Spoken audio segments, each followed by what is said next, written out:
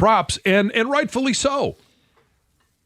But I think this year, if they make the postseason, I think a spotlight will be put on Dylan Larkin. Yeah, they even alluded to it on the broadcast. They go, sometimes nationally you forget about him because they haven't played in these playoff games. Well, nationally, you forget about the Red Wings because when the season ends or your favorite month of the year, March, comes around, they fade. They put him on the third or even fourth line in terms of ice time, and it's just he's kind of buried. But all of a sudden, when you need a big moment, you need someone to make a play. He's been making plays for Team USA. Okay, he's a really good player.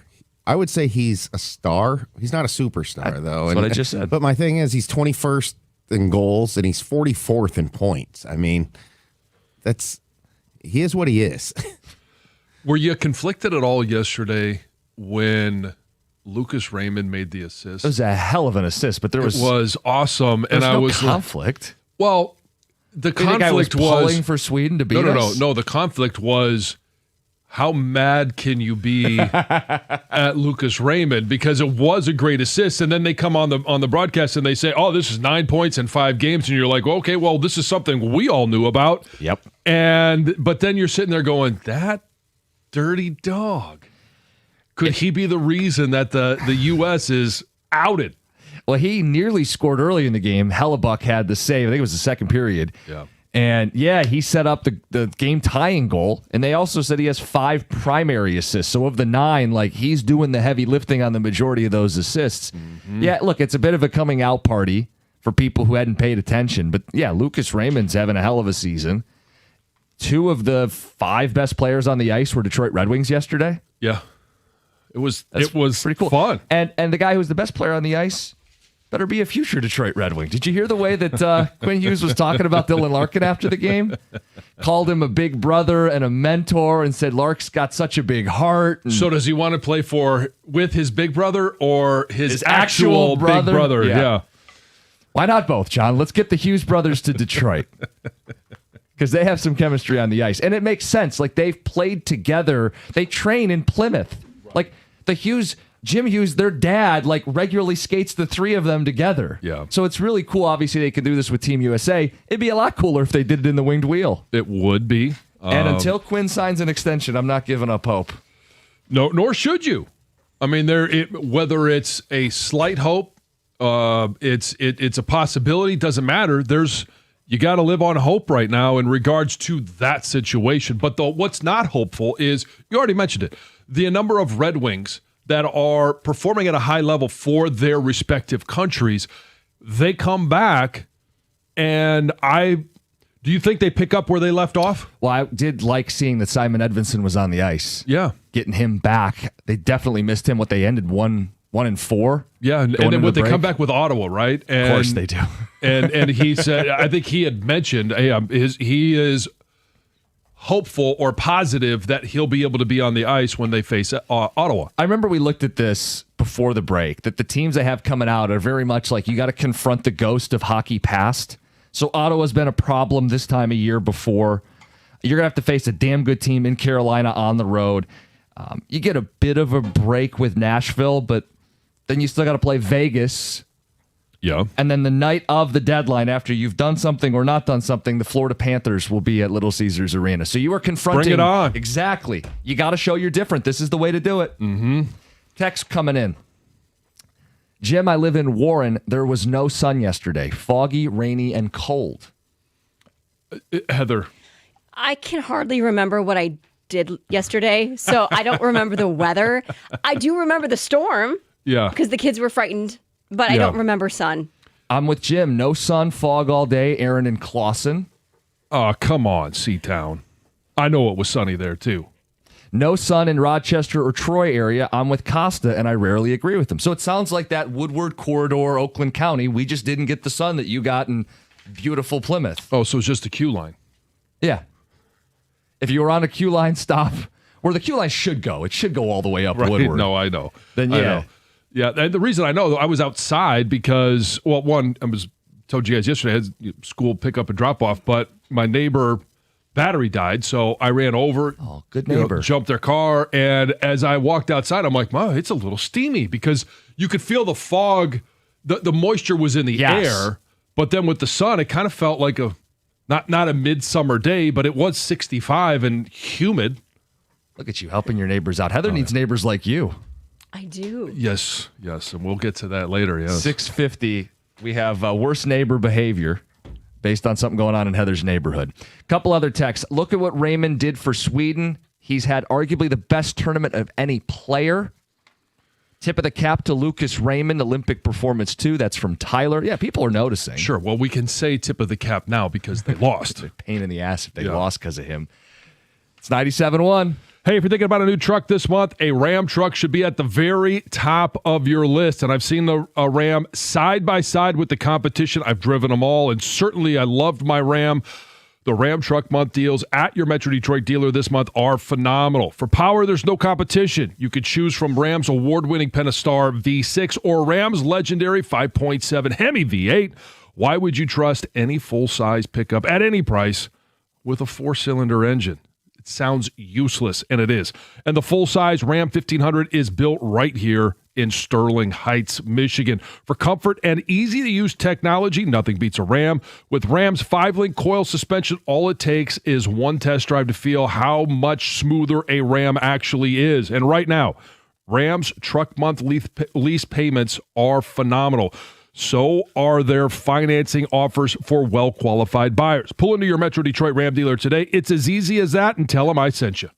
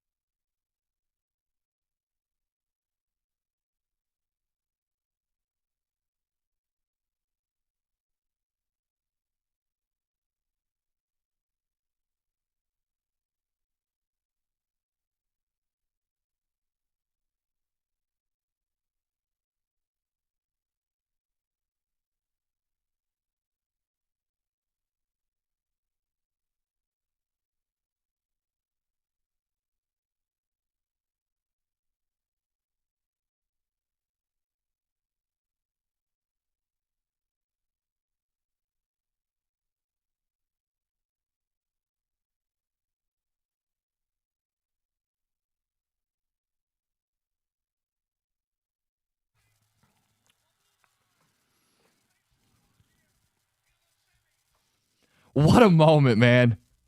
Ping. Play Freebird. There was a couple of times before they had tied it up where the puck went off the post and you're like, jeez, that sound. It's one of the great sounds in all of sports. It's just a great moment. You got Hughes saying, I got this. I'm staying on the ice. The sound, ping. The call, it's a hell of a call. And then Freebird starts to come in. USA advances. Future Red Wing Quinn Hughes nets the game winner. So, quick question. I don't want to get too off track here. What are some of the other great sounds in sports? So some people don't like this. I like the squeaking of the sneakers if you go to a basketball game. Oh, sure. Yeah. I get that. Yeah, and some people will be like, oh, it's like nails on a chalkboard. No, I think like it's, it. yeah, I like that. And when they have, I don't know where the mic is, it's probably right underneath the rim, but anytime there's the swish or it hits the very back of the rim and goes straight down, there's a very unique sound in that. One that I've become fond of is the click, clack, click, clack of the speed skating skates hitting the ice. Yes. I enjoy that as well. How but about a big strikeout when you can hear the ball hit thud the mitt? Yeah. Yeah, those are always good. And then there's obviously the ball hitting the upright. Doink. Yes, the doink or the double doink. It's more like right now. Yes. So yeah, because they do have a mic on it now. Aren't they supposed to have cameras in the goalposts as well? I think so. I think we had a story about that. I don't know that I've seen that angle. Vaguely remember that. Funny enough, we start with some hockey, and most of the response is fog gate. Was it foggy or was it sunny yesterday, John? We are being flooded with responses from everyone's community. Okay, well, I can tell you, just reporting from the Canton-Plymouth area at about 3:30, 4 o'clock, it was absolutely beautiful sunny. Can I just sum this up? South, west, some central, very nice weather. Yeah. The other part, basically a slash diagonally. Yep. Wherever Jim Costa was. Yeah, because it's people in Oakland County. There's a Birmingham text. It was not warm or sunny yesterday. Chesterfield Paul says no sun, damp and foggy. I don't think the temperature could. Now, obviously, when you feel the sun, it does feel warmer. You even see the sun. Could be a 12-degree day, and you see the sun. You're like, oh, it's warmer. Sean in Grosse Pointe, 40, cloudy and foggy at 4 o'clock. Thank you. You guys are making me feel better. The guy's gaslighting me like I'm a hermit who had the blinds closed at 4 o'clock watching the hockey game. Yeah, but it's either watching the hockey game or you and your video games. Storms and weather form when there's a contrast of temperatures. So that slash that I kind of just explained there, that's where the storms went through last night. Yeah. Well, yeah, so we experienced not that complicated. It's funny you say that because Jack asked me the question of, how does, why is it so foggy? How does the fog form? And I went through the two fronts collide and yeah. Let's knock out some quick phone calls. Brendan in New Haven, you're on 97.1. Hey, what's going on? So I do utility work downtown and kind of right off Woodward area. And about 3:30, 4 o'clock, the sun came out, so we had our sleeves rolled up. You got to give Jim Costa a break here, guys. Words that have never been said in the day part. Can we pull that? That was awesome. Give him a break. What, you just said it was sunny and he didn't even see the sun. The sun was out is what I'm saying. We had our sleeves rolled out, and, man, it was shining bright. Baseball season's on the horizon. I agree. You know what? I actually felt the same thing. I'm like, you know what? Hey, baseball season is right here. I had to take Jack to baseball practice last night. Baseball season is here. And you guys want to make you guys are talking about the sounds of the sports, the crack of the bat and Dan Dickerson on the radio. Those are the two best things come springtime. Well, it's funny.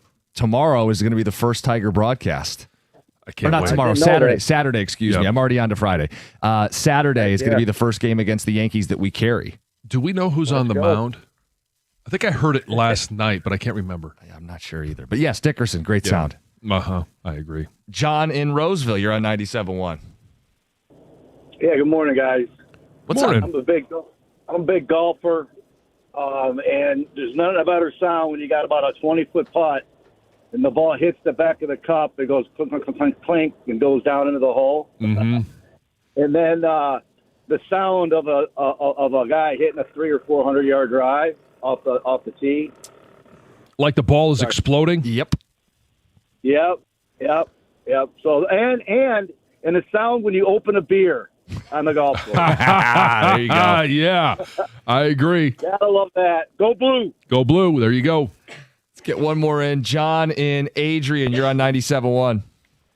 The crack of a bat off a home run.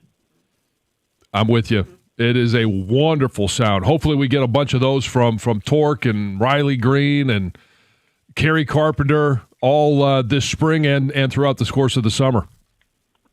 Yep, you guys have a good day. Thanks, You too. John. Thanks, John. Tiger baseball, man. It's basically here. I keep getting these, updates from spring, and everybody's excited about this story or that story. Could McGonigal actually make the team? Maybe we'll get some homers off his bat this season, John. Yeah. I mean, it'd be awful nice. Is it time for Goff to pull a Mahomes? We'll do that at 6:35. But first, Heather with the news.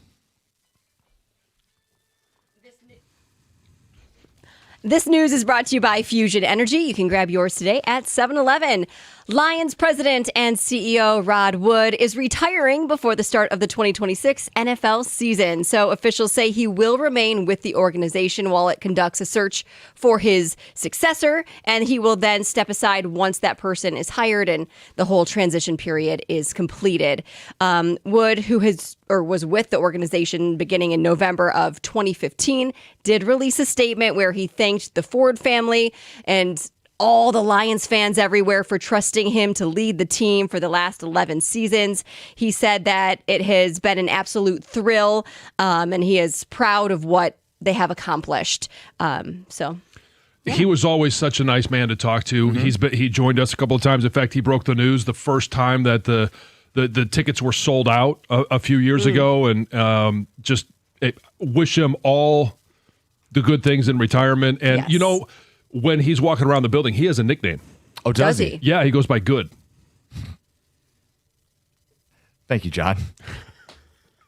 2 teens have been charged as adults in the shooting that took place at Partridge Creek Mall during their tree lighting ceremony. You might remember that a 17-year-old from Mount Clemens was shot 4 times and is basically said to be lucky to be alive. He had 6 surgeries, and I think more on the horizon. Well, after nearly 3 months, 2 16-year-old suspects were arrested, and they're facing assault with intent to murder. Prosecutors requested a $2 million bond for both teens. They say one of the teens fired the shots and the other orchestrated the attack after getting into an argument with the victim. Ultimately, a judge gave a $2 million bond to one of the teens and a $5 million bond to the other. Several roads in Washtenaw County will be closed for days after a train derailed. Early on Wednesday morning, at least 13 train cars went off the tracks in Pittsfield Township. The derailment left not only the rail cars, but axles and other parts of the train tracks scattered throughout the woods. The locomotive engine was running and sparking as it hung off these broken tracks. Officials did confirm that none of the train cars were carrying any hazardous material, so that's good. No injuries were reported. That's great as well. Road closures are expected to last several days as crews obviously work to clear the area. The cause of the derailment is still under investigation. Well, fans are very concerned for Lions star safety Kirby Joseph after he shared a photo on Instagram of his knee during an acupuncture treatment. And it wasn't the fact that he was getting acupuncture that had people concerned. Yeah. It was more the fact that his knee appeared to be very swollen. Yeah. So they're worried, does he have another or a new knee injury? You get to a certain point in your career. Now, he's younger than, and it's happening earlier, where, I mean, your knees or a knee issue is going to swell on a regular basis. So I don't think it's out of the ordinary. It is concerning because of the things that we have heard. Well, right. He's 25, but his knee might be 35. Yes. And I can tell you a 35-year-old knee will swell every day.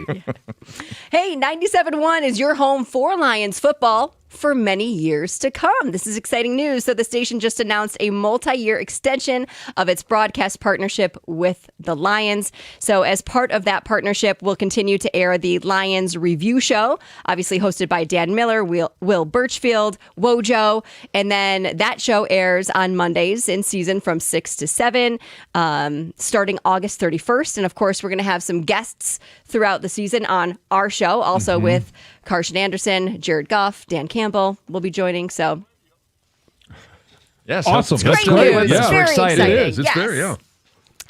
Wendy's is closing up to 6% of its stores nationwide for the first half of 2026 as part of an ongoing downsizing plan. So on a recent earnings call, Wendy's interim CEO said that the company has already closed 28 restaurants in the last quarter of 2025 as part of this big 6%, 5 to 6% reduction. So we What don't does have that a number list look like? of locations that are slated to close. I don't know that. No, I know. It's just we could do the math if we knew how many restaurants they had. Well, this says with around 5,969 locations operating nationwide at the end of the year, this would amount to roughly 300 to 360 store closures total. Thank you very much. You're welcome. How about the math on that? Yeah. And she had the answer. Heather's on her game today. I know. They're calling it a rebuilding year over at Wendy's. This is probably my favorite of the major fast food chains. So whatever they got to really? do, win the lottery and get back to winning ways. I'm trying to think of the last time I went to a Wendy's.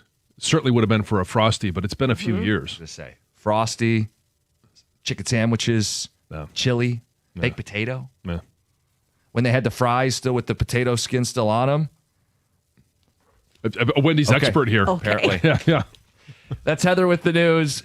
Is it time for Jared Goff to pull a Patrick Mahomes? It's next, 97.1. All right, guys, if you're going to make some changes with your house, you're going to want to listen up and you're going to want to call Shaner Roofing. Whether it's a new roof, windows, or siding, they're big decisions. And when it's time, you want a company you can actually trust. For over 30 years, Michigan homeowners have counted on Shaner Roofing, and now they're bringing that same 5-star service to windows and siding. Here's what sets them apart. Shaner's a local, family-owned company, and they treat every customer like family. Every roof they install comes with a lifetime transferable warranty, and unlike other companies, you know Shaner's going to be around to make sure that your roof stays in quality condition. They've earned this reputation, 4.9-star Google rating, thousands of happy homeowners.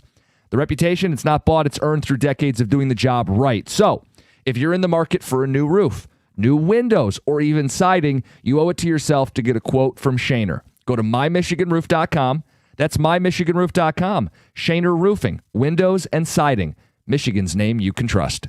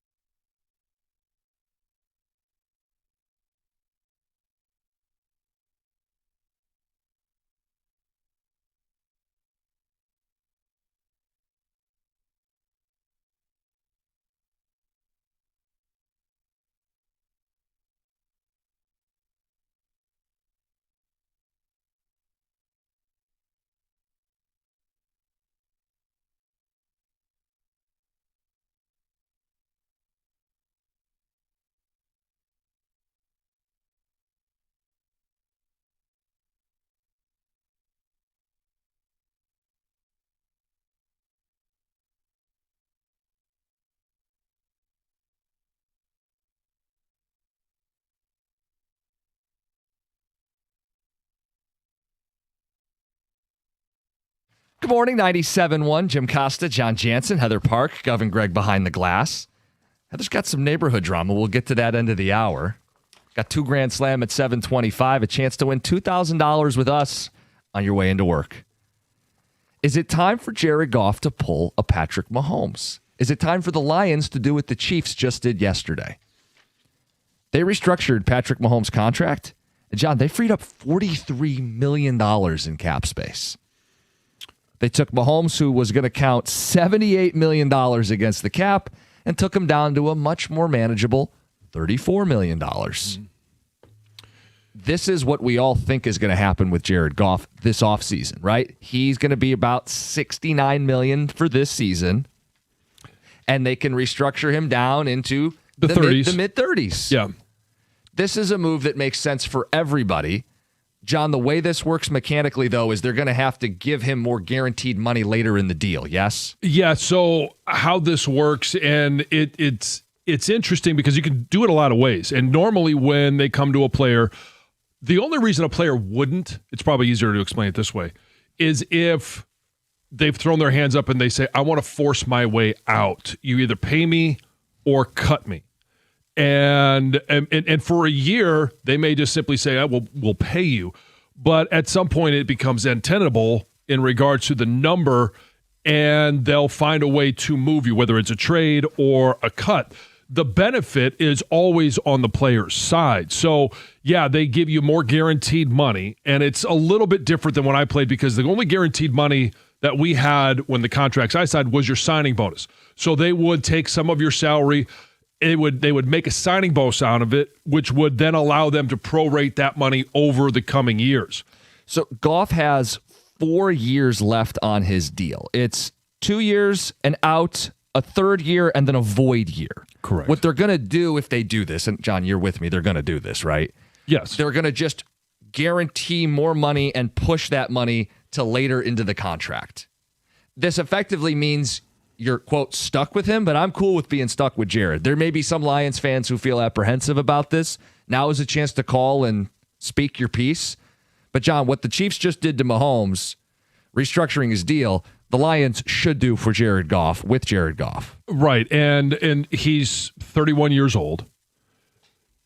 This is, I mean, when you're talking about a quarterback, and especially one that is famously not mobile. He's not fleet of foot? No. And so you don't necessarily have to worry about a lot of the contact injuries unless he gets hit, in the pocket. Which they're going to have to address. Correct. But, and this is how you address it, by the way. You free up $35 million, $40 million in cap space. And over the last 3 years, he has been one of the more reliable, healthy, available quarterbacks.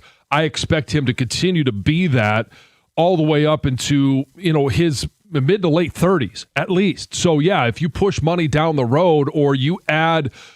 And so the uniqueness of how the contracts are done now is there is more guaranteed money already in the contract. Mm-hmm. So you can't just shift it to guarantee. You can't just shift it to, you can shift some of it to signing bonus, which will continue to prorate it.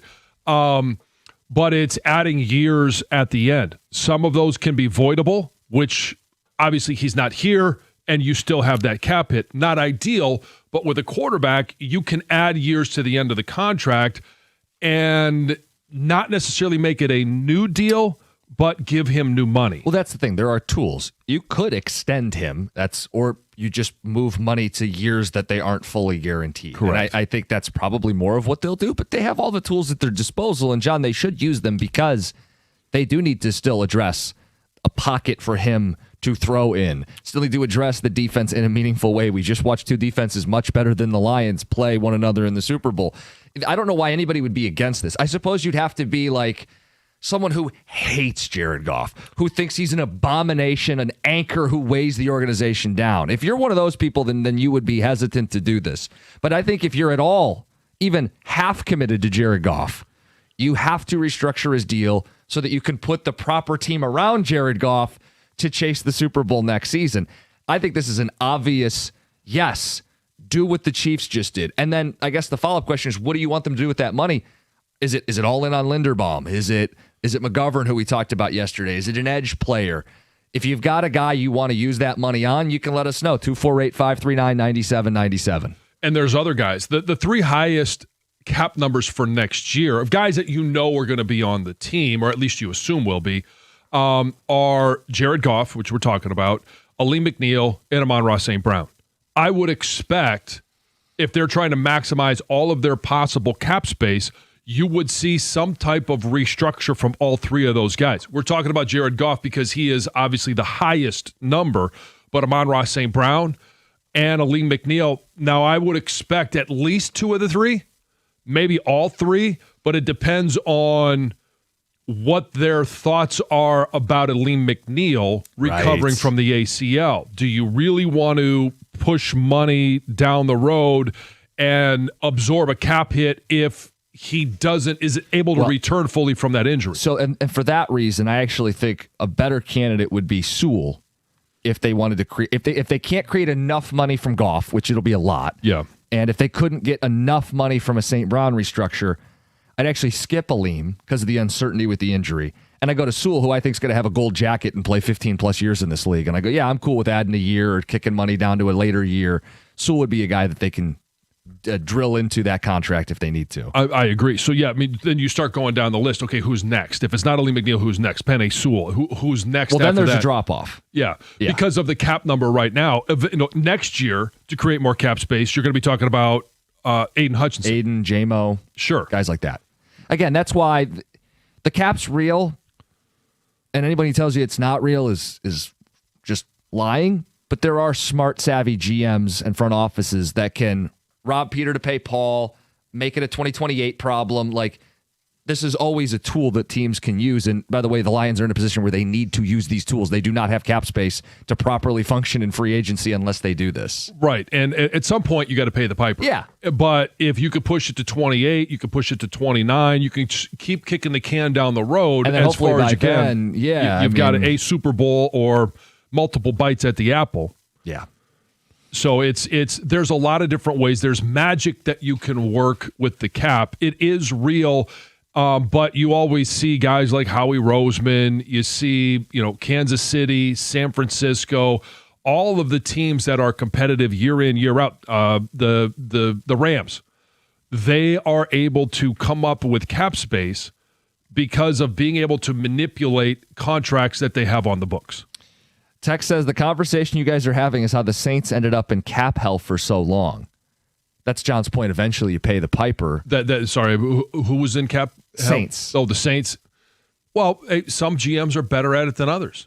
And yes, you will come to a year where you're in salary cap hell. Well, where you really get in a bind is if you have stuff like the Kirby Joseph injury, where you're like, I don't want to restructure. I'm on the hook for a lot of dead money. If he can't play, if he's not healthy, like that. If you have two or three of those, it really makes it hard as a GM. But if you have good quality young players with runway, which is a lot of the Lions roster, you use these tools. Because if you don't, to John's point, the Rams and the Chiefs and the Eagles are. So while we're all playing with the same salary cap, in a lot of ways, they're playing with more money than you if they're willing to do these tricks and you're not. And how do you mitigate some of that salary cap hell year or, year, maybe 2 years?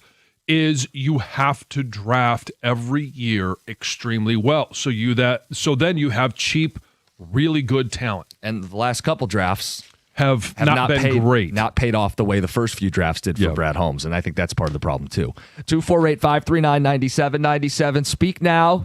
Do you want Goff to get his contract restructured the way Mahomes did? It would effectively anchor him into Detroit for a longer, more guaranteed sum of money. But I think it's a non-negotiable. You have to do it if you want to move forward and give yourself a chance to win. We'll get to Heather's Neighbors next, 97.1. Hey, when it comes to an IRS collection or audit, Abraham & Rose has successfully specialized in resolving all types of tax problems for over 3 decades. Their extensive experience means that when you're facing an IRS collection or audit, you can rely on their firm. Many law firms come and go, but for 30 years of experience, it's a true testament to their success. Their experienced team is ready to evaluate any underlying federal or state income taxes or payroll taxes. All you have to do is visit abrahamandrose.com or call 248-539-5040 so you never personally have to deal with the IRS.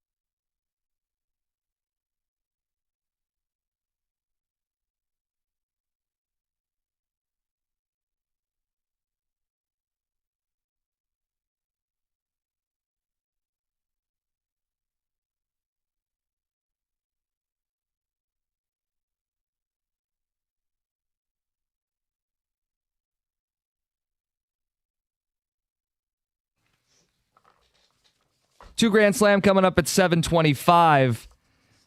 Wrapping up our conversation on Jared Goff. Makes sense to do what the Chiefs did, right? Restructure the deal. Cement his status in Detroit longer. I'm at peace with that. You have to do it if you want to field the competent, competitive team around him next season. The Chiefs freed up $43 million in cap space yesterday. Yeah, the Lions could do something similar with Goff. Take his cap hit from $69 million down into the mid to low 30s. All of a sudden, there's your center.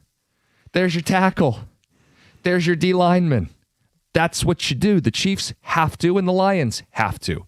We don't have Mahomes, but if that's your thing, hey, I don't have Mahomes, I don't feel comfortable building around Jared Goff. I'm sorry, like that ship sailed. This is the way you build around Jared Goff. Who do you want to spend that money on? We'll take those phone calls. We'll read those texts. 248-539-9797. We also have some drama going on in Heather's neighborhood. Oh, drama. I don't know if I'd call it drama yet. But so I've told you guys that we have this like community neighborhood Facebook page, right? Yes. Where it's been nice. You can ask for advice for like, oh, I need a home painter or I need a landscaper. Who have you used? Or I need new windows. And that's the kind of post you get, right? Or like, hey, I'm selling a dresser. Does anyone want this? Or things like that. But over the summer, so kind of a while ago, there had been posts about somebody walking their dog and leaving bags of dog poop around the neighborhood. On the curb? On the curb. And just kind of kindly saying, hey, whoever this is, could you please clean up after your dog? Sure. Or if you don't want to walk with it, just pick Come it back up and on pick your... it up. Yeah. I never noticed it. I live on a court, so sometimes people aren't walking down the court. They're walking the main course of the neighborhood. Well, we were out the other day when it was really nice, took the kids for a walk, and I noticed some poop bags. And this is the first time I saw it, and I thought, it's very strange to me because you take the time to bend down and clean up the dog poop, which is what you should do. Yeah. But then you don't Just want leave to it. carry the poop bag. And I thought, well, maybe they'll come back, right? Like maybe they don't want to carry it, so they'll like continue their route and then pick it up. But from the sound of like the Facebook page, people aren't doing that. And it's funny because in one of the posts that we saw, it was like, who's leaving these green bags? And Colin saw, he's like, there's a green bag. So they're like leaving their mark. It's like, they're almost like, haha, catch me. Because most people have like, we have blue poop bags, there's purple poop bags, but these ones are the green ones.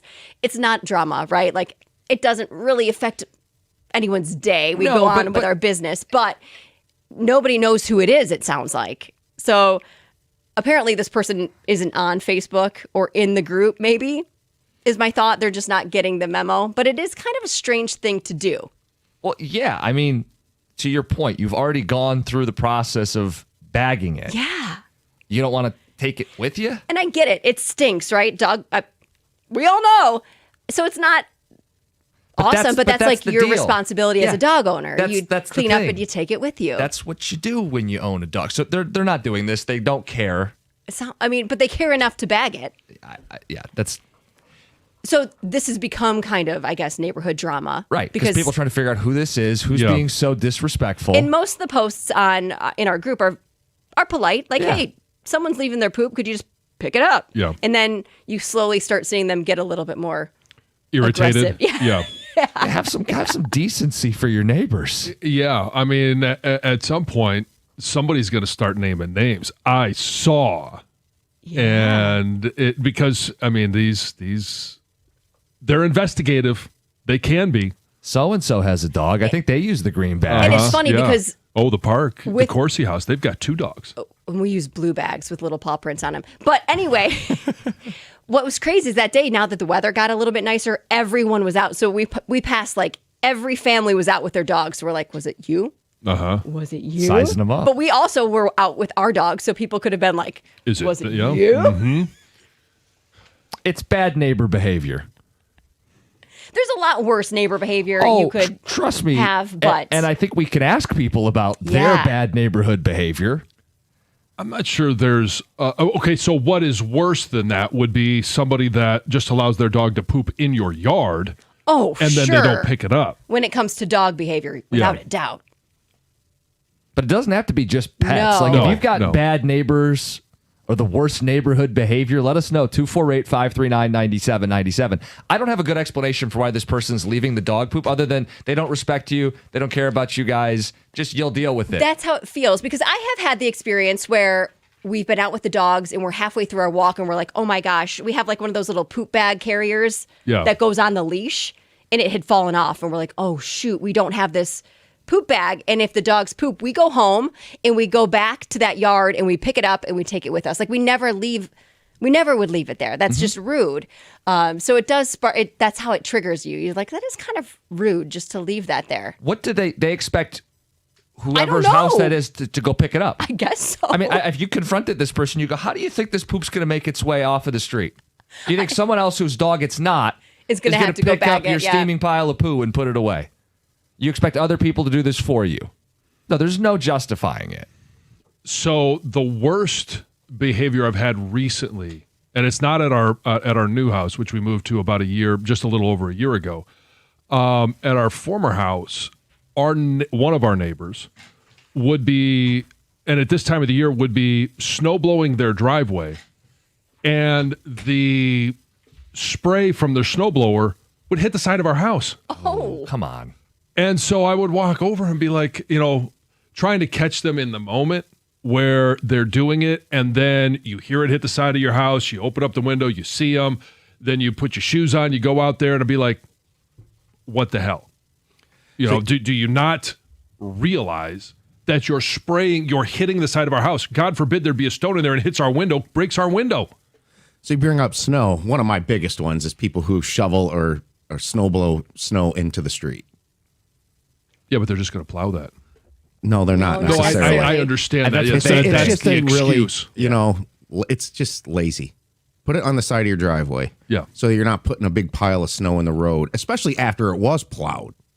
Like some places only get plowed one time. It's like, so only 6 times a year. Yeah. for some. Another one of mine is parking on both sides of the street. I think it should be illegal. Now, some neighborhoods have it where it says no parking on one side and the other side you can. That's how it should be everywhere. You think that's well, everyone should be able to park in front of their house if they want, right? If they have people over? One side of the street so you can actually keep moving traffic instead of pulling over and waiting for people to go by and all that. There are some neighborhoods where people do that more than others. And I find it, so my mom's neighborhood, people park, they don't park in their driveways. They only park on the street on both sides. Sure. And it does get difficult to actually like maneuver through her neighborhood. If there's 2 cars, I'm going this way and others coming towards me, there's no room. But it's because they have these sidewalks, I think. Okay. And people don't want to block the sidewalk by parking in their driveway. And short driveways, yeah. Yes. So they park on the street, but it does get hairy when you've got 2 oncoming cars. There's nowhere to go. Well, and the thing is, I think it makes it extremely dangerous with kids in the neighborhood. It can. There's the homeowners association in our development. You can't park on the road for like multiple nights. Like if you're just there for one night or 2 nights, it's not a big deal. But if you're a serial road parker, you'll get the notification. What is some of the worst neighbor behavior? 248-539-9797. We'll get some of your feedback to start the next hour. It's 97.1.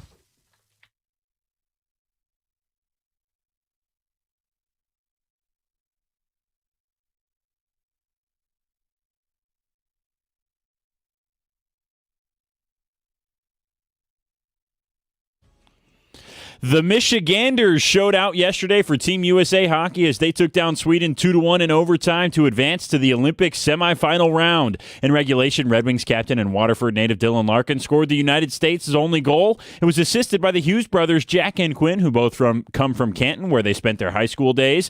Quinn also played at the University of Michigan, following the footsteps of Larkin. It would then be Quinn who won the game in overtime for the Americans with a wrist shot snipe from the slot. After the game, he shared the special moment between he and his mentor, Larkin.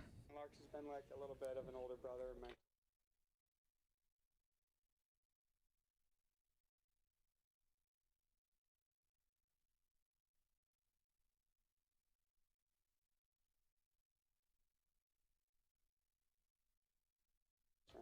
Larkin was expressly proud that both Hughes brothers assisted on his goal, as he said so after the game. He also pulled back the curtain on Quinn's OT goal and shared a message for young skaters across America.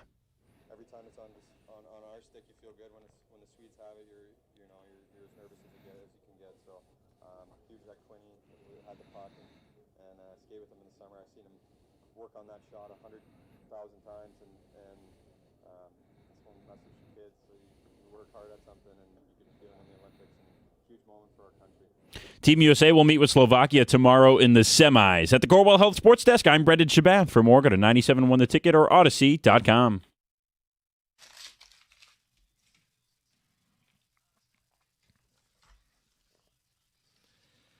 Boy, was the hockey good yesterday. Tense OT games, 3 of them. And future Red Wing Quinn Hughes, that's the game winner for Team USA. Love hearing him talk about Larkin like a big brother and the way he praised the Red Wing captain. The state of Michigan leading the way for Team USA. They advanced to the semifinals. We're talking about neighborhood drama and really just bad neighborhood behavior. This isn't overly dramatic. But No, the fact not that at all. Someone in your neighborhood is leaving behind their dog poop. They'll bag it. Bag it. But someone else can pick it up and Leave deal it right with at the curb for that homeowner. And people in the Facebook group are talking about, hey, the Chat. green bags. Who is it? Pick it up. 248-539-9797. The mad crapper strikes again. Yeah. Scott and Carlton. Dog poop causes major drama on neighborhood Facebook pages. Matt Novi says, stay out of it. Don't get involved. So far, I haven't, but this was my first sighting, and I thought, oh my gosh, here it is. Guys, people leave dog poop bags on the sidewalk all the time. It's not uncommon. I don't understand. It's disgusting. Clean it up. I mean, if you're going through the effort of reaching down, that the most disgusting part is picking up the poop off the grass. You're doing that part already. This texter says, my trade-off is if you leave your garbage can out more than 24 hours, I can put the dog poop in your garbage. I don't really have a problem with that. I don't either. They'll come All go and into one place. Yeah, they pick up the can, they dump it in and it all goes away. It does stink it up, but I wouldn't Trash put it. is smelly to begin with. I would only put it in somebody else's trash if it's out there and it's Going to be picked It's going up. to be picked Yes. up. Yes, I wouldn't do it like if trash just came and all of a sudden, hey, it's empty. I'm going to throw it in there. It's going to be there for the next week. You wouldn't like walk up to where their garbage is by the side of their house and drop the dog poop in there. Oh, correct. Yeah, Right. No, no. We're talking bad neighborhood behavior. Yes. Guys, this one says, is it appropriate to put it in someone else's garbage can if it's out by the curb, or do you need to take it all the way home with you? We just kind of answered that. Yeah. Shouldn't be hard to find this person. Look for the house that has the most trash in your neighborhood. I mean, how much of that is bad neighbor behavior? Like the unsightliness of someone's house. it's interesting because if you live in a neighborhood, we have an HOA, so we have rules that you're supposed to follow based on kind of the appearance of your home, right? Like how you upkeep your landscaping and your grass and what you can park in your driveway and how long things can be there. Like they have a rule with boats. Anyone who has a boat, it's not supposed to be in your driveway for a long period of time. Okay. You know, like obviously you can bring your boat back and park it there, but you're not supposed to leave it Like there. weeks and weeks on end. Yeah. And there is a neighbor in our neighborhood that has had, I mean, since we moved in, we've been there for like 5 years, has a vehicle that I would say doesn't run because I've never seen it move, parked in their driveway. And if I lived right next to them or right across from them, that would bother me. It's kind of trashy, you're saying? Well, just get it. Fix it, get it fixed so that it runs or get it towed. Yeah, I mean, it shouldn't be sitting there for 5 years. Just, Is it like rusted and stuff? I mean, they pull it. I mean, they pull it to the very end of their driveway, which is near some trees. It doesn't look rusted, but it's definitely not running. It's It's seen better days. yeah. Okay. It's not on blocks. I don't think so. These are I the don't try to questions, right? stare at it because I don't want to lend to like, oh, she's staring at this car. I don't think it's on blocks. Guys, no. how about this one? In our neighborhood, we have a neighbor down the street, man and a woman both, who own motorcycles, and they rev them really loud every time they drive home. Like, dude, don't be an ass. That's from Jeff. Yeah, we have younger drivers that live just past us, and it's kind of a dead end road.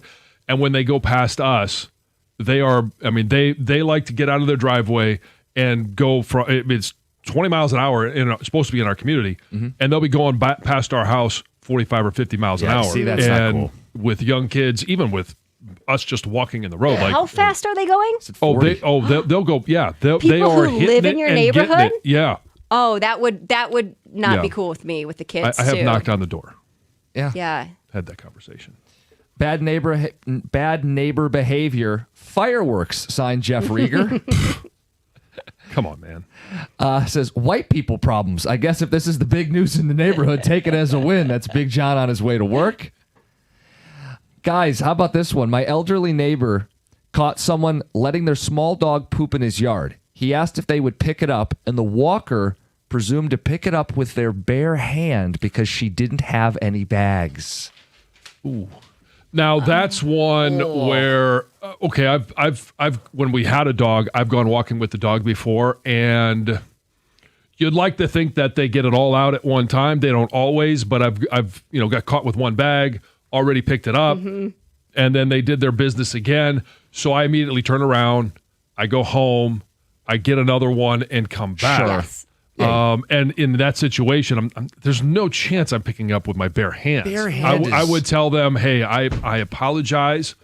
I will be back within however long you estimate that it's going to take you to go home, come back. I'll be back within 20 minutes to pick this up. I don't have a bag. I'm not picking it up with my bare hand. Let's get to the phones. Mike and Fenton, you're on 97.1. Hey guys, Good morning. how are you? Good. I agree with you, Jim. I wouldn't exactly pick it up with my bare hands, but I'd go knock on the door and ask for a bag. Right. I've done that personally, but the one that I've seen and it drives me crazy, just partly because of what I do for a living, but people that mow their lawns and blow it out in the street. Mm-hmm. It scares motorcyclists to death for good reason. It's just grease in the street. Also just looks sloppy. Oh, and it looks sloppy too. Yes. But it's really a hazard. It's really bad news for your neighbors with motorcycles. Yeah, I 100% agree. Having driven through some of that on when I had a bike, it is. It's not fun. What's worse, the grass guy, leaf guy? This one says, "Hey, blowing leaves into your neighbor's yard, or the snow, the people who don't take care of the snow properly." What's the worst? The snow will eventually melt. The grass, in the moment, it's it's all over the street and it looks terrible, but it eventually just accumulates next to the curb. Like, just go sweep it up. People who park in their driveway and block the sidewalk are the worst. Ed in Northville. Loud late night pool parties every weekend in the summer. Annoying. Unnamed texter. Lazy DB neighbors who refuse to shovel their sidewalk, Brian, at work. Yeah. Are you shoveling yours, or is it still your neighbor that shovels yours? I shovel my sidewalk and you do? driveway, Okay. yes. All right. Didn't know if With a this regular shovel, not the corded electric shovel. won't reach that far. Exactly. Mark, you're next. You're on 97.1. Hey guys, good morning. Good morning. My bad behavior would be when somebody parks their car in the street, but it's directly across from your driveway. So you can't back out? Oh. Yeah. One year I was pulling out, hit a patch of ice, they were parked, and I just kind of slid right into it. And they've been asked not to park there, and the rest of the street's open. They just do it. Yeah, that's tough.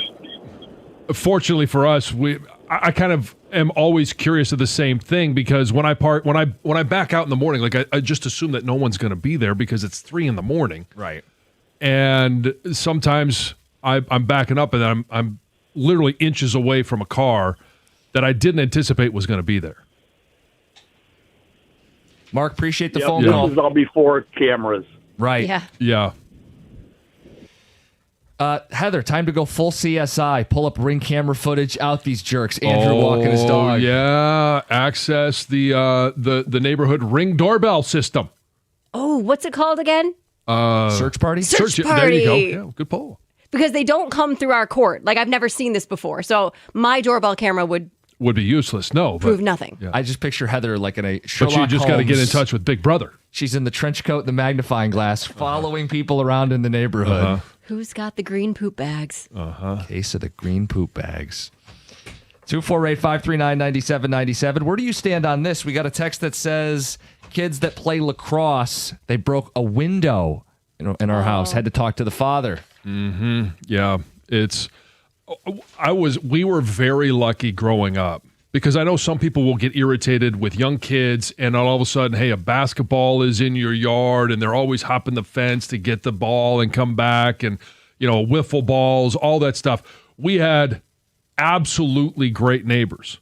It was the Wicktors, and we were always, forever, a basketball would go over and, hey, we'd be hopping over. Sometimes because they had this pool that was somewhat in ground. It was like, somewhat dug in, but it was about 3 feet above ground. But it always seemed to get one of our, basketballs, whatever we were using, in the pool or in their yard, and we were forever in their yard. But they're extremely patient with us. Yeah. Wow, Heather's the Karen of the neighborhood. I don't think you're being a Karen No, at not all. at all. No, people shouldn't be leaving their poop bags. Their dog poop bags. It honestly doesn't really bother me because it hasn't affected me. Right. But I've been watching the drama unfold on the Sure. community page. And then when I saw it on this first nice day, I'm like, here it goes again. Well, yeah, but Here who they do are. they expect is going to pick it up if they just leave it there and then all of a sudden, hey, 3 or 4 days go by now that thing's been hot and steamy? Come on. It just seems lazy. Oh, it is lazy. Absolutely, it's lazy. It's inconsiderate. Yeah. It's disrespectful. People who mow their grass 7 to 8 o'clock at night or later, I'd rather have you mowing at 7 a.m. on a Saturday than at night when I'm trying to unwind, Dave. What's the cutoff? I don't know. I actually think you'd be better mowing late at night. I don't want to wake people up by mowing too early on their weekend. Well, and early is tough to do too, because sometimes if there's a heavy dew on the grass, you can't mow it. It just clumps. I'm pretty firm on 9 to 9. Don't start before 9. Be done by 9. I'm cool with that. Yeah, I like that. Yeah, I think 9 o'clock is a good cutoff. I mean, you got to do your schedule. You got to find time to do it. What if that person, works what if until they work 7 till o'clock? 6 and then they come home and want to get some dinner and now it's 7 and they're mowing the grass? Like, I Yeah, got no issue I with have that. no problem with 7 or 8. I mean, once it starts to get dusk, and I know it's obviously a lot later here in the summer, but once it starts to get dusk, I think that's the cutoff. Yeah. All right, we've got Heather's News. We got the 2 Grand Slam. We've got Dear John coming up at 7:35. It's 97.1. Hey, we're talking about people walking around the street. Summer is going to be right around the corner, at least spring, hopefully. And maybe you're thinking about getting in that bathing suit. Maybe you're thinking about getting into some of those summer clothes. What can help you? A great workout. That's Planet Fitness. And you have access when you're at Planet Fitness. Doesn't matter your level of membership. Free fitness trainers with extreme knowledge. They can get you set up. They can get you going. They can get you in a really good system. And then right now they got a great deal going on. It's $1 down, $15 a month, and the first month is free. After that, if you like what you see there, they'll give you a free tour of the Black Card Spa. And if you upgrade, it's only $24.99 a month. Now, all of a sudden, you have access to 2,800 clubs nationwide. And if that doesn't pique your interest, maybe you're around Metro Detroit and there's a club near maybe where you work or at home and you want to be able to utilize different ones. There's 50 of them around Metro Detroit, 20 in Grand Rapids, 7 in Toledo. So there's always a Planet Fitness no matter where or close to no matter where you are. Find your nearest club and join today in club, online, or on your free Planet Fitness app. We're all strong on this planet. Planet Fitness.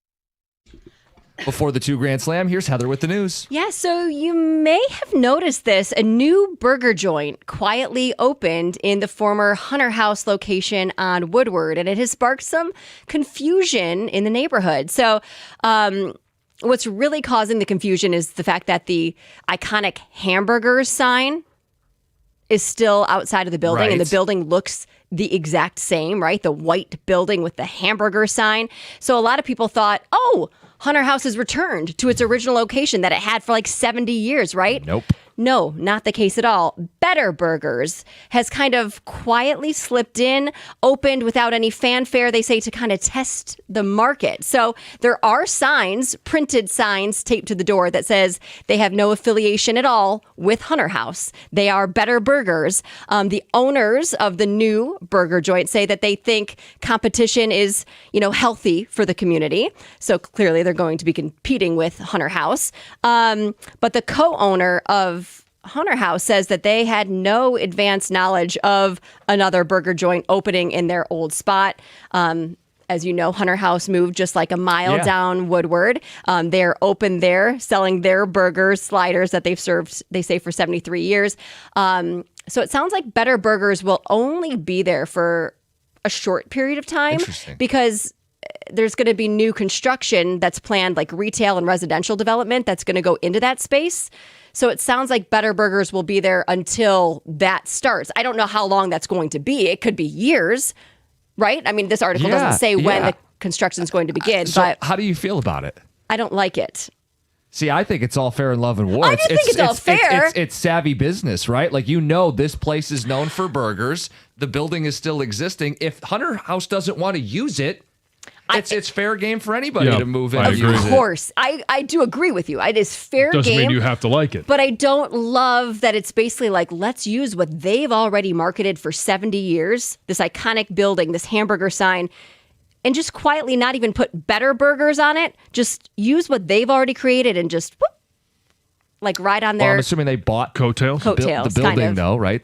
I'm sure. Yeah, I'm sure all of that. So no, it's fair game. Yeah. Yes, I just. You think it's deceptive? I don't. Seedy. It is because a lot of people thought, oh, look at Hunter House is back. They have another location in their old spot. Nope. The star of the Winter Olympics yesterday just might have been a dog.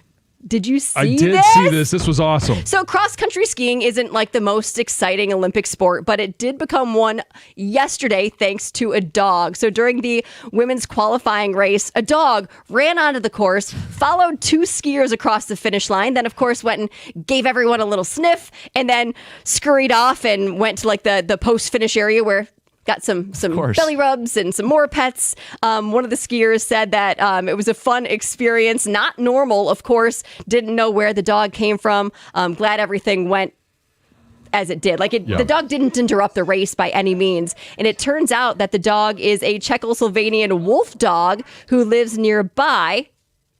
Sorry. That's okay. I thought it was me at first. Me too. I was like, oh my gosh, I looked at you. I'm like, what are you doing? No, Come on, be a professional. It's a video that popped up on my iPad. That actually lives nearby. It's one of the, his owner is, I guess, related to one of the event officials. I guess that's how you get in. And it sounds like the dog escaped from the house because they were, the owners were leaving and the dog wanted to join them. And they say that he just loves people. So he found him. Found all the people he could ever want. Could. That's who's pooping in Heather's neighborhood. The wolf dog, that Czechoslovakian wolf dog.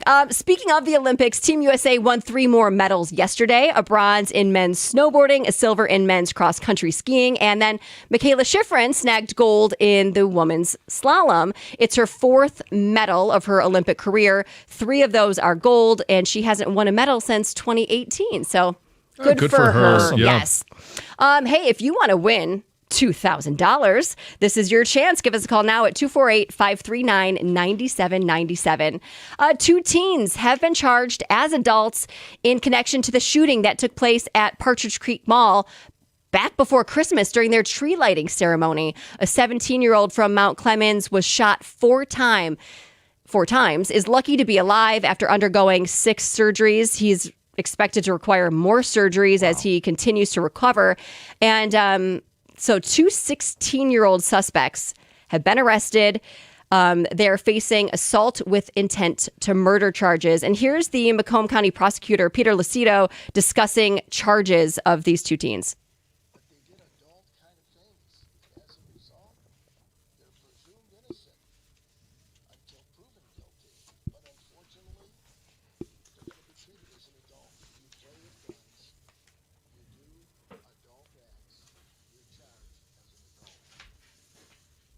They've each been given, one was given a $2 million bond, the other a $5 million bond.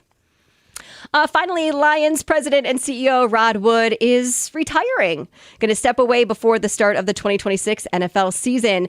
He is going to remain with the organization while it continues to find a replacement. He'll step aside once that person is hired and the transition period is completed. But he did release a really nice statement thanking the Ford family and ultimately Lions fans everywhere for trusting him to lead the team for the last 11 seasons. Oh, we wish him all the best of luck in retirement. He's always been very kind to us and great to work with. So, yeah, I've enjoyed talking to him out of training camp, and it's crazy how his image changed from when he was hired and how people felt to now how people feel about him as he exits. Oh, yeah. I think the feeling about almost everybody in the Detroit Lions organization has changed over the last few years. So, yeah, good for him. Good for him. That's Heather with the news. It's time for the 2 Grand Slam.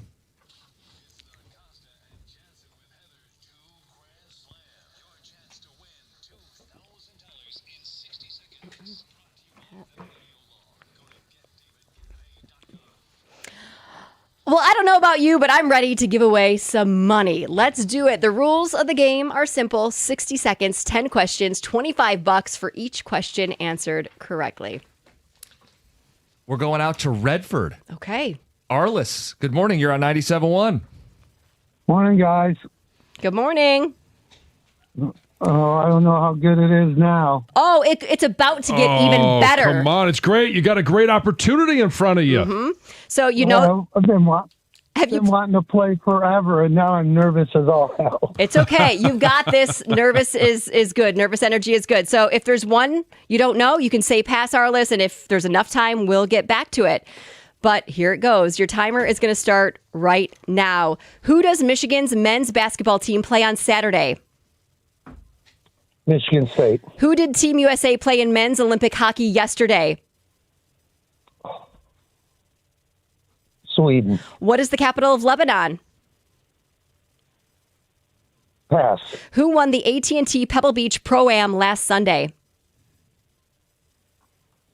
Pass. Belleville is located in this Michigan county. Wayne. Who is the head coach of the New York Knicks?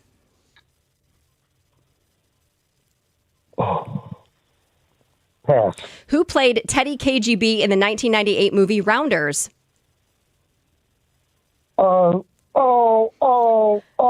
Shoot. Pass. This rap group had the 1989 hit Me So Horny. 2 Live Crew. Yeah. Who is the head coach of the Dallas Cowboys? Mike Clear. We've got you with 3. $75. Yes. It's a lot more difficult when you play it live. Thanks, Arliss. Yeah, but I was hoping for 3 to 5. So well, hey, there you go. Yeah, I mean, you set your own bar and you just got over it, so it's going to be a good day. $75. Get you on hold. Make sure you get paid. It's more than you had when you woke up today. $75. Yep. And so let's go through these. The 2 Grand Slam on Thursdays is brought to you by Feminine New Law. Get David, get paid. Number 1, who does Michigan men's basketball team play on Saturday? It's not MSU. Nope, it's the Duke Blue Devils. Showdown in Washington, D.C. Mm-hmm. Who did Team USA play in men's Olympic hockey yesterday? He got this one. Took a little time. But, Sweden. Yep, Sweden. What is the capital of Lebanon? Beirut? Is that a question? Who won the AT&T Pebble Beach Pro-Am last Sunday? Not everybody was paying attention. Colin Morikawa. I don't think this is a tough one. It is a tough one. Belleville is located in this Michigan county. He got this one. Wayne, yeah. Who was the head coach of the New York Knicks? Pistons play the Knicks tonight. Mike Brown. Who played Teddy KGB in the 1998 movie Rounders? This is a movie Tom is obsessed with. Yes, and specifically this character. Yeah, now the answer isn't, shoot, pass. No, it's John Malkovich. Yes. And we were in the studio here all waiting for this question to be asked. Yeah. And Arliss sounded like he was experienced. And so probably around in 1989, I was wondering what he was doing that he got this one. This rap group had the 1989 hit, Me So Horny. Two Live Crew. Yes. And then we did ask the question, and I think he actually answered it after the buzzer, but didn't get it right. Who was the head coach of the Dallas Cowboys? Be Brian Schottenheimer. And who did he say? I don't remember. Yeah, he threw something out there, but it wasn't right. So we got 3 right, $75. Text says the guy was moaning into the phone. He had a lot of deep sighs. Yes. I think he was. You could hear, and he had admitted to it. He was extremely nervous. That needs to be a drop immediately. LMAO. Yes. Arliss is so horny. Yes. From the text. Yes. Yeah. We need to have that drop right after the drop of Heather saying, "Me so horny." You said it now too, John. It's true. He did. What did I say? You said it too. Oh, I did. Yeah, that's fine. I'm not going to say it. Just, yeah. It's okay, guys. You can. Yeah. It's kind of what we do around here. Yes. That's the 2 Grand Slam. Next chance to win will be next week, Tuesday, 7:25. Dear John, next 97. Yes, 97.1. Hey, if you're thinking about a new truck this month, nothing gets you as excited as that as a Ram truck should be, and it should be at the top of your list. I've seen a Ram side by side with the competition. I've driven all of them, and I've certainly driven a Ram. Loved my Ram. The Ram Truck Month deals at your Metro Detroit Ram dealer this month are phenomenal. For power, there is absolutely no competition. You can choose from Ram's award-winning Pentastar V6 or Ram's legendary 5.7 Hemi V8. Why would you trust any full-size pickup at any price with a 4-cylinder engine? It's ridiculous. And the full-size Ram 1500 is built right here in Sterling Heights, Michigan. For comfort and easy-to-use technology, nothing beats a Ram. With Ram's 5-link coil suspension, all it takes is one test drive to feel how much smoother a Ram is. Right now, Ram's Truck Month deal lease payments are phenomenal. So are the financing offers for well-qualified buyers. Pull into your Metro Detroit Ram dealer today. It's as easy as that, and all you got to do is tell them I sent you.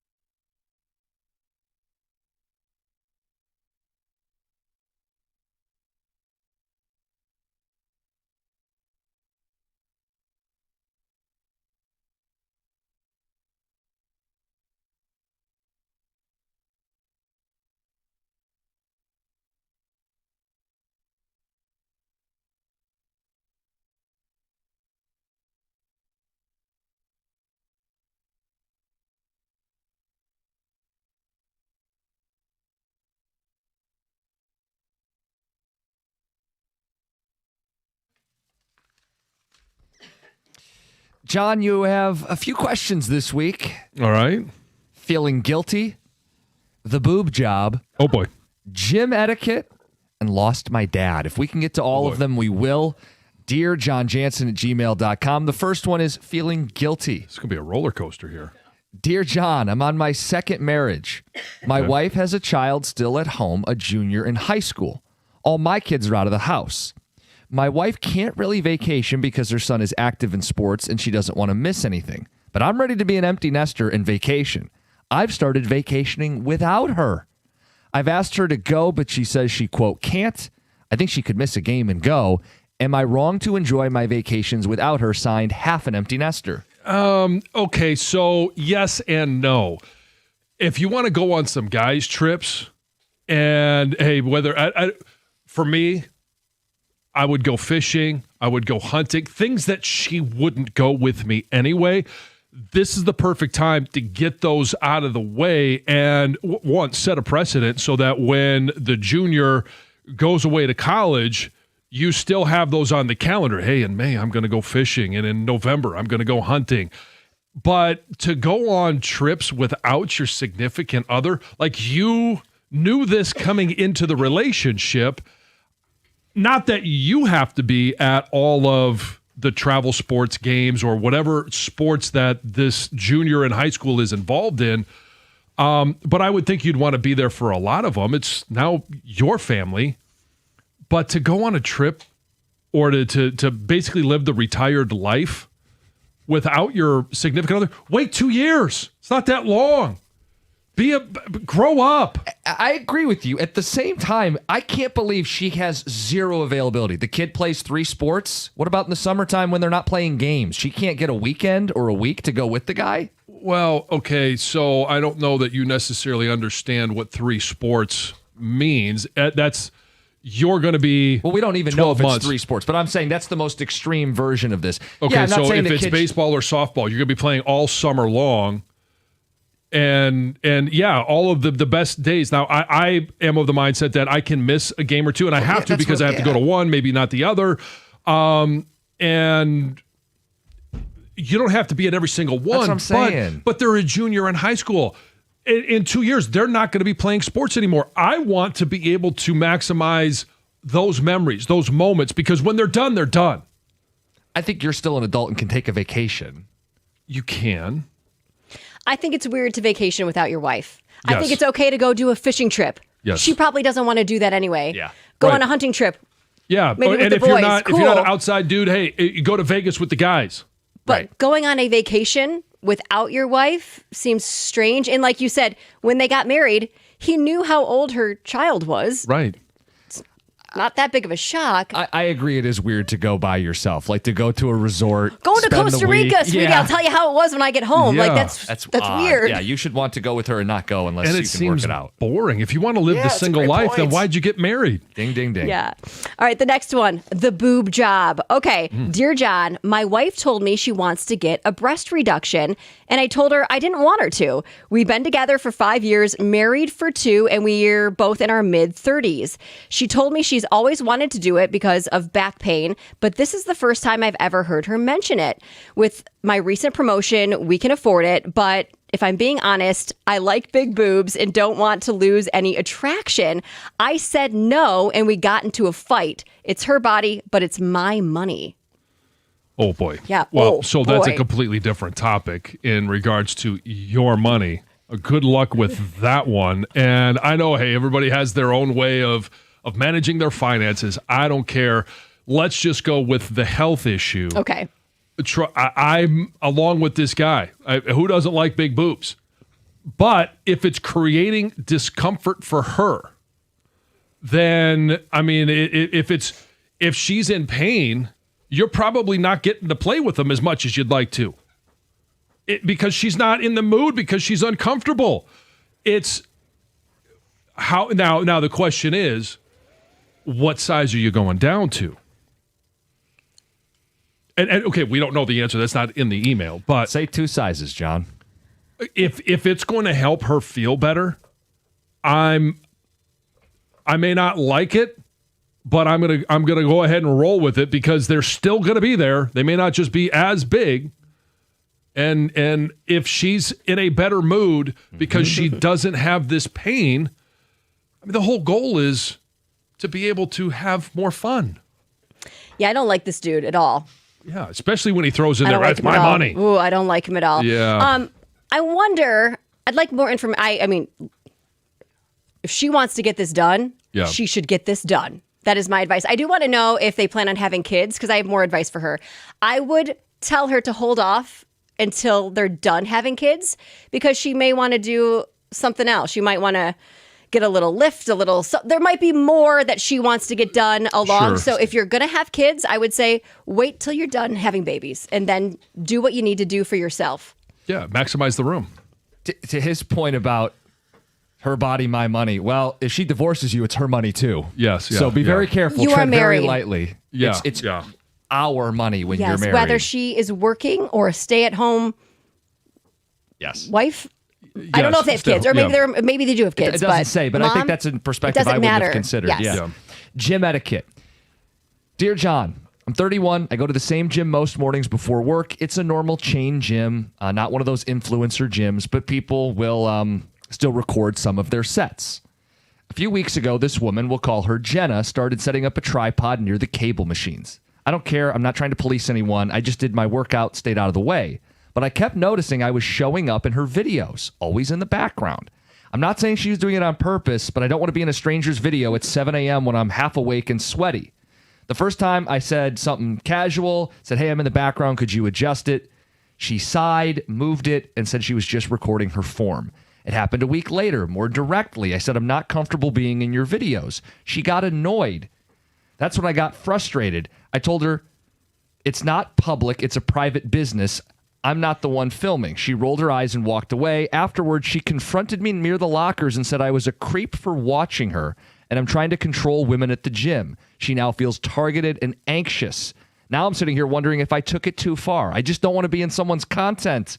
How can I handle this better? Go talk to the gym owners or management of the gym because they may have a policy. They may not be enforcing it on a regular basis, but I'm sure that they have a policy in regards to videoing and the use of the videos. Because if you go to the gym and say, hey, I keep showing up online in these videos, I don't want to, but it's the only time I have a chance to come work out. What can be done? There's got to be some happy medium. And I don't think you're a creep for addressing it. You're not, you're if it was any other topic other than you're just continuing to address the same thing. Hey, I don't want to be in your videos. She's clearly not doing it just for her form if she's posting these online. I've always been surprised by the fact that people record them to begin with. Do you see this at your gym? I do, where people come with the tripods and they set it up, the tripod to get the camera, and do they it would make me uncomfortable if I was in their video every single time. Yeah. Without You need a to doubt. go to the judgment-free zone. I guess I'm the one judging this person, right?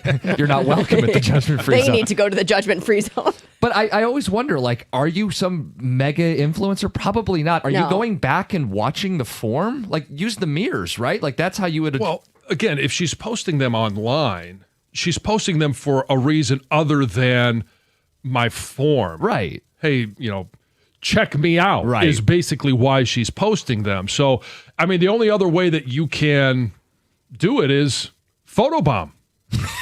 Hey, make it uncomfortable for her. Sure. Yeah. I mean, it's ruin her video. Yeah. I mean, hey, take your shirt off for a little while, or hey, do some like you're working out, but you start cutting a commercial in the background. You're spraying water. Yeah. I mean, do your favorite dance in the background. Yeah. I like this advice. Have a little fun with it. You could promote your business too if you have one. Get your business. On a shirt? Yeah. Yeah. The website. I like this. You're not the uncomfortable one. Make her the uncomfortable one. Exactly. What's this guy doing behind the scenes here? She'll never record you again. Yeah. Solve that problem. Dear John, send him in. Dear Jon, dearjohnjansen@gmail.com. It's 97.1. Hey, America's favorite place to watch all of our great sporting events, and we know basketball's firing back up. Hockey's going to be back in just another week or so. All of those things can be viewed at Stadium Swim, located at Circa Resort and Casino. Catch all the biggest games and moments at a viewing experience built for sports fans. Chill in one of the 6 pools on 3 different levels for a perfect view of their massive 40-foot tall high-definition screen located at Circa Resort and Casino in downtown Las Vegas. And it's right there on Fremont Street. Stadium Swim. Book your spot today at circalasvegas.com.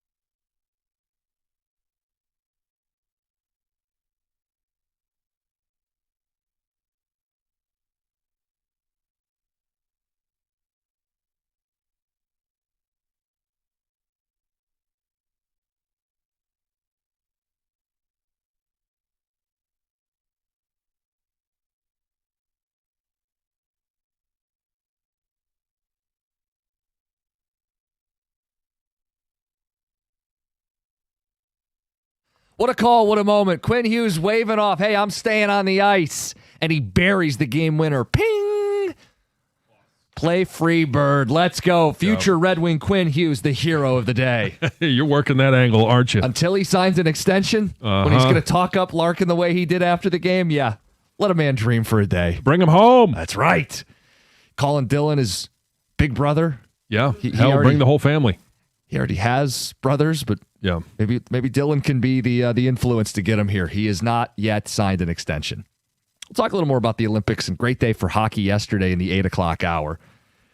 John, we have reaction to Dear John on the guy who wants to go on vacations, but his wife still has a kid in high school. Right. And she wants to go to all the games.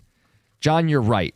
These kids are also his stepkids, and he should be showing up to these games and supporting them. Yeah, build a relationship with the kids. It's you've already built that relationship with your new wife, and because of that relationship and the commitment you made, I would think it would be important, and it's much more difficult to build a relationship with a teenager than it probably was with your, now current wife. It's your stepson. The guy's acting like the kid's not part of the family.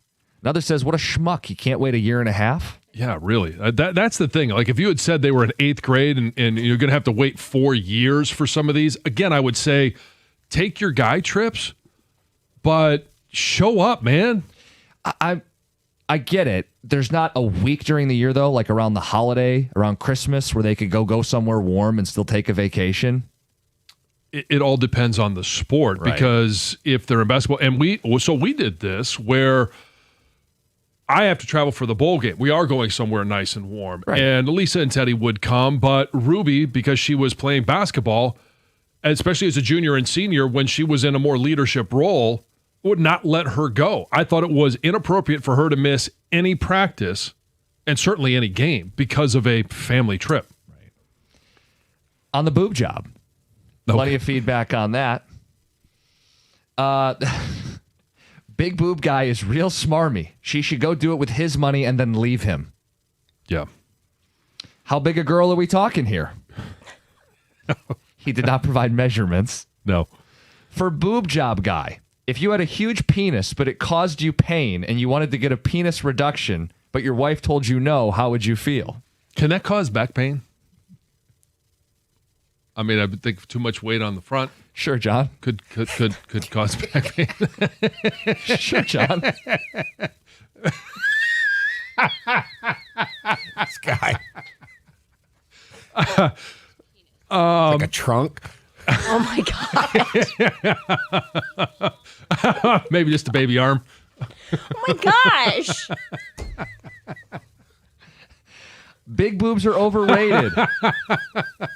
Ryan Clarkston says he prefers small and perky. Have the surgery. Screw him if he doesn't like it. Take half his money and find a guy that does.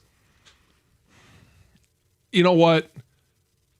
If you're in a caring relationship, her happiness should also be tied somewhat to your happiness. Yes. And to help her feel better, if this is the path that she wants to take, I would think that this wouldn't be a hard decision. And I get it. Hey, I already mentioned it. Who doesn't like big boobs? But Ryan Clarkston. Yeah, Roy. But if it's going to help her feel better, that's the goal. Like I want that's what's most important. My significant other to be happy. Right. My happiness is tied to her happiness. Yes. Now, John doesn't get to see these until we're on the air, but Heather, you get these ahead of time. You talked to Colin about any of them? Oh, yeah. I read him all the Dear Johns yesterday because we just happened to be sitting together on the couch when I received them. So we had a long discussion about the boob job. And I was like, well, what would you say if I came to you and said this? And then we also talked about what if it was the opposite? Not him, but like, what if I wanted to get implants? Mm-hmm. Is it different? Is that a different reaction than getting a reduction? Quite interesting conversations. And of course, he would never tell me no. Right. You don't tell your partner no. Come on. If it's going to make them happy, make them feel good. No, but you have to be able to be open to hearing his concerns. Like, sure. What are the health concerns? Like, if you do this and it's more of a vanity project versus I want to help my back, right? Like, what are the risks that you're taking? Okay, on the gym and filming at the gym. These people in their videos are far beyond annoying. Social Network is a complete poop show, Jeff in Petoskey. This one says, if the guy was accidentally filming her, he'd be talking to the cops. Signed, Right. Mike. Yeah.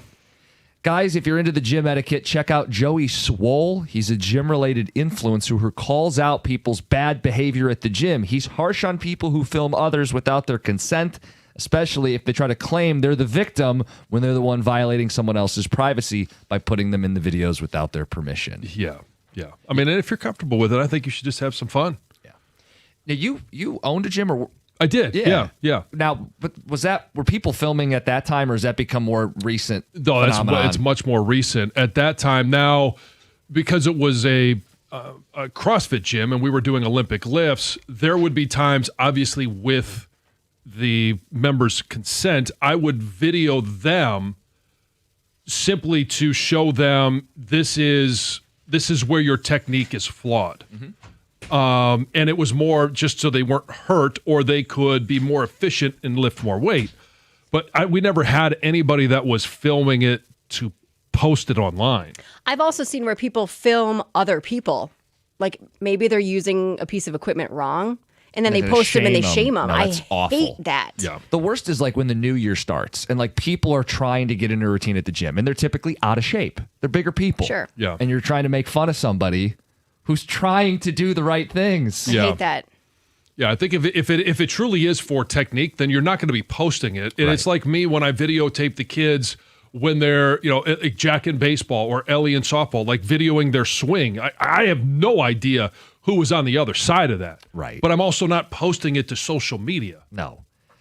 Couple text for Big Boob Guy. First of all, ain't no man going to tell me what I can and can't do. If he's not supportive, check out now. That's Amy in an Equinox. Breast reduction operations are so selfish from an unnamed text. What? From a man who doesn't have them? Okay. Yeah. If it's your body, you get to be selfish about it. If it's causing you pain and discomfort. Yeah, wait till you have moobs. It would actually be selfish for the guy to say, I matter more than you. It's just stupid. And from a yeah, you got to start using the man's ear. The bro. And I can attest, a big penis can cause back pain. Signed, Tim. All right, 8 o'clock hour. We're going to get into a little bit of the Olympic hockey. We're going to talk about Jared Goff. You saw what the Chiefs did yesterday. This is a no-brainer for the Lions. But if you are hesitant, speak now or forever hold your peace. We'll do that next. It's 97.1.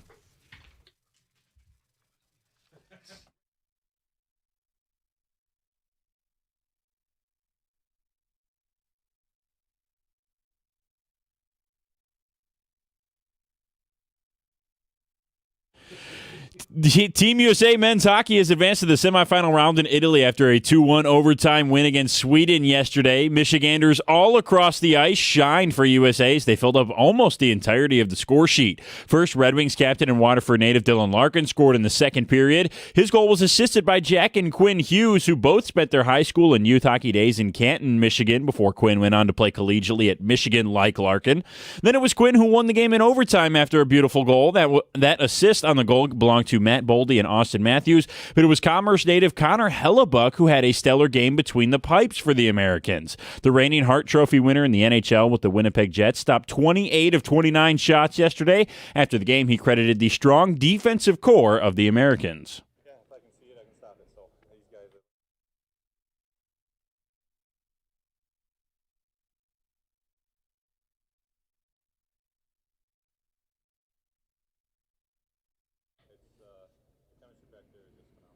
Hellebuck and the other 5 Michiganders on Team USA will face Slovakia in the semifinals tomorrow just after 3 o'clock. The USA women's team will take on Canada later today with a gold medal on the line. That game starts at 1:10 p.m. locally. Also, the Tigers could be unveiling new alternate uniforms today after posting a teasing video on social media yesterday suggesting an unveiling of perhaps orange and navy blue alternates sometime today. At the Corwell Health Sports Desk, I'm Brendan Shabath. For more, go to 971theticket.com.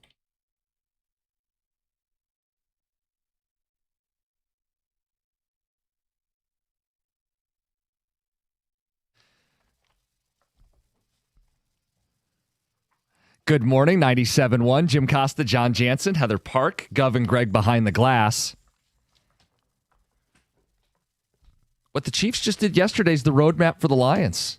Get on board. Patrick Mahomes gets his deal restructured, and it freed up $43 million in cap space.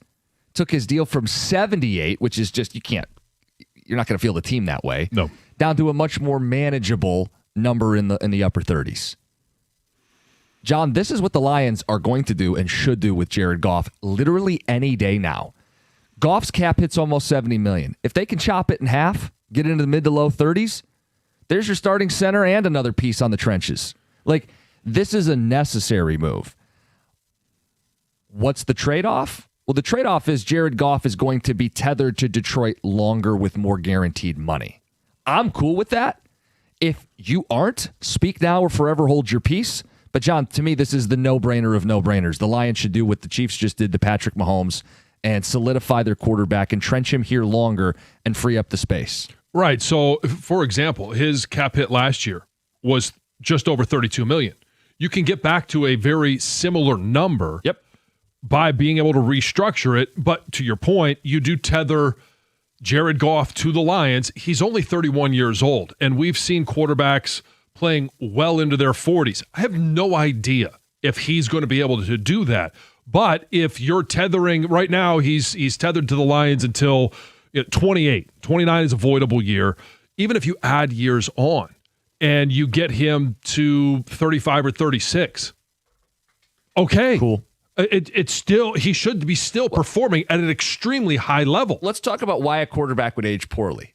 And it's typically those mobile guys who run around and get hit 15 times in a game, right? They take the unnecessary shots. The only way Goff's going to take those shots is if they don't reinforce the offensive line. So it's like, hey, if you want Goff to age well, you need to spend on the offensive line. Well, what's the only way you have the cash to do it? Restructuring. It goes hand in hand. This is football 101. The Lions will likely do this with other players too because they have a lot of young guys with runway. Penei Sewell's going to be here. I mean, it feels like a 15-year guy, gold jacket guy in the works. St. Brown's another guy who's still putting out all-pro seasons in his mid-20s. There are other guys to do this with, but Goff's the one that gets you the most money.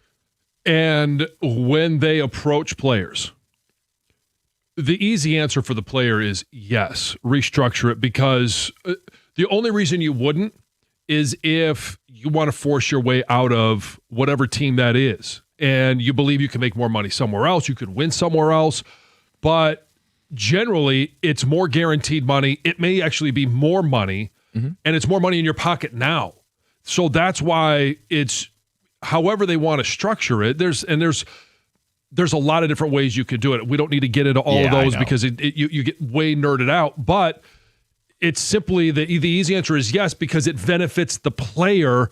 And it also benefits the team that they're going to field, especially if they come to Jared Goff and say, hey, let's restructure. We're going to give you more money, or we'll at least give you more money up front. And we're also going to give you a center and a tackle. Have to do that. I'd love to hear from someone who doesn't want them to do this. I don't really want to hear from somebody, but okay, I know that there are those detractors because Jared Goff isn't mobile. No, my point is we can poke the holes, bubble. Yeah, because I don't think you have much of a leg to stand on. But if someone out there is sitting there stewing, going, I hate the idea of locking Goff in longer and giving him more guaranteed money. So the alternative is you can pay him $69 million against the cap and get him killed. Sound good? Yeah, and then not be able to address any of the needs on defense either. Let's just throw away next season so I can get rid of Goff sooner in 2 years. Sorry, guys, not making that deal.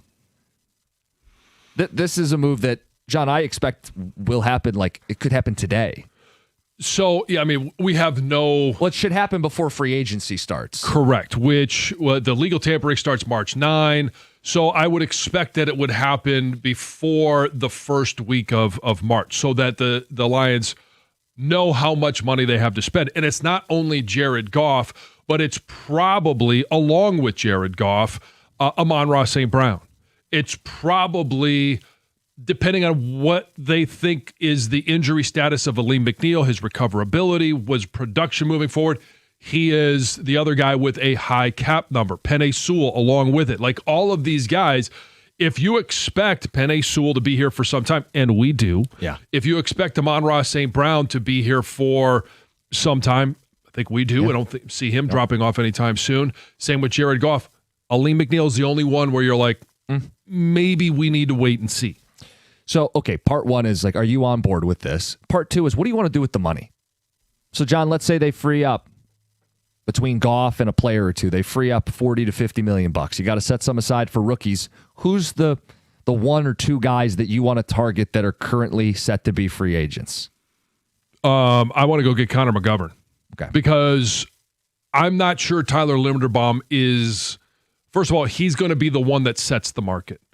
Second, he may be franchised and you're just going to have to stay in Baltimore. I don't know that they let him get away because they know and they understand how important he is. That's a great call. I haven't heard people bring that up, but they could tag him. And if he is able to get the free agency, the Giants have plenty of cap space. I think he may follow his coach to New York in John Harbaugh and just say, hey, and he knows how valuable Tyler Linderbaum is. So I don't know that he's even going to be an option. McGovern, for people who aren't familiar, because everybody's fixated on Linderbaum, and you're right, he probably follows the money and the coach. McGovern is 28 years old, played center last year in Buffalo where they led the league in rushing. And if you're going, well, how much of that is QB scrambles? They had the NFL's leading rusher in James Cook, so just traditional run game was humming. And how frustrating was it to see the Lions give up pressure up the middle? Right? I'm talking about twists and stunts, and we had Campbell on. He's like, every team's going to run cross dogs. Like, we got to be able to pick it up. This is a veteran center who didn't allow a sack last season, who graded out incredibly well holding his own in pass pro, number 2 in the NFL among centers at blocking in the passing game. John, like, this addresses everything we wanted, and not that you're getting a discount, you're still going to have to pay for him, but you're not going to be paying the top price of the market, which will go to Linderbaum. Right. And so, but again, Connor McGovern, like, we don't know if he's going to be. That's the thing about free agency is when you have really good players, chances are the teams that they're currently on want to re-sign them. They want to keep them. And you're looking at a franchise in Baltimore that understands the value of having a good offensive line, and especially at the center position. If he's not there, you understand that their coach, who's been with him his entire career, is now the head coach with the New York Football Giants and would want to keep him. Same thing with Connor McGovern. Joe Brady, who was their offensive coordinator, is now the head coach. You don't think that he doesn't want to go into a season with a new center. Right. So he may be there. Some other guys that are or could become available that I would take a look at. And again, you're going to start spending less money as you go down the list. Right. But Ethan Pochik, who's in Cleveland, now he's a little bit older, 31 years old. Not going to be a long-term fix, but he could be a guy that would be less money, but it will be available. I think probably the third guy on the list of, hey, got to go get a center is probably Cade Mays down in Carolina. I wonder, too, if you go too far down the list, at that point, do you just pivot and try to sign one of the Cleveland guards, Teller or Bitonio?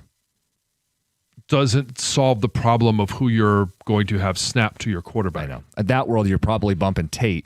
Could be. And maybe that's the plan, because we famously have talked about the fact that Frank Ragnow, his first year, he started out at guard, then moved to center and became an all-world center. I'm not expecting Tate Ratledge to be an all-world center. And the difference is a lot of the guys who end up being high-end NFL centers played a lot of snaps at the center position in college. Yeah. That's not what Ratledge did. It wouldn't be my like top choice, but John, it might be like plan C. Like, sure, Linderbaum's A, McGovern's B. You may even have a third center you like. Cade Mays. Sure, but then you go, if we can't get any of these guys, let's get an elite guard. Yeah. And we'll still have a better front five. Didn't they draft Ratledge with the intent of him playing center? I don't believe that was. You don't think that? I think they were open to it. Well, if they were preparing to replace Ragnow, you would think that was the plan. So if Ratledge can't play it this year, isn't that a little bit of a questionable? No, the pick's not questionable if he's a damn good right guard. I get you. Yeah, I'm just saying. I mean, and by the way, they were non-committal. I think Campbell was asked about, could Ratledge play center next year, and they didn't want to put anything definitive out there. Right. And I mean, behind closed doors, did they sit there and say, well, let's draft Ratledge and let him play a year at guard, and then when Frank retires, we could just bump him in. We could continue to work him in there during practice. No one's going to know about it. And then all of a sudden we look like geniuses. Maybe that was their thinking. And now that they've seen it, okay, maybe he's not able to make that transition. We don't know the answer to that question. Well, that would have been the ceiling with the pick, I guess, is that he could be versatile. But if he ends up being a great guard, then it's still a good pick. That's a second round. You get a guard that ends up playing beyond his rookie deal. That's a win. Yeah, a lot of really good offensive linemen taken in the second round. Name one. 248-539-9797. All right, some stuff to chew on here with Goff. It feels like a logical move. Do what the Chiefs did with Mahomes. Are you on board with the restructure if the Lions do it? And how would you spend the money if they can create that $30 to $40 million to spend? It's 97.1. Hey, we were talking about working out just a little bit ago. You want a great place to work out? Go over to Planet Fitness. They've got everything that you need, from leg machines to upper body machines. They've got cardio equipment, and you could do anything you want over at Planet Fitness. It's a judgment-free zone. And if you're unsure of a plan, they offer free fitness training for every level of membership. They also offer another option, and that's the Black Card membership. If you just want to get in the door, it's $1 down, $15 a month, and they've got the first month is free. $24.99 is for the Black Card membership, and it gives you access to every single location. It also gives you unlimited guest privileges, which I love because I don't like working out alone. I like to be able to take somebody, maybe somebody to spot, maybe somebody to keep you accountable. Maybe I want to go work out with my kids. They offer all of those opportunities.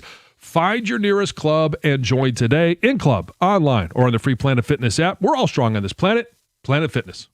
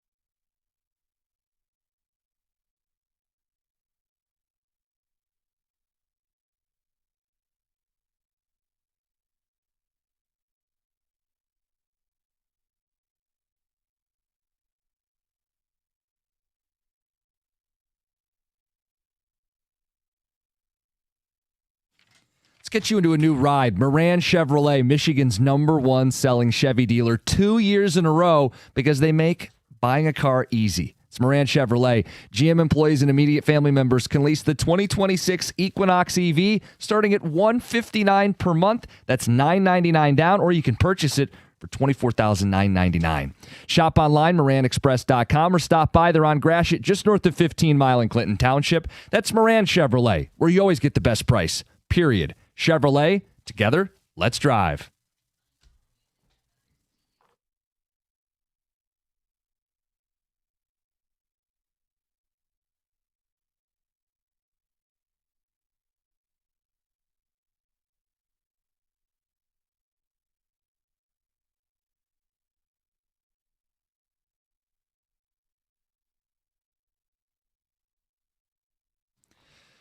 Talking Jared Goff, speak now or forever hold your peace. You just saw what the Chiefs did. They restructured the quarterback.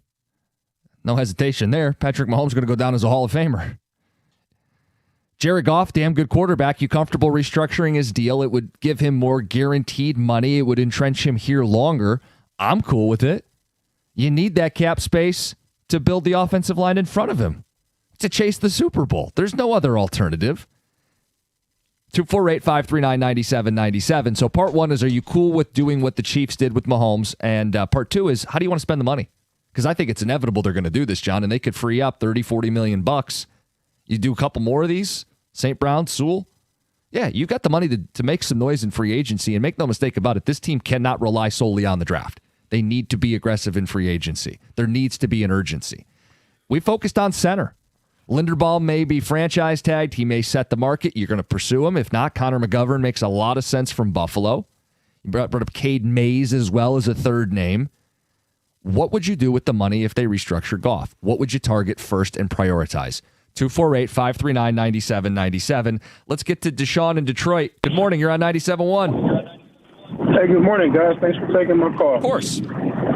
Hey, man, just kind of piggybacking your subject here, man. I hope this doesn't come off as completely ignorant, but I just got a question for you guys. We've seen that, our former center made an attempt to come back at the end of the season, right? Ragnow, we found out he had that horrible hamstring tear. What are the possibilities of him actually healing up? This is more so for John. Yeah. I mean, being a former player, what are the ramifications of an injury like that? And how long does it take for something like that to heal up? I mean, considering I haven't heard him retire, is it a possibility that he's just healing and kind of waiting in the wings here? So it's not an ignorant question. I get this one all the time in regards to, will Frank be back? I don't know the answer to that question. It didn't sound like that was going to be an option moving forward in listening to everything that the Lions had to say after Frank had that hamstring injury. In regards to the injury, it all depends on the severity of it, but I do believe that's something that by this time, because he was slated to come back sometime around Thanksgiving, we're now 3 months down the road or 4 months down the road. I would think by this time that would be fully healed up and he would be back to training if he wanted to make a return to the Lions. Right. I mean, definitely agree with you guys that we need to restructure those contracts. I think that's a no-brainer. I really think that's our only option to try to get some more talent on that offensive line. So thank you guys. You're off to an amazing start. Appreciate you guys taking it. Appreciate it, Deshaun. Drive safe in this fog. Okay, the Frank thing. We get mixed signals.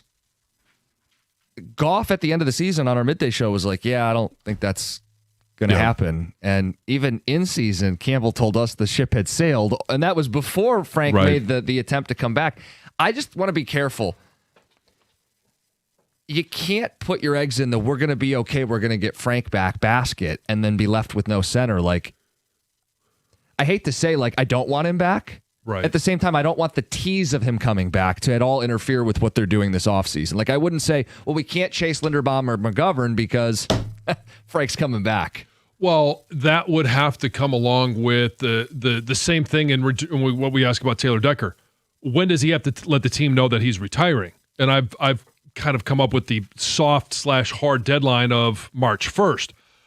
If Frank wants to make a return, then he would also have to let them know by March 1st and then pass a physical by that time. Right.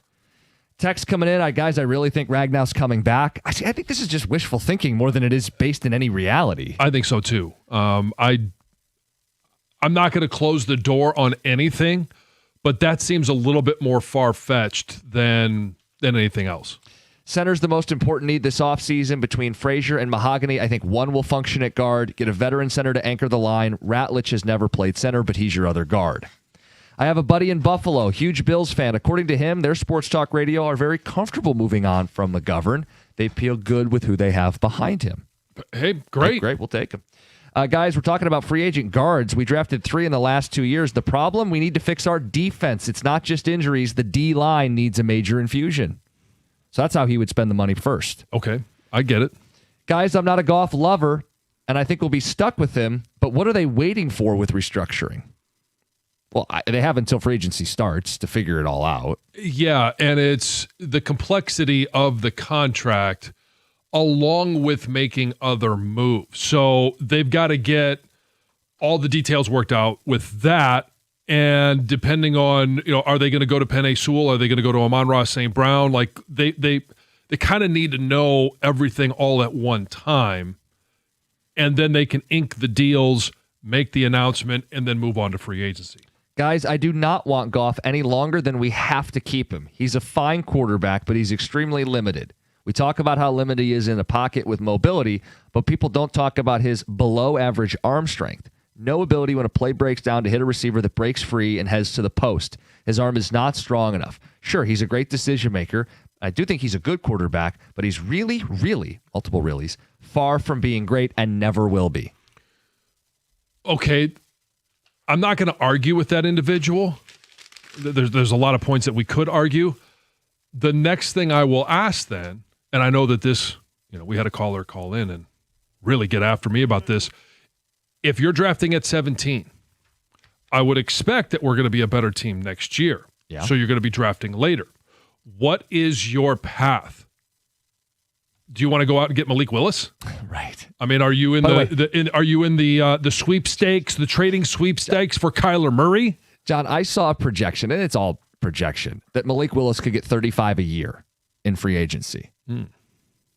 There's QB needy teams. I don't know what you make of that.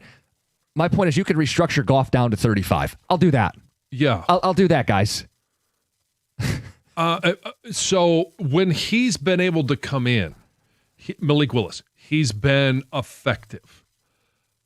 Is he going to be effective for 17 games and then hopefully more into the postseason? But he's mobile, John. He's got that mobility. Gets the people going. So for some clubs, it's a plus. It may be a positive. The Jets, would they be willing to pay $35 a year for somebody better than what they had last year? Yeah, I mean, sure. Hell, they overpaid for Justin Fields. It's an overpay. But at that position, it's whatever the market's going to dictate that you're worth. It's desperation at a critical position. What the Lions aren't is desperate at that position. Right. This text says, I wish we could trade him immediately so he could succeed like the Rams did. We're stuck with him, so you need to focus on the O-line. Guys, I don't think there's many guys that you're upgrading at that position. And yeah, the deal is he's going to be here. Yeah. The best way to win with him is to restructure his deal. So I think it's a pretty cut and dry situation. We're going to talk Olympic hockey coming up at 8:35. State of Michigan saving the United States. Mm-hmm. Get to that and some of the takeaways. Let's get to Heather with the news. Well, 3 people were injured in an Ypsilanti building explosion. On Wednesday afternoon, the roof collapsed after a gas line was hit, causing the explosion. And it was just a few minutes after employees first smelled gas at the Electronics for Imaging, this EFI building, that the back of the building just went boom. Wow. Dion Reginald, or Ragnall, or I've seen it written 2 ways, so I'm not exactly sure Raglan or Ragland. He's an ink technician at the company, said an employee driving a forklift hit the gas line. Ooh. And then he said the building was shredded.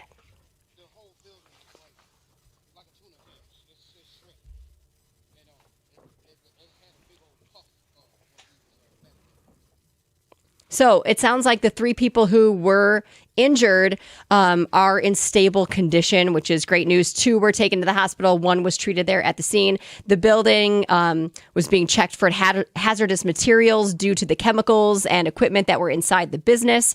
But the good news is it does sound like everyone's going to be okay. Good. According to the man that we just heard from, 1 person broke a leg, another had some burns. But everyone's made it out. Stuff. Made it out all right. This weekend, you can help out the Genesee County Animal Control, make room for those 61 dogs that were rescued from that dire situation in Flint Township. So the Genesee County Animal Control is hosting an emergency dog adoption event from 10 to 2 on Saturday, where dogs will be available for $10 at the shelter. They're also going to be offering dog licenses for $10 for Genesee County residents as well. So if you didn't hear the story, really, really sad situation. Police rescued 61 dogs and 3 cats that were living inside just deplorable conditions, filthy conditions in this Flint Township home on Tuesday. They also found 27 other deceased pets inside the house as well. Now, those animals are not available for adoption yet, but the shelter needs to make room so that they can care for them. So you can adopt a dog that has already been at the shelter. They desperately need some help. Police are continuing to investigate the situation that took place at that home. There's a new burger joint in Birmingham on Woodward that's causing some confusion within the community. So what's interesting is we all know that Hunter House moved about a mile down the street from its original location. It's iconic location. It's iconic location. They're going to have way more room, more parking, right? And they're going to make it look almost identical to what the building had looked like before. But what's causing confusion is in that original Hunter House building, you can still see the hamburger sign that was there, but it's not Hunter House that has opened. It's a new burger joint, Better Burgers, and people are confused because it looks exactly like Hunter House looked. Yep. And there's no signage that really says Better Burgers. It just says hamburgers, Other right? than like a They have paper. a printed sign that they're taped to the door that says, "We're Better Burgers. We're not affiliated with Hunter House, but come on in." So it's causing some not really debate. Some people are, this is great, another place to get burgers. Other people don't love it. Better Burger says that they just kind of quietly opened so that they could test the market. They didn't have any big fanfare or anything, and they think that competition is really healthy for the community. Hunter House did say that they had no idea, no advanced knowledge that another burger joint was going to open in their original location. They say, hey, all we know is that we're open. Come get our burgers. We're so open they're not down the complaining street. about it. They didn't complain. Yeah. They just said they were unaware that was going to take place. And from what I've read, Better Burgers is only going to be there until they start the development, the planned retail and residential development. And then they'll have to find another location. It comes across kind of shady. To me, it does. I think we're a big Hunter House family. Okay. So Colin loves Hunter House. So I guess there's also that. Like I feel like they're just kind of taking what Hunter House already did and just like, let's not really do anything on our own, and we'll Ride just their coattails. Yeah, that's how I'm looking at it. And but I totally understand that it looks shady. It's also smart business. You have an established following that knows that location sells burgers. And I'm going to try to make a buck. I mean, that's business 101. Sure, but your burgers better be good. They better be better burgers. They better be because better if they're burgers. not, ultimately the product is going to decide if they're successful or People not. aren't going to come back if it's no good. Yeah. Right. That's Heather with the news. Coming up next, play Freebird. It's 97.1. Hey, we all know colder temps will make a comeback, so don't risk a furnace failure. Take a time out and call Mastercraft Heating, Cooling, Plumbing, and Electrical. They'll do a complete furnace checkup to make sure it's running properly and safely. Right now, it's only $79 per unit. That's $30 off the regular price. And don't forget, Mastercraft does plumbing, electrical, and installs generators as well, all at discounted prices. So get in touch with them now. Same-day service and financing are available. Find out more at mastercraftheating.com. That's mastercraftheating.com.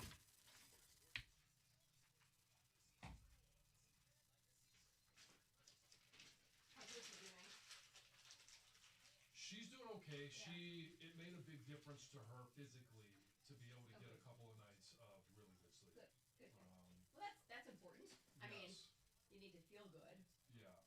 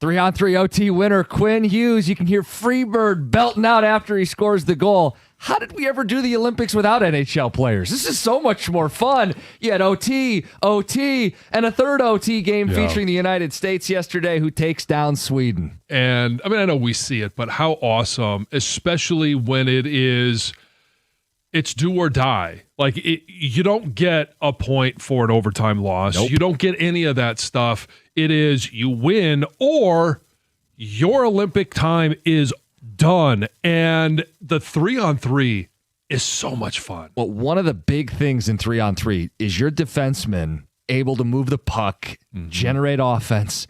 Quinn Hughes was forced to his backhand the previous attempt. He says, I'm staying on the ice. He gets it on the forehand. He buries the goal. Ping! Awesome sound, awesome moment. USA keeps rolling. They go to the semifinals. They'll play Friday against Slovakia. Michigan saves the Union. Well, think about it. Larkin scores the goal. Quinn scores the goal. Hellebuck from the state of Michigan gives up one goal for the whole game, saves 28 of 29 shots. Yeah. Courtesy of the state of Michigan. The team's rolling. And you know what? Good for Dylan Larkin to get that goal early. He wins the faceoff. He's been great in the faceoff circle. He's not playing on the top power play, any of the power plays. He's not playing on the top two lines, but he's contributing. He's making a difference. He's playing defense in his own end, and of course he gets rewarded in front of the net, putting in a goal. He's finally getting the respect I think he deserves. I don't know if we fully appreciate Dylan Larkin because the team's success hasn't been there. He's approaching his 5th consecutive 30-goal season. He is not a slouch on defense. He plays penalty kill. He plays power play. He plays all situations. We have a star. Now, he's not McKinnon or McDavid superstar. We have a star, and you see it in these international competitions. I wonder if he's finally starting to get the respect he deserves. I wonder if people here have underappreciated Dylan Larkin. I don't necessarily know that we've underappreciated him, but maybe, and it's kind of a contradiction, maybe we haven't fully appreciated how consistent he's been. And he is good. He's not great. He's not super special, but he's been very consistent. And what was it, 2 years ago when he missed, 6 or 7 games? That's what started the tank for the Red Wings. And we kind of felt like, hey, when Dylan Larkin comes back, and nobody else stepped up in his stead, but then it just, it never came to fruition. And we heard last year in the Four Nations, like he was really good, and they talked about him as being a key component to that team. A leader on that team, too, by the way. I know he doesn't have the C. They gave it to Austin Matthews, whatever. Larkin is still a leader in that room. Look, he can't carry a hockey team by himself. If that's his sin, if that's his cross to bear, if people want to hold that against him, so be it. But the guy's a damn good hockey player, and I think you see it in these international competitions when he's surrounded by really good hockey players. And if the Red Wings surround him with good players, they'll win plenty of games, too. This guy can be a driving force in winning. You see it when you watch him. And I don't know if we talk about him enough that way locally. Well, I think he's been dragged down locally by everything that's gone on with the Red Wings and not having been in the playoffs and going on now their 10th season. And hopefully this is the year where, hey, it's the first of many to come. But Dylan Larkin has been here for the stretch run.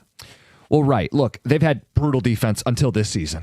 That's a huge part of them collapsing late in season. They have not had consistent goaltending at any point in his career here. I mean, it's a lot goes into winning and losing hockey games. Who are his line mates? Raymond has blossomed, but he hasn't had a consistent line mate next to those two guys this season, right? They're playing Finney, who's a 7th-round pick, or Casper, who's having a rough second season. It's not like they've handed this guy all the ammunition to go make the playoffs. It's not like Yzerman has outfitted this team with a maxed-up cap team to chase a championship. I just wonder if people have a greater appreciation for Dylan Larkin watching him in the Four Nations, but also doing his thing in the Olympics yesterday. I think we'll get, if the team has success, there's going to be more praise for a lot of different individuals on this team, and one of them is going to be Dylan Larkin. And Larkin's getting praise, certainly, including from his teammate Quinn Hughes, who net the game-winning goal.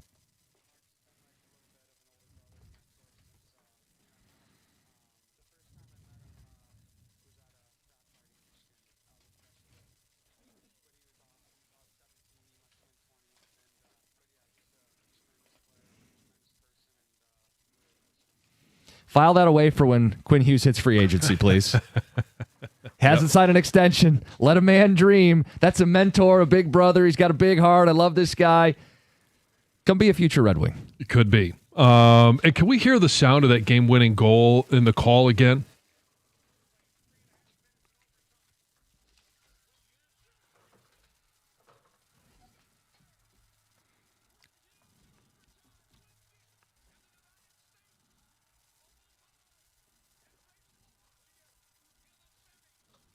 Now, depending on which way the puck goes, that could be the best sound in the world. It can also be the worst and most frustrating sound because the Swedes heard that a lot. Yep. Like there were some shots that were close to going in, hit the post, and did not find the net. But it got me thinking about some of the greatest sounds in sports.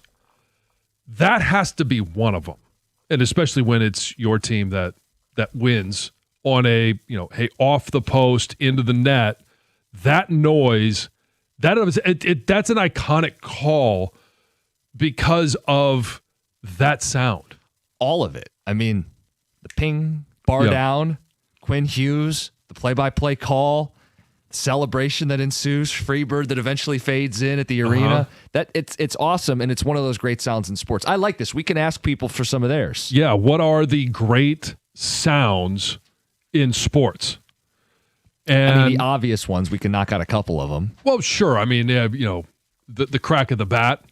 We hear that all the time in terms of, the home run swing and once that bat hits the ball, that's a great sound. But again, it's as long as it's for your team. Baseball has a lot of good ones. How about a big punch out and you hear the thud in the catcher's mitt? Mm-hmm.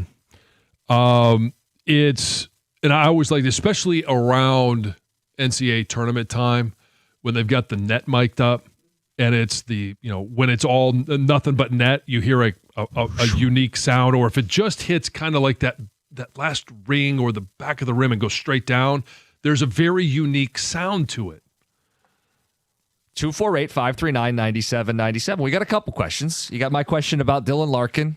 Is he underappreciated? Is he finally getting his respect?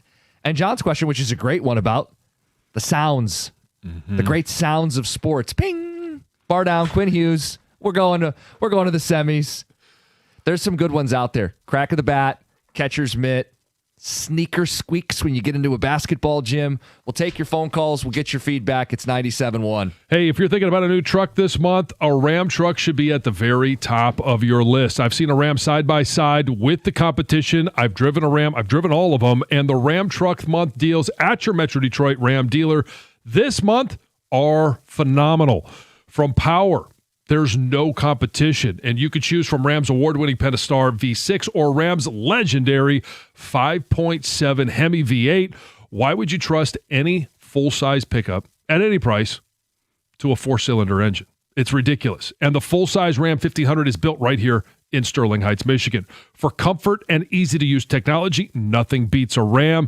With Ram's 5-link coil suspension, all it takes is one test drive, and you're going to feel how much smoother a Ram's ride actually is. Right now, Ram Truck Month lease payments are phenomenal. So are their financing offers for well-qualified buyers. Pull into your Metro Detroit Ram dealer today. It's just that easy, and tell them I sent you.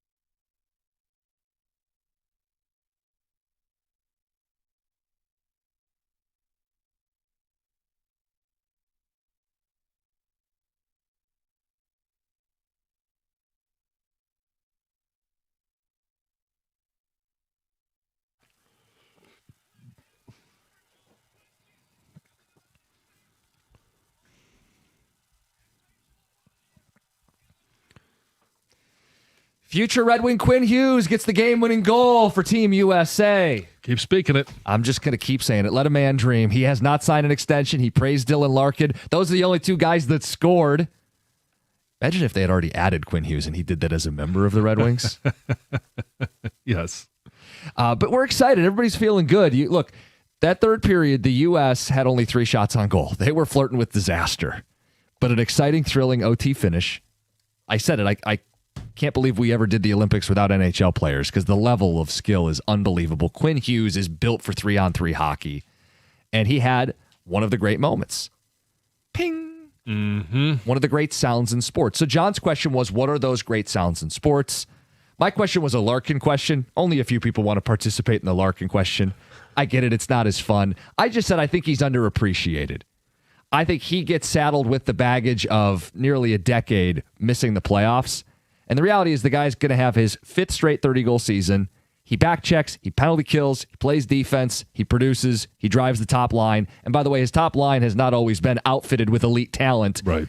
He's a victim of his circumstance. Not a superstar, but a star, and you see it on the world stage. I wonder if people are saying, maybe I haven't appreciated what Dylan Larkin actually brings. So, Jim, I didn't print this one, but I want your opinion on it after you brought this up. I wasn't sure if you were going to continue to bring it up, but somebody pointed out on text that Sider and Raymond look like superstars out on the ice, and that something doesn't add up because why doesn't that translate here? Well, I think part of it is they look like superstars because they're the best on their teams. Yeah, Sider's playing damn near 30 minutes a night. Yeah. Raymond led Sweden. I mean, he had the beautiful assist, 9 in this tournament. I have 2 answers. What? First off, they're on Olympic ice. It's bigger. There's more space. That's part of it, sure. Yeah. The other thing is Olympic hockey isn't as physical. You can take that however you want. Yeah. Tom called the Red Wings soft. I did not say that. So quick response on Larkin, then we're going to go all in on these sounds because you guys got some great ones. Larkin is the same as Goff, not super special, needs some help, but they are good enough. I think that comp's fine. Sure. I get Larkin's been on bad teams at some point. Stars got to get their teams to the playoffs once in a while. Half the teams in the league make it. I think that's more of a Stevie issue than it's been a Larks issue. I mean, yeah, it honestly, it's not just getting there. It's getting there and actually doing something. And we don't know what it looks like or feels like. But I mean, you could look at Austin Matthews. We all think he's a great player. What has he done for Toronto other than get to the playoffs? They haven't done anything. But famously choke in the postseason. It's a good note. One more says, guys, absolutely Dylan Larkin is underappreciated. Complete player. Love how he went at Yzerman last year and they did nothing at the deadline. He's a leader through and through. Not afraid to voice his opinion when needed. That's Tony in Macomb. All right, sounds. Great sounds in sports. Let's go to Jim in Wyandotte. Jim, you're on 97.1. Good morning, gentlemen. How are you? Good morning. How are you? Great. Yeah, I don't know what it is, but it doesn't matter what side of the ball you're on in football, but that doink or the bong after a missed field goal is exhilarating. It's one of those things, too, where especially if you're listening on the radio and you hear it before the announcer actually says it. Exactly. You guys have a great day. Thanks, Jim. Thanks, you too. Jim. What about Odell in Detroit? You got one? You're on 97.1. Good morning to everyone listening today. My iconic sound is the thud of the shoulder pads when you make a great tackle. As being a former football player, nothing gets me more excited than when I hear a great tackle and those shoulder pads thud. The pop of the pads. Yes, the pop of the pads. That's one sound that nobody can mistake. They know it was a great tackle when they hear that. Yep. Odell, I'm right there with you. And that's one of the things I love about the first day of pads in training camp is you get a chance to hear that pop of the pads and it lets you know, hey, the season is on. Yes, indeed. It just brings a exhilarating feeling to you, especially if you're a ball player. You know, it's game time. Fires you up. Yeah, you can almost feel it. Sounds like John's pads are popping. John's ready to go. He's ready to sign. Absolutely. He's going to play left tackle this year. He's coming out of retirement. Hey, I'm ready. Just give me tell me where to sign. Waiting by the phone. Appreciate it, Odell. Good stuff. Guys, how about someone yelling, "Get in the hole," followed by the whole crowd erupting in jubilation? We had someone bring up putting on the ticket text, the sound of the ball hit the bottom of the cup or rattle around in there. Mm-hmm. Guys, female tennis grunts. Sure. Okay, winning goal yesterday was amazing. Hearing the puck hit the pipe, that was amazing. John, sometimes a field goal hits the upright, then the crowd reaction, good or bad, is an awesome sound. What about Linda in Kalamazoo? You're on 97.1.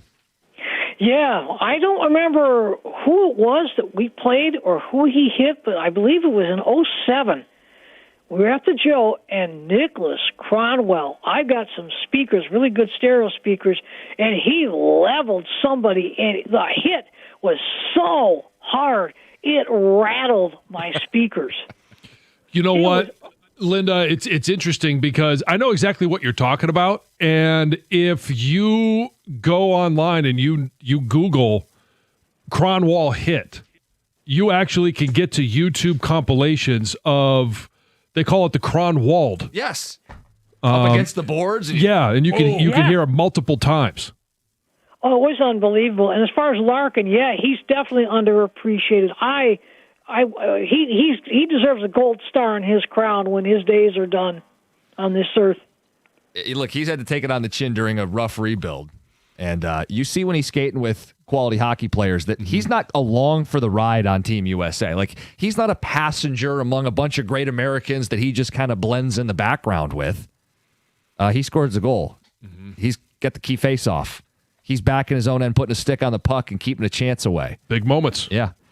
Let's get to Brad in Fenton. Brad, you're on 97.1. Good morning, guys. I don't know if I can top women's tennis grunts, but I'm going to go back to when I was a kid walking into Tiger Stadium and hearing This Week in Baseball playing with that epic nostalgia orchestra stuff that they had. That song was amazing, and it's forever etched in my brain. Yeah, I remember it. It's one of those things that you just kind of felt like it kind of gave you that feeling of home. For sure. Mm-hmm. Absolutely. Thanks, Brad.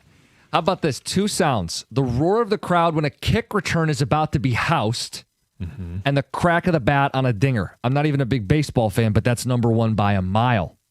This is an interesting dynamic when people aren't even a huge fan. Like, this guy goes, I'm not even a big hockey fan, but the sounds of skates on the ice, it's one of my favorite sounds. I brought up the sneakers, the squeaking when you get to going to a basketball game. 248-539-9797. On Twitch, they bring up tennis volleys. John, we know you're a big fan of the sound of tennis volleys. Yeah, especially on radio. And Brendan got to experience it. Yeah.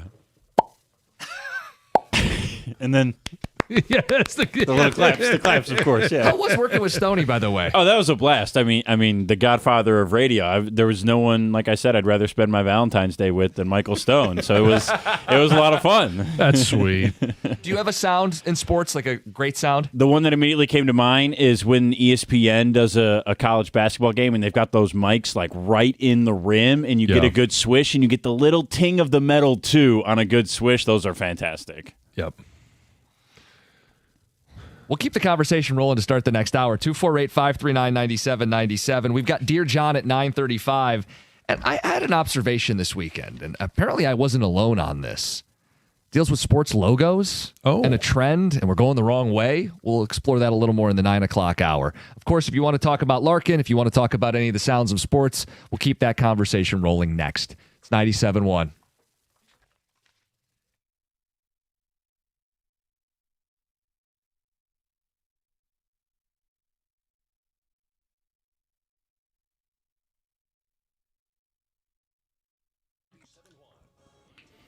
Brought to you by Blue Chew. What a day for hockey it was yesterday as 3 of the 4 men's quarterfinal games went to overtime. That's the first time in Olympic history that's ever happened. First, it was Canada barely getting by Czechia 4-3 in OT to avoid an upset. Then the Finns came back against Switzerland after trailing 2-0 to win. And of course, Team USA made America and Michigan proud as local products Dylan Larkin and Quinn Hughes each scored for the Americans to help them to a 2-1 overtime victory against Sweden. Canada now plays Finland tomorrow at 10:40 in the semis. The winner there will advance to the gold medal game and play the winner between the United States and Slovakia. Team USA drops the puck at 3:10 tomorrow afternoon. On the women's side, another chapter in the storied and heated rivalry between the United States and Canada will be written today. A gold medal is on the line between those two teams who will drop the puck just after 1 o'clock this afternoon. There have only been 7 gold medal games in women's hockey history in the Olympics. 6 of them featured the United States and Canada. The Americans are trying to win their first Olympic gold since 2018 after losing 3-2 in Beijing 4 years ago. 4 of the last 5 gold medal games with Team USA's neighbors to the north have finished with a final score of 3-2. The Pistons are also back for their first game since the All-Star break tonight. They'll face the Knicks in New York at 7:30 right here on 97.1. Our pregame coverage begins at 7:05 as the Pistons go for a season sweep. At the Corewell Health Sports Desk, I'm Brendan Shabath. For more, go to 97.1 The Ticket or Odyssey.com.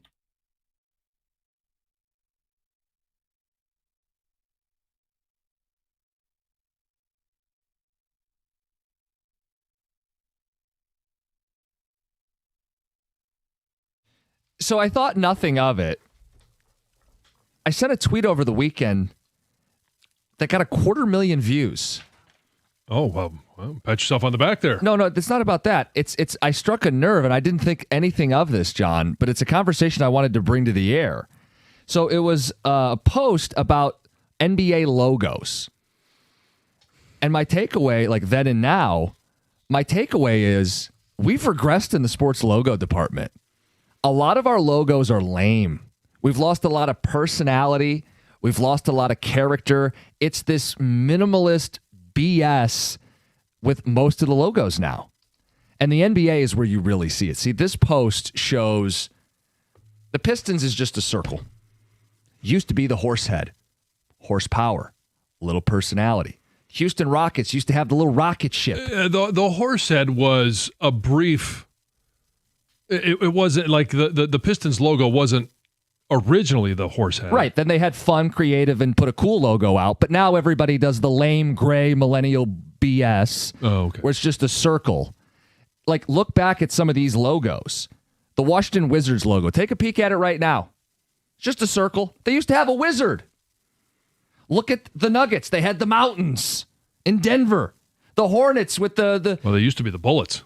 Sure, but my point, John, is like, look at the Grizzlies logo. It used to be this ferocious brown bear with he's clawing a basketball. Now it's this like muted gray blah Grizzly. You really see it in the NBA, but this is across sports. We've gone the wrong way. We've taken a lot of personality and fun out of sports logos to do blah and gray. And it's not just sports. Go to one of these corporate fast food restaurants. Everything's just slate, cubes, gray, blah. Look at a lot of the home decor trends. White cabinets, gray walls, blah, blah, blah. Where has the personality and color gone? Why do we have so many lame logos in sports? Have you noticed this, John? I don't know. I mean, now that you say it, I guess I'm more of a traditionalist, minimalist. So don't mess with the Old English D. Like, do you want to go back to the tiger roaring out of the Old English D? You look at all of what I think would be the most iconic sports logos, and they're minimalistic. And they're ones that stand the test of time. The Dallas Star on the side of their helmet, the Indianapolis Colts horseshoe. Like, I don't know why you have to jazz them up when sports are what fun. they're doing. But those are, I think those are great. I don't want to get away from that. Look, I'm not telling you to mess with something that is iconic, but there are plenty of logos that exist right now that are just boring and sure, if you have no traditions, then go ahead and zhuzh it up. Have people noticed this? 248-539-9797, because it apparently struck a nerve and struck a chord with people. They felt like, yeah, man, you're onto something here. A lot of these old logos that we've lost were more fun. So if you have an old logo that you miss, let us know. And if you've noticed this, like, why have we had this trend where we've just sucked all the personality out of everything? Or if your opinion is like one of Jim Costa's, or if you're more like me, where you're like, yeah, okay, I like the minimal representation of, if you've got an iconic logo, then don't mess with it. 248-539-9797. The NC for North Carolina. Like, what do you want to do there? I'm talking a lot of these college ones they've been the same forever. But a lot of these pro ones, like, I do miss the horse head for the Pistons.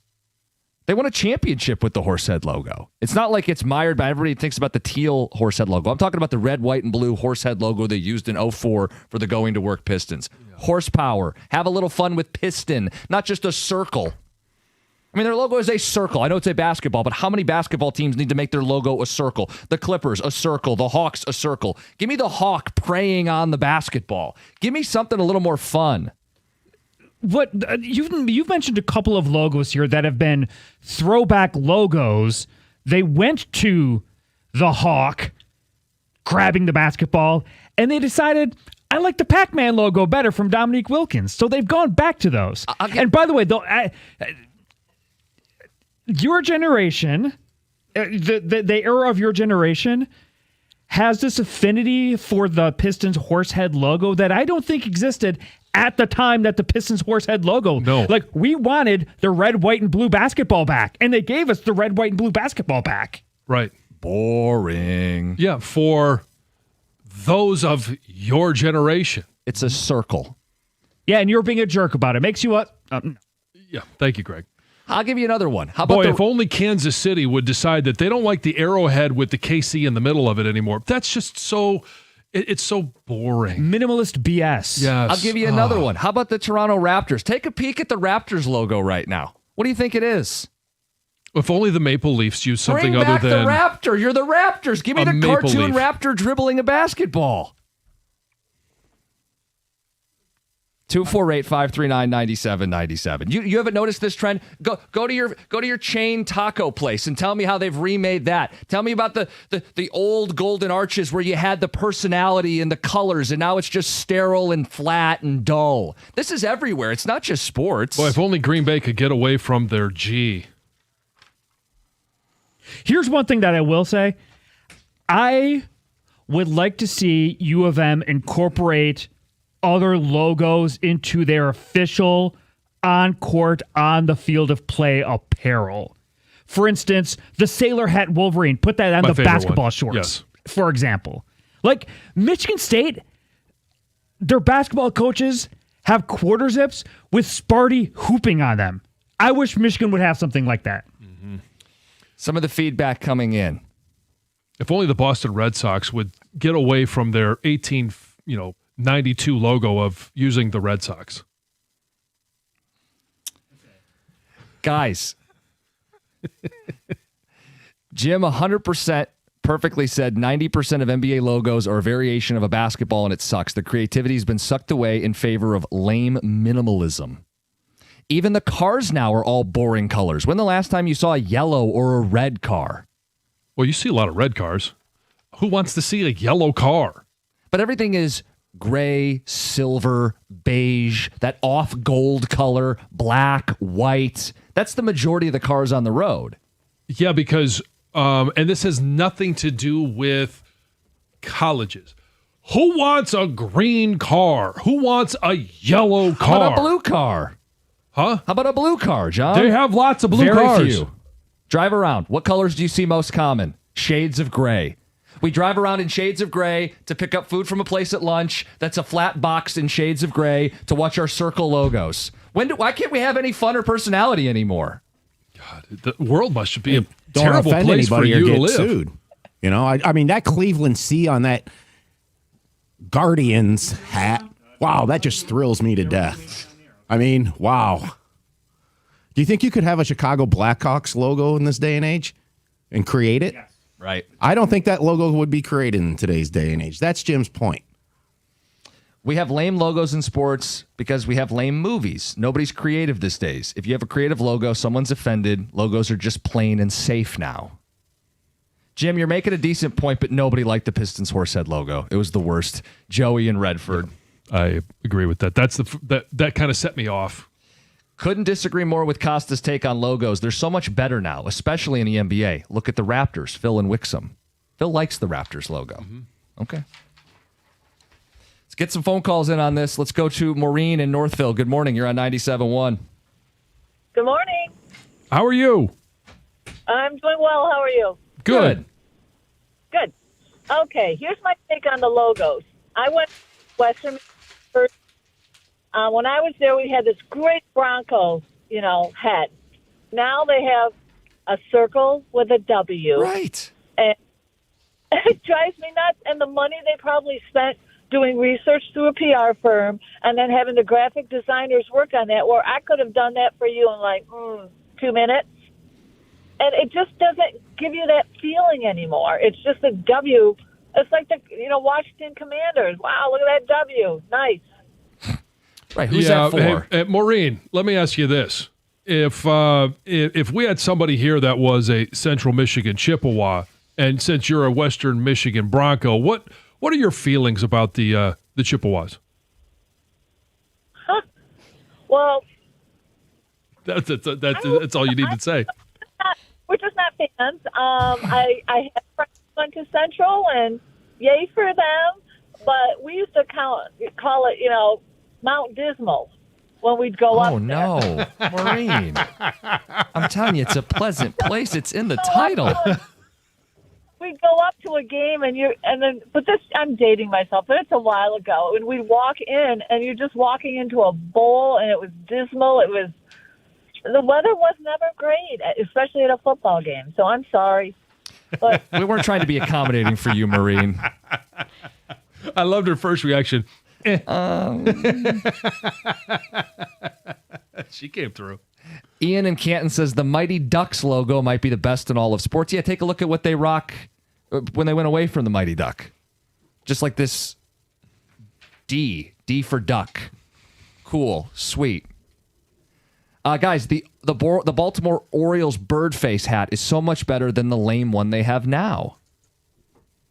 I wouldn't be able to tell you what they have right now. Color and creativity. Isn't that what they have? I think that's what they have. Greg, you have an objection. They have that now and have been that way for a decade plus? Yeah. The cartoon bird smiling. Yeah, that's a great logo. Yeah. He's talking about like the 90s, like the later Cal Ripken years. It was with the more traditional bird, right? No. He's saying that text is thinking that is the logo they have now, which that is not the logo they've used for 12 years. Guys, color and creativity has been taken out of everything. We live in a purely bland grayscale world. It's lame. Guys, I can't believe Jim's being bullied for this. He couldn't be more correct. Sam in a work truck. Let's get back to the phones. Let's get to Sharon on a cell. Sharon, good morning. Hi there.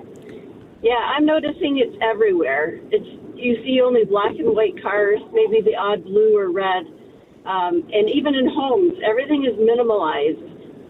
Back in the 80s and 70s, the orange and yellow and green, you'd see colors everywhere, wallpaper, everything was busy. But now, even storefronts, everything is very bland and plain.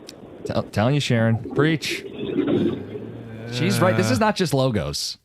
Yeah, sure. I mean, you could go back to the wallpapers in the 70s, the carpet in the 70s, the furniture carpet. in the 70s. Yeah. My wife rips my childhood home because it had orange countertops. Right. Yes. Yeah, let's go back to orange countertops. You know what, John? I'd rather have orange countertops than this grayscale world we live in. Try and sell your house at that point. We're going to have to redo the kitchen. It's 97.1. Hey, lately it feels like the banking world is constantly shifting. Mergers, name changes, and digital-only apps that don't know your face or your neighborhood. But in Michigan, one thing isn't changing. The commitment First Merchants Bank has to our local communities. I've been banking with First Merchants for years, and it's more about that, there's more than just about money. If I could spit things out, it's about the impact I see them making every single day. I'm talking about real boots on the ground work with local nonprofits that keep our cities vibrant and down payment grants that help your neighbors finally unlock the door to their first home. First Merchants provides high-level service delivered by local people who live, work, and shop right here in Michigan. They aren't just passionate about banking. They're passionate about helping our state prosper. Why settle for a bank that just sees a zip code? Bank with an award-winning team that truly cares about your community. Visit firstmerchants.com today to find a branch near you. First Merchants Bank, helping you prosper. Member FDIC, Equal Housing Lender.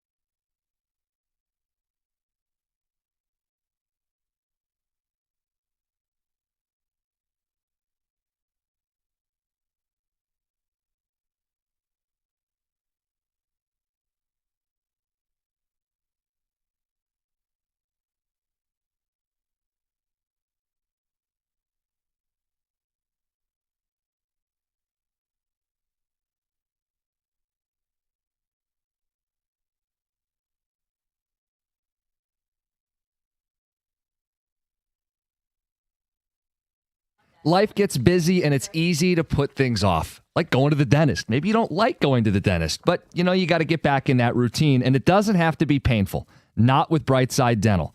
Going to the dentist doesn't have to be a pain. If something feels off, Brightside can take a look right away, often same day. They've got 9 Metro Detroit locations to choose from. I go to the Southfield location. I've had cavities fill. They numb you up, they communicate every step of the way, and they make sure your bite's good on the way out. 1-800-PAINLESS. BrightsideDental.com. That's Brightside Dental. No judgment, just care.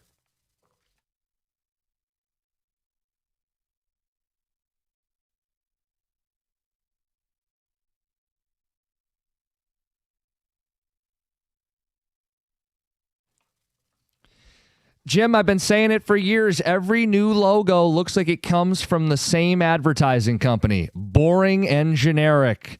I suspect a bean counter figured out that boring minimalist logos could save them 2 cents to print, and that's why we do it. My takeaway was, all the logos have become minimalist BS. Everything's grayscale. Everything's dull. In the NBA, everything's a basketball. I miss the horsehead logo for the Pistons. I do miss when the Wizards used a wizard and not a circle.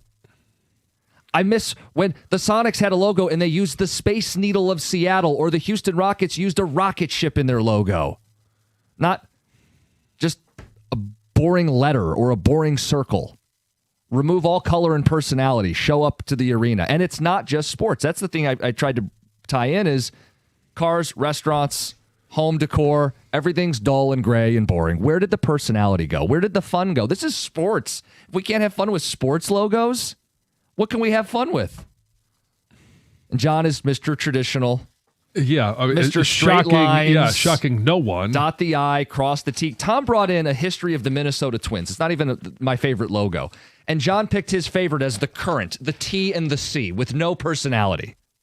This is your favorite one on this list? It is. Why? Because I just like plain and simple. Yeah. Meat, potatoes. Don't let the foods touch. There's nothing wrong. I mean, I think there are more people aligned with me on this than they do with you. They're all buying the gray cars and the beige cars and painting their walls gray. Yeah, most people agree with you. We've just eliminated all of that. All right, so if we walked into the Costa household, what color is your couch? Our couch is white, cream. Right? Yes. Right? What color is on the wall? I get the point. We're victims of it too. Do as I say, not as I do. Our previous couch was a blue couch. I liked the blue couch. It just wasn't practical enough. But I would gladly still have the couch be that color. Oh, why wasn't it practical? Because it wouldn't go with anything else in the house? A smaller couch. Oh, we upgraded. You both couldn't fit on it. We upgraded the couch to a more roomier, comfier, cozy couch. It wasn't because we really desperately needed a piece of gray. What color are the kitchen countertops? We desperately needed a gray couch. No, that was not our pursuit. Well, what color are the kitchen countertops? The kitchen countertops are the color they were when we moved in. They're white. Not my favorite. I would redo them. Oh, okay. And what would you make them? Orange? Yes, John. I'd have them polka dots and I'd have them orange. 248-539-9797. Let's get to the phones. Let's go to Austin in Detroit. Austin, good morning. Good morning, fellas. Y'all all right in there? Doing okay. Yeah. So both of y'all got good points. John is more of my ear. We like simple, plain. I think most of the owners and people involved with the team like simple and plain. That's because it's their generation. But you see a lot of the leagues are doing like alternate jerseys and logos and stuff to get to the newer generation with the colors, with the City Connects and the Piston with the City jerseys. Even the NFL did the alternate jerseys a couple years ago. And I think it's just I really think it's a split, and they're just, I don't know if they know what to do with it sometimes. Yeah, it's like they're trying to please everybody. Yeah. Yeah.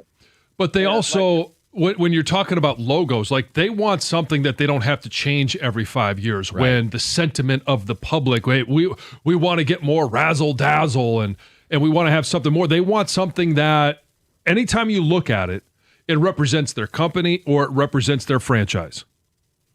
See, Jim, I'm with you on this overall. I do miss some of the creativity. I think people are missing the point here a little bit. Like they're saying the old logos used to be better. No, well, the old logos had more creativity in them. Yeah. So I do get concerned, though. We did get the one text that you sound like my dad's Facebook page. Yeah, it's right here. It says, "What the heck, guys? It's my dad's Facebook page on the show today. LOL."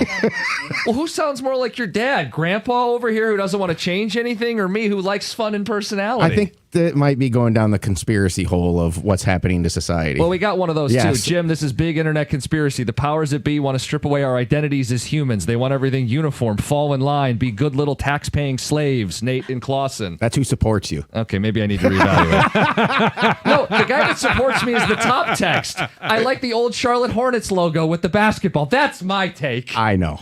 Wait, a basketball logo? No, with a basketball? He's dribbling a basketball. He's no, dribbling. how dare they use a basketball? It's an accent, not the whole effing logo. He's dribbling it. It's fun. How about this, Do we Heather? have that drop? Yes. Yeah. Don't raise your. Are you raising your voice at me? Heather, how about this? Bring back the old McDonald's. The play area, the colors, the joy. We were just talking about this during the commercial break. That old play place at McDonald's was disgusting, right? You're going to load your kids up with crap food, a little 2-year-old in a diaper, send them into the ball pit, greasy fingers. Oh, it's disgusting. I'm so glad you might that's find gone. a chicken nugget down there. Oh, you might. You just might. Not a Baby Ruth. Come on, that was fun as a kid. When I was a kid, you could go, they had a bench with Ronald McDonald. I could go and take a picture. They had like Grimace and all these characters there. Where are they at now? I do agree some of that. I agree with what you're saying. It is gone. I don't really mind it, however. This addresses that. Says storefronts are blinding gray because if a business goes out of business, it's easier to flip the storefront if you don't put all of those bells and whistles in. Sure. And you've seen it with old school McDonald's and Taco Bell struggling to find tenants when they moved or went out of business because of cost. Mm-hmm. So now it's just generic. The buildings are generic when you go pick up your food. The logos are more generic. The NBA logos, you could overlay a lot of them. I don't go and eat at a restaurant because the building looks a certain way. Right. I Is like their the food good? Yeah. Mm-hmm. I mean, I wish Lowe's would really spice up their Lowe's. Like, I go there because I get great prices on lumber and tools. Guys, the Chicago Bulls logo is the most creative in all of sports. If you flip it upside down, it looks like a robot violating a crab. Chad in Midland. Oh my gosh. Heather, you'll never see it the same again. Oh my gosh. She's Googling You it. are, well, I know what the Bulls logo Yeah, looks like, but I need to flip it upside flip down. it upside down. Google it upside down. Does it show you upside down? I'm sure you can find it upside down. We'll take a quick phone call while you There Google. might be some artistic liberties. Mike and Trenton, while she's looking it up, you're on 97.1. Okay, maybe this one's better. Yeah, Oh, I see it. Okay. I grew up being a Miami Dolphins fan, and they had a great logo with the dolphin wearing the helmet. Yeah, I like and that now they one. got rid of that logo, and now it's just a dictionary picture of a dolphin. It's terrible. It's like clip art now. Oh, they had a great logo, a dolphin wearing a football helmet. Yeah, it's kind of goofy and silly and fun, and now we just have clip art dolphin. It's stupid. I agree with you. I bring back the clever logos. Yeah, clever's a good word for it. Thanks, Mike. Heather, you have feedback from this Oh, I logo? totally see it. It is exactly that. That crab is getting spread open. I didn't see it. I didn't see it at first, but I definitely do. I guess it's just a matter of perspective. You'd rather be on top or bottom. It's a metaphor for life, John.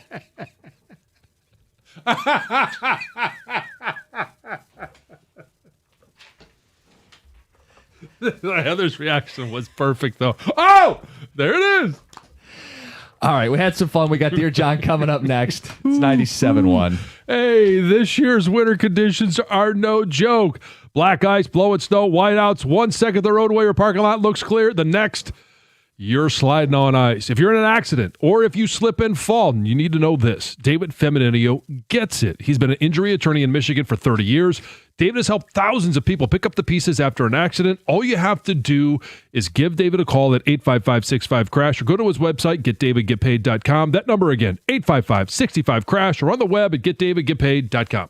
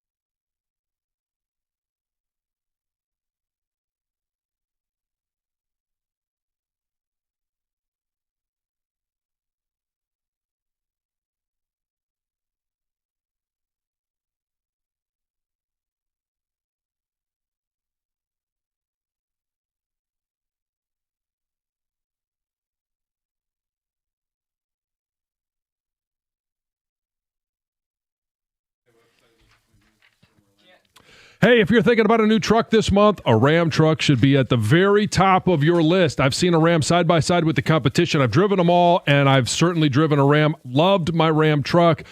The Ram Truck Month deals at your Metro Detroit Ram dealers this month are absolutely phenomenal. For power, there's no competition. It's not even close. You could choose from a Ram's award-winning Pentastar V6 or Ram's legendary 5.7 Hemi V8. Why would you trust any full-size pickup to anything less at any price? No one wants a four-cylinder engine.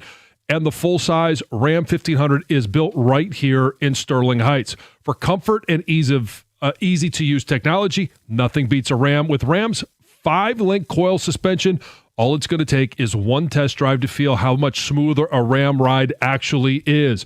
Right now, Ram's Truck Month lease payments are phenomenal. So are their financing offers for well-qualified buyers. Pull into your Metro Detroit Ram dealer today. It's that easy, and tell them I sent you.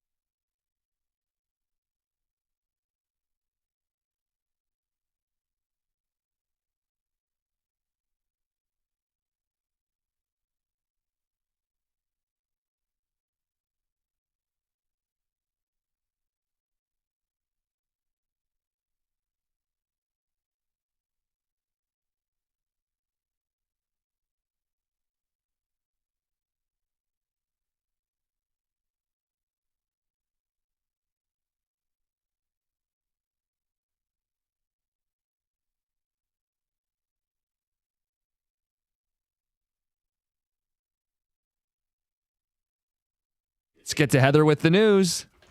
Well, this news is brought to you by Gardner White.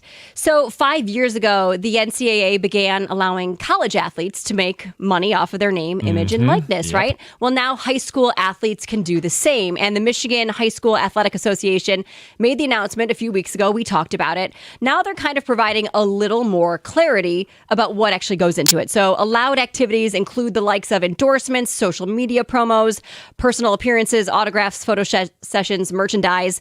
They say these deals must be individual opportunities for individual athletes, no groups, collectives, or pay for play.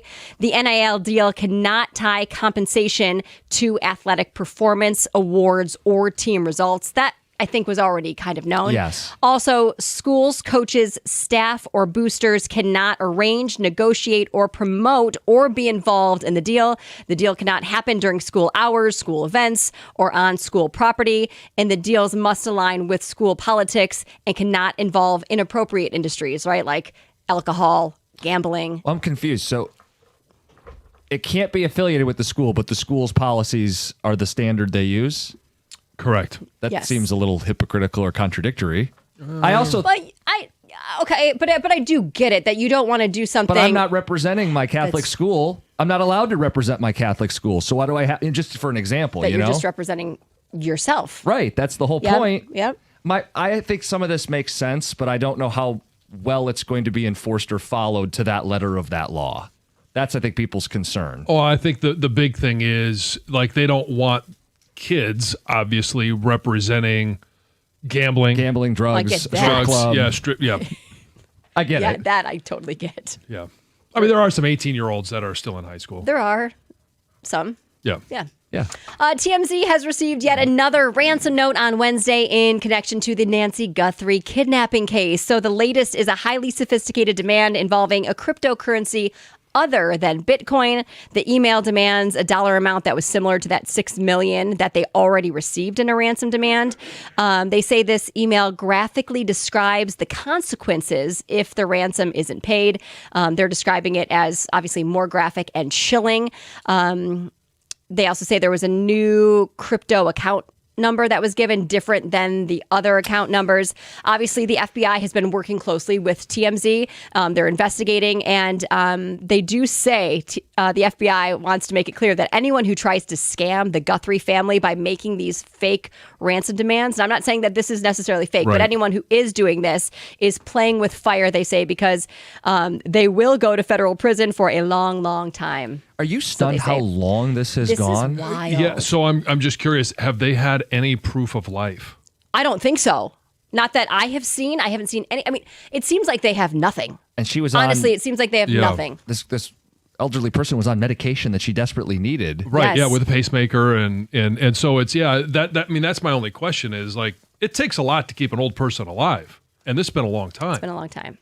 Buffalo Wild Wings, their boneless wings are in fact wings. So a lawsuit alleging that Buffalo Wild Wings deceived customers by selling boneless wings that aren't actually chicken wings with the bones removed has been thrown out. So there was a judge in Chicago on Tuesday that dismissed this proposed class action lawsuit, arguing that a reasonable customer does not expect boneless wings to be deboned chicken wings. The guy who filed the lawsuit basically said that the restaurant was falsely advertising these boneless wings and said that the boneless wings were overpriced because they were essentially chicken nuggets. He wanted the restaurant to change the name to something like Chicken Poppers. He said that he was like financially not damaged, but you know. Do you have something better to do with your life? This guy's an idiot, and I'm so happy. Did you read some of the specific language? I love a reasonable customer would not think that Buffalo Wild Wings boneless wings were truly deboned chicken wings reconstituted in some sort of Franken wing. Yes. Right. Like, what did you think you were ordering? Use the brain that's in your noggin. You guys, a traveler was just arrested at an airport in Nevada in Las Vegas after she was told she couldn't bring her dog on the plane with her without a legitimate service dog documentation. Okay. So here's what happened. So after she was told, no, sorry, you're not able to travel. Adorable little golden doodle. The woman decided to tie the dog's leash at a JetBlue ticket counter and headed to her departure gate. I'll be back. Even though she was denied a boarding pass. Officers tracked her down, and she quickly became very combative. She was blaming the airline staff, like, oh, they told me to do it. They told me I could leave my dog here. And then they were trying to escort her out, and she was more combative. Anyway, she was arrested and booked on charges of animal abandonment and resisting arrest. Now, what gets even worse, I mean, maybe not worse, this is actually maybe better for the dog. So the dog was taken to a rescue after it sat in Animal Protective Services holding for 10 days. She never came back and got it. They say they renamed the pup JetBlue, and it's going to be now living at a family that actually wants it. But what are the rules when you fly with a pet? I've never done it.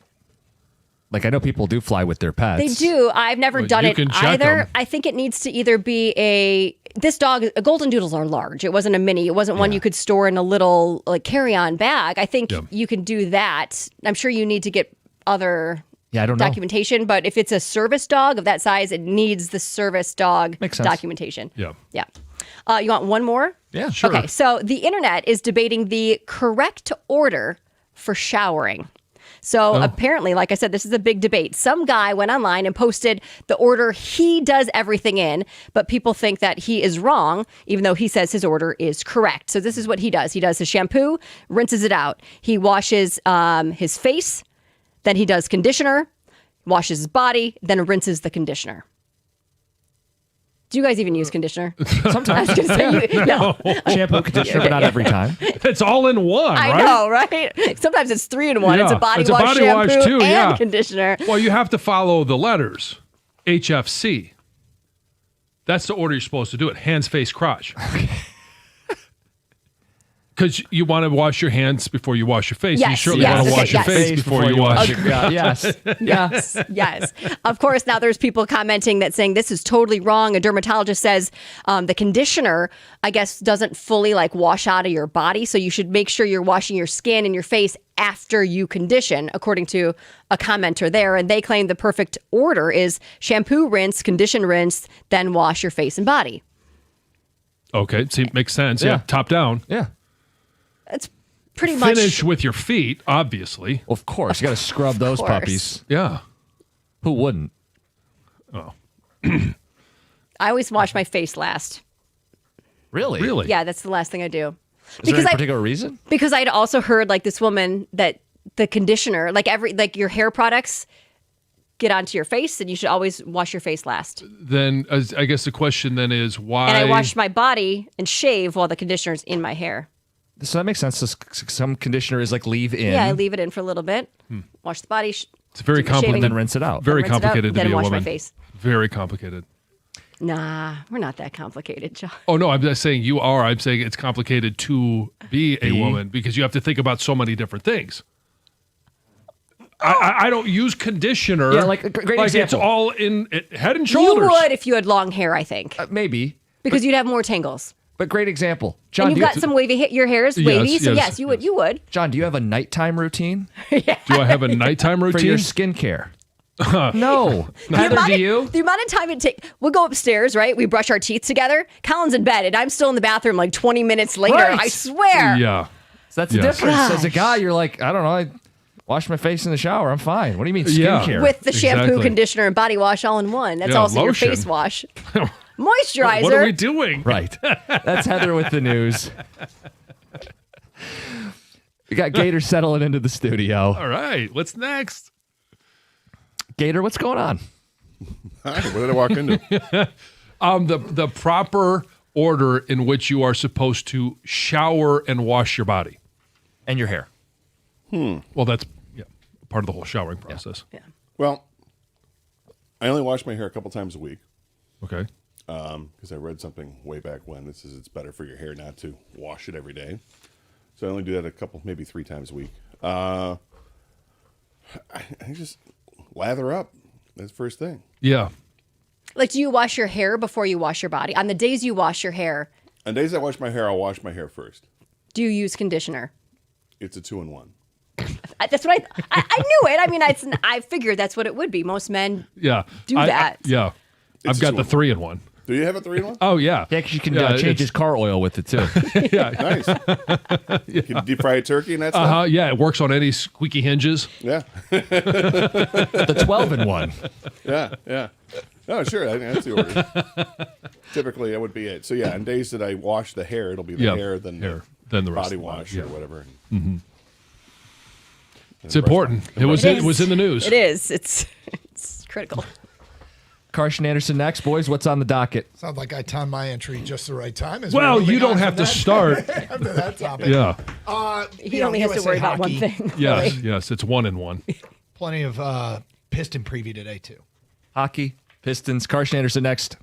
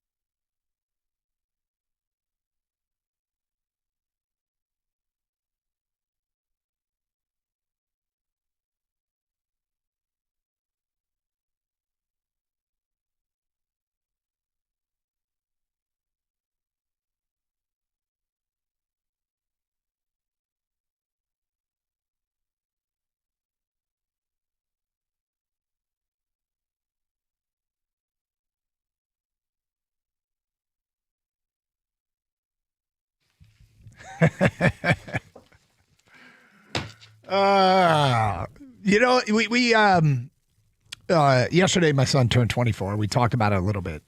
He is doing more adulting, and he, as an adult, has taken on a responsibility that I immediately said, okay, you're officially an adult now. And that is, he got off mom and dad's cell phone bill. Okay. Right? Big deal. Big move, man. Big That's deal. Starting to move away. So, that's fine. Yesterday, we went to Canada, as we have talked about at the beginning of the week, and he had his own cell phone provider, and he was having problems. And he got on that. He had to call them, and they had to make an adjustment in his settings, and it took like 2 hours of our drive with him on the phone. Now that we're back domestic, he can't get his phone to work properly since these changes were made. It worked in Canada, but it's not working here. And now the poor kid is going to have to do what I think is one of the worst parts of adulting, Gator. I've talked about it at great length. He's got to go into the cell phone store. And I'm not going to say which provider, but I think there is nothing as an adult that takes longer and is more frustrating than a trip into the cell phone store. And I feel for him. But he's younger and more tech savvy. So I'm guessing he's more tech savvy. I could be wrong. But he's never had to deal with these things before. So it'll be interesting for him. I think he'll be fine. Well, he'll understand quickly that trips into the cell phone store are terrible. They're just awful. We had some things. We tried to get some new phones and all that over the Christmas holiday, and it was a brutal experience. But anyway, how are you? You good? Yeah, doing all right. Yeah. Anything exciting last night? Not terribly. I mean, I certainly watched some hockey in the afternoon. And then it's like, well, now what? Right. It's such a tough Dude, time without NHL, without NBA, there's only so much other stuff that you can do. It's like, okay, now what? So I don't even know what I was watching last night. I'm flipping around, watched a lot of news stuff. Did you? Yeah. That's always fun. Yeah, right. That'll really put you in a good mood. You were really up for a glutton for punishment. Well, I think what this ends up leading to doom scrolling. When there's nothing going on, you just have something on in the background. I think I may have had like a Big Bang Theory marathon going on last night, and I'm just, So did you think about Severance? What? Did you think about starting watching Severance? I already. What do you mean? I thought you were a season behind. No, I'm through. Okay. Both seasons. Oh, okay, good. All right. Just making sure. I thought for some reason you were behind. Season 3 already? No. All right. Well, cool. How about Helly's back? Yeah, that's right. How about Helly's sneaky hot, by the way. Oh, you think? She's sneaky. I don't think think there's anything she's sneaky hot. about it. I don't think she's like way out in front smoking hot. I think she's just sneaky hot. Okay. I think, in fact, most of the women on that show, with the exception of, well, I don't need to do that. I don't need to go there. Exception of that hag. Jeez. Really letting yourself go. Most of the women folk on that show have the sneaky hot part. It's a really good show. What about Ted Lasso? Any chance I can get you to watch Ted Lasso? Not a chance? Mm-mm. Just doesn't interest me. Okay. So doom scroll instead. So I'm doom scrolling. Yeah, I'm doom scrolling. You need something. Yeah, and I got Penny and Leonard's relationship going on in the background. So yeah, that's what's happening. Gotcha. Well, let's talk about that game. I mean, USA wins 2-1 in overtime. Quinn Hughes, did he leave the ice in overtime? I can't find an overtime only stat. He was on the ice. He did because I think Werenski was out there for the shift in between, but he was out there for over a minute when he scored the goal because they wanted him to come off, and he's like, no, and thank God he didn't because good grief. Quinn Hughes is the player the Red Wings need the most. Dude. Every team needs Quinn Hughes. Yep. Quinn Hughes is so damn exciting as a defenseman. Like, I don't remember ever being this excited about a guy when he's got the puck on his stick, and he's a defenseman. He just makes moves. He's fast as hell. He joins the play so quickly, and he's offense personified. I'm a huge Quinn Hughes fan, and Minnesota was wise to trade for him. They're going to make their run this year and next year, and then after next season, he's a free agent. And apparently he wants to get to free agency. And apparently he likes the Red Wings. Well, yeah, and he's like tight with Dylan Larkin. I mean, there's a whole bunch of stuff to get into, but the goal was sick. The goal was sick. And like they reported that they tried to sub him out, and he waved him off. I'm fine because he was at the end of a long shift and scored right after that in a game that was scary close. And I like the Swedes. And Lucas Raymond had there was heavy Michigan and Detroit influence with Dylan Larkin scoring, Quinn Hughes scoring.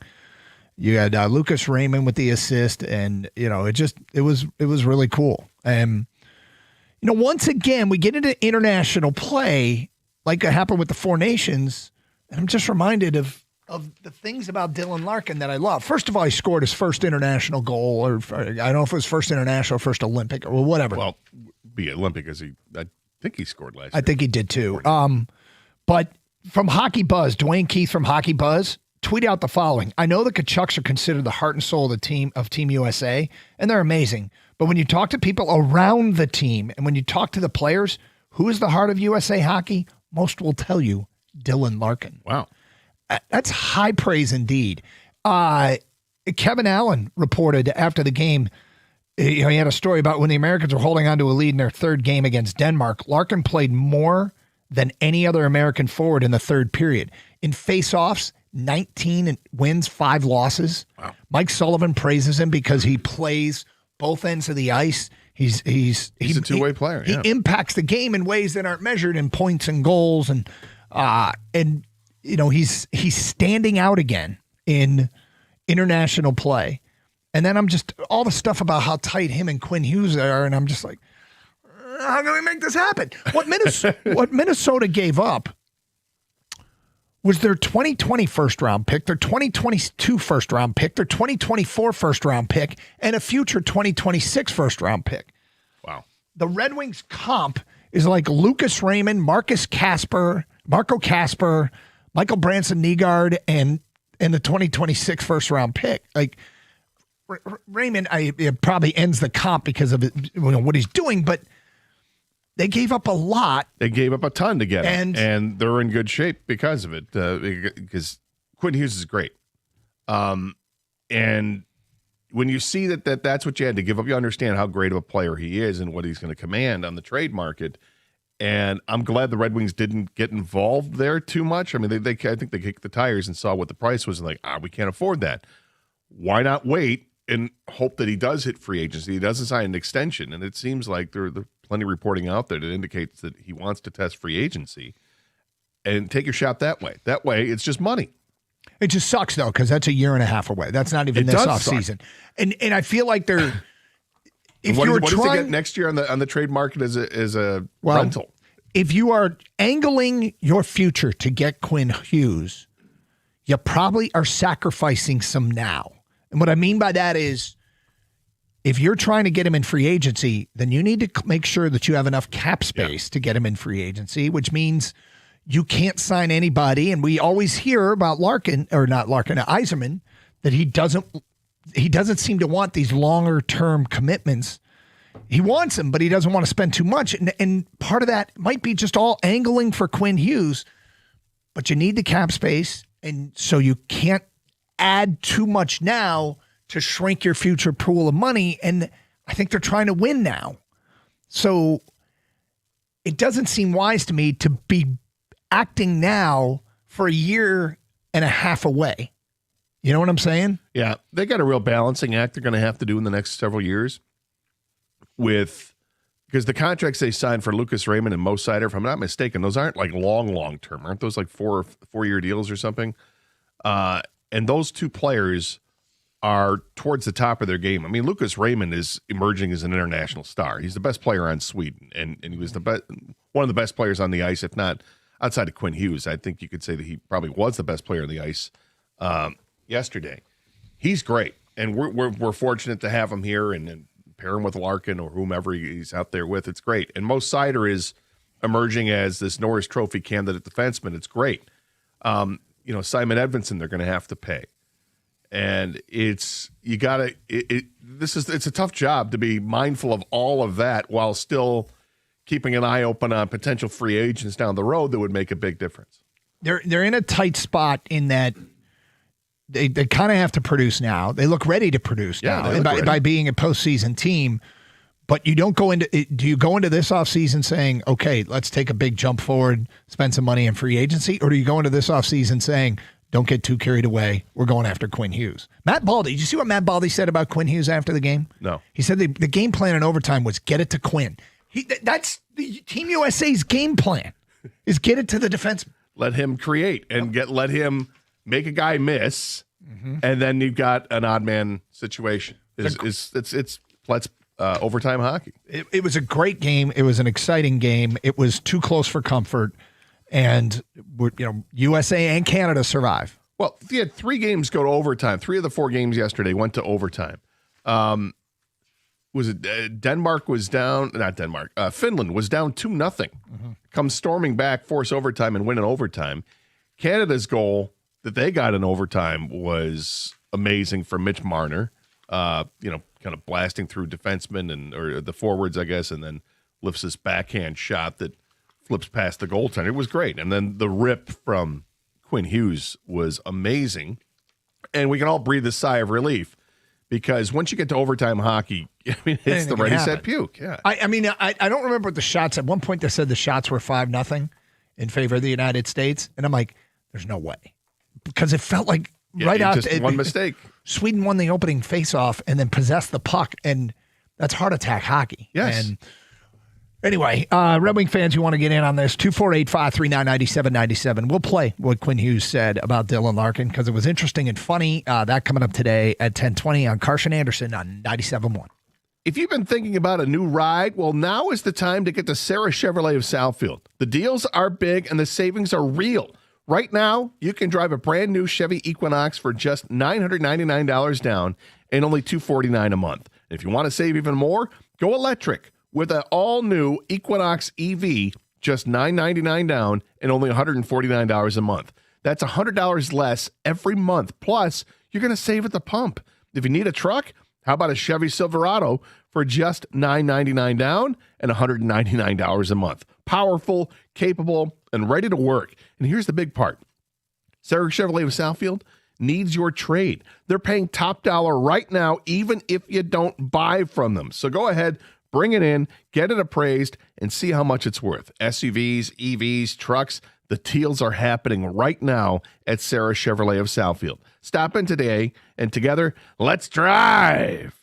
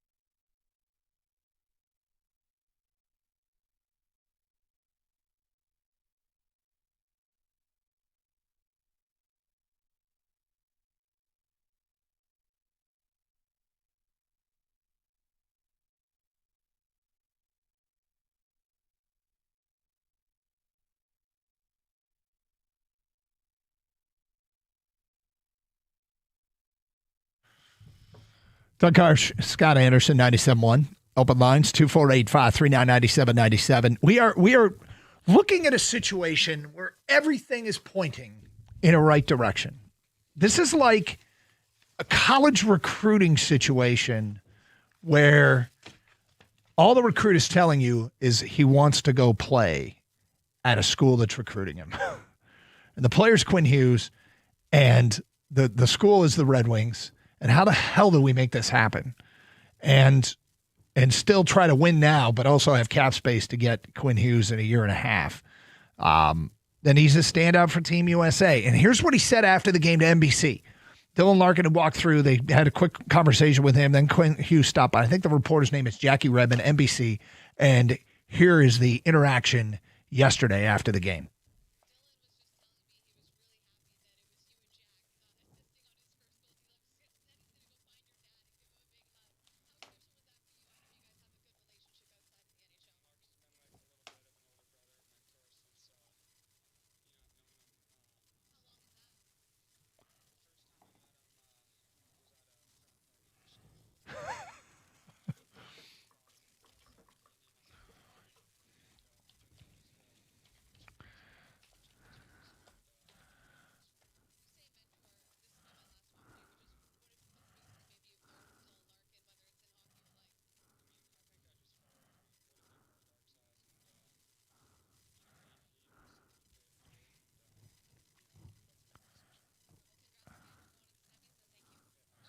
Okay, NHL Network, Jackie Redmond. Yes, thank you, credit Jackie. Jackie, Quinn Hughes. Larks has been like a big brother. He has brothers. Right. He wants to play here. How do we make this happen? You got to wait. You got to be patient. I know. Obviously, it's not going to happen this year past trade deadline, blah, blah, blah. Is there any way Minnesota in the offseason tries to recoup what if and when this plan fails, tries to recoup? Can you get them in this offseason with a year to go? Well, I mean, that's the thing is if you're Minnesota, if things aren't looking great, maybe you do it this offseason, or maybe you trade them at next year's trade deadline, but it'll be a rental cost at that point. But it's a hell of a rental. It'd be like if the Tigers if they're not doing well, they've got some pieces they could trade off. Obviously, Skubal would be one of them that they could move at the trade deadline if the team's not where you want them to be, assuming that Skubal's healthy. It'd be a rental. You're not going to get as much as you would if there were years left on the deal, but you'd still get something. Well, if he wants to be here, maybe you can get him to sign a long-term deal. Wasn't that the word? He wasn't going to go. He wasn't going to sign a long-term deal, and you just said he wants to get to free agency. So it might be a similar deal to Skubal actually, that he just is helping on getting the free agency. No, is Boris his agent? No. Difference is you've got a cap league versus a non-cap league. And, if Larks is like a big brother to him, I'm sure Larks has talked to him. You think they've had this conversation, Doug? I bet they have. And here's the thing. We're sitting here doing the most Homer thing ever, right? Yeah. One of the best players in the game is how do we get him here? Signed every fan base and every talk show that's going to want to talk about the possibility of can their team get him. But it would either if he gets to free agency, it's a ton of cap space that has to be cleared, and if he doesn't, then you think about what Minnesota gave up. They're going to want to recoup a bunch of that. I haven't looked at their payroll to see what moves would have to be made or what moves could be made, but I know that one will probably be taking place, and that's I don't think that that Patrick Kane's going to be on this roster for 2028 or whatever it is, the 27-28 season.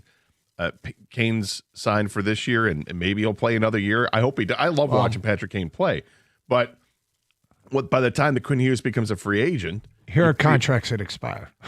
Yeah, and they're probably going to some veteran players. DeBrincat, Gibson, Kopp, Mason Appleton, Johansson, Marco Casper, and after this season, it's Kane, Cam Talbot, Eric Gustafson. I mean, you could see the way how big ones. I mean, Patrick Kane is that's what $3 or $5 million or something like that. Yeah, I don't know what DeBrincat. What's going to happen with DeBrincat in 2 years, because that could be costly and that could take up some cap space. Casper might be, but if you let Kopp, if you don't bring back Kopp, and at that point he'll be 32, 33.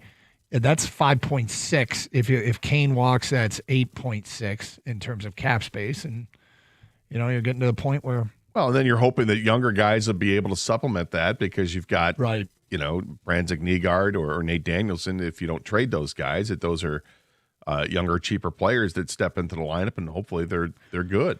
I honestly think Eisman has had a plan all along at some point to make a monster splash in free agency. And maybe Quinn Hughes is going to be that monster splash and we just have to wait a little bit for it. But in the meantime, they put together a roster and they've done this well for this upcoming season. It looks like they're putting everything together, and hopefully they can stay healthy and they can still add a piece or two before the trade deadline and make a push this year to certainly get in the playoffs and hopefully make a move in the playoffs. Yep. Well, look, it's a down the road thing. It's on the heels of him scoring a huge goal and just standing out on Team USA. Dylan Larkin is standing out on Team USA again. Larks. Yeah, and I hope that they can take advantage of that frat party meeting, which is another hysterical part of this story, and down the road and make something happen. But they're playing Slovakia next, who has 7 NHL players on their whole roster. Nothing is easy. Slovakia is obviously playing well, but it's a game we should win. USA, right? Game we Yes. should win. Feedback coming in. Here we go. You forgot to mention that the goalie is a Michigander as well. Best hockey state in the country, hands down. Kyle in Ann Arbor. Yeah, Evan belongs to the same golf club as Connor Halbuck. So, phone stores are rough, especially when customers don't know their information. T-Mobile rep here. It's probably true. I mean, you got to keep, when you say don't know your information, like if you don't know your passwords and all that, that's on you. If you don't know how the phone works, dude, these things can be complicated. Next, patience. Focus on experience this year in the playoffs. Besides getting there, win a series and play in a second. Sucks, but losing a series ignites the fire in one's heart, then a bigger push next year and the cup the next. That's from an unnamed texter. My Quinn Hughes concern is we just have Sherratt like $3 million a year, and that is cutting into Hughes money there for the future. Well, I mean, nothing is perfect. Sherratt, yeah, signed through 28, 29. There are other ways to clear the cap space. Whoever sent this. Remember to sign your text, please. Mike, does anyone like 3-on-3 OT hockey in the Olympics? In the NHL, it's fun because it's quick and the winning team only gets an extra point on the line. In the Olympics, it just feels too petty when teams are playing for national pride. I know what you're saying. I don't mind 3-on-3 in the Olympics. I would prefer 5-on-5. I hate shootouts in the Olympics. I do not think medal round games should ever end in shootouts. And the format is 3-on-3 for 10 minutes. Now, I think it's extraordinarily difficult to play 3-on-3 for 10 minutes and nobody scores. But it has happened. And happened USA, Canada, right? So shootouts, I think, suck in Olympic hockey. Let's see. Is Minnesota approaching their Detroit Scooble situation with Hughes? That's from Eric in Arizona. Could be. Meaning you got a free agent that you don't know that you'll be able to keep around. Yeah, they're going to take it. They're making a run at it. That's why they got him. This is the edge rusher discussion all over again. You have Mo and Edmondson under contract. Well, I mean, I know I think it's different. Why is that? Because in hockey, you've got 6 defensemen. You to have 2 really good pairs is an awesome thing to have, and particularly what this guy does. What this guy does, the other guys don't. Right? Most siders hammer you through the boards. He's got a heavy shot. He plays in all situations, eats up a ton of ice time. Edvinson is a nice complement to that. He's a bigger guy who's learning to use his body to hammer guys through the boards. He's got some offensive skill. What Quinn Hughes does, these guys don't do. These guys don't skate like that. Are you kidding me? Yeah. Nobody skates like this kid. Well, but is the point they've got one $8 million defender and they're if it's money, keep in mind the cap does go up, and I think this is why they've done a good job of managing the players that they have. The players that they have, the $8 million player that's nowhere near top of the league.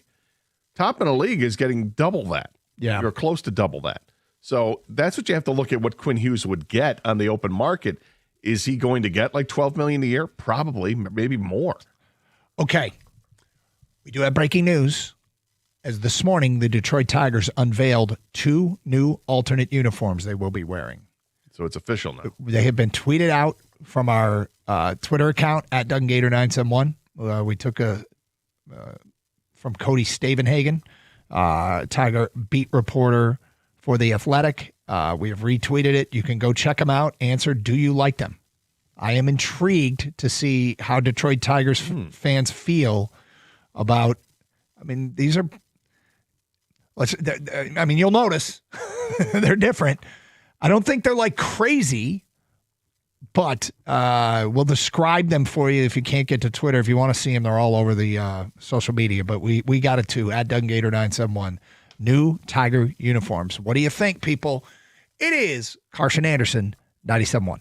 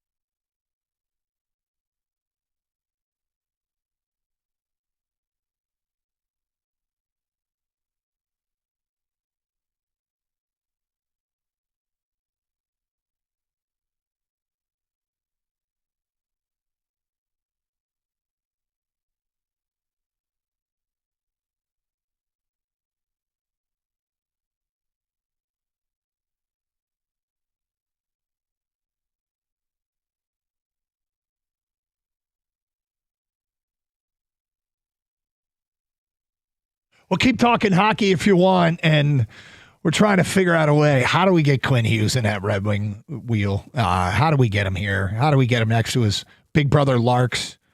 How do we get him to come back to the state where he stood out in college? There was a meme going around yesterday say Michigan 2, Sweden 1 after Dylan Larkin and Quinn Hughes scored, former Wolverines.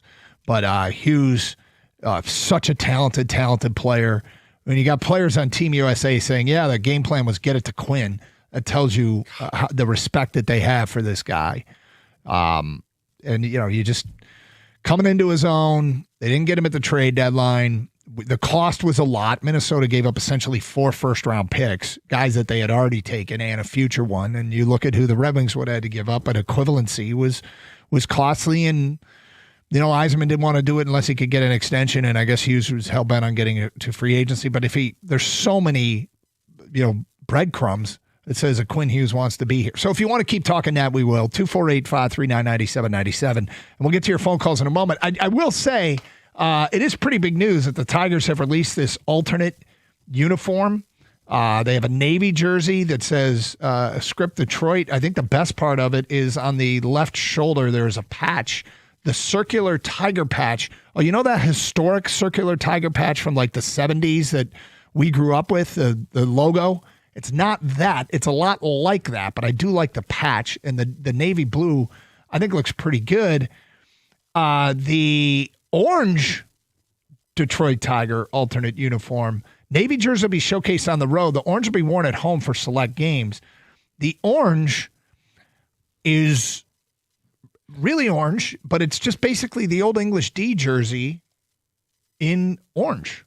Well, but it's also there's some piping on the sleeve. Okay, yeah. There's a dark blue and a white stripe, and then the orange is at the bottom of it. Yeah. I love these jerseys. Do you? I think they're good. great. I think they're great. I think Tiger fans like the orange. When they had the orange, was it a playoff game this past year, or was it late in the season? They had an orange out type game at the Comerica Park that I went to, and my niece was there with her boyfriend and kind of hung out there during one of it had to be a playoff game. It was a monster rain delay that lasted like 3 hours. But everybody wants orange, and people were more than happy to buy up any kind of orange stuff they had in the shop there. This is a cool looking jersey, man. I remember being younger and getting into baseball cards and that, and looking at the Baltimore Orioles. And they had like an orange jersey, and watching Jim Palmer stretched out with his 22, and loved it as a kid. So this is kind of cool.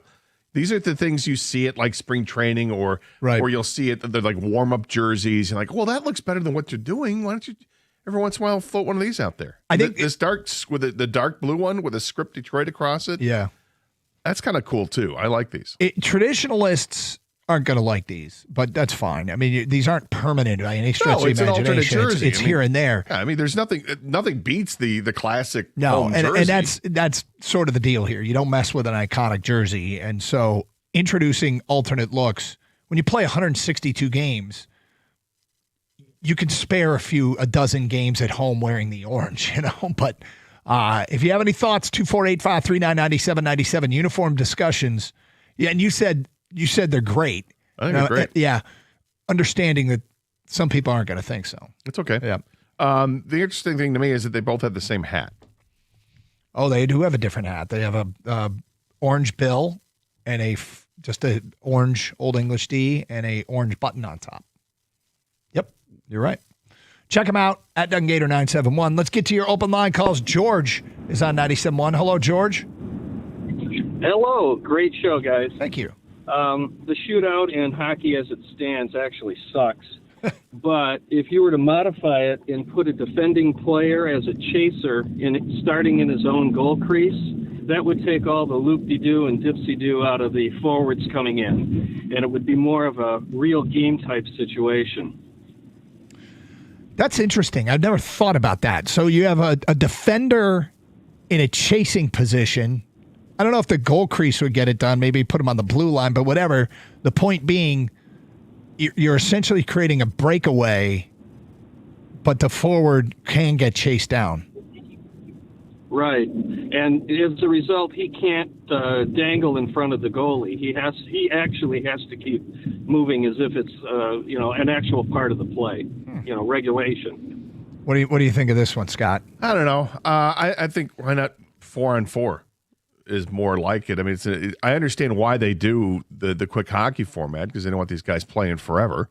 But in medal rounds? I get it, but the players are also kind of on loan from the NHL in a lot of these regards. So, I mean, how would you feel if you were Pittsburgh right now, a Pittsburgh fan, and you saw Sidney Crosby get hurt? That's true. It seems like he's going to be fine, but nonetheless, he got hurt, and guys get hurt all the time in this game because it's a violent game. But there's a reason it's done in the regular season and not in the postseason. Would it make more sense if they were to just go 5-on-5 in overtime in Olympic hockey? It would, but because of the injury factor, I don't think they want to do that. So maybe I think 4-on-4 is a happy medium. You bring up a valid point. We got to remember that I'm not fully convinced that some Red Wings got gassed during last year's Four Nations thing.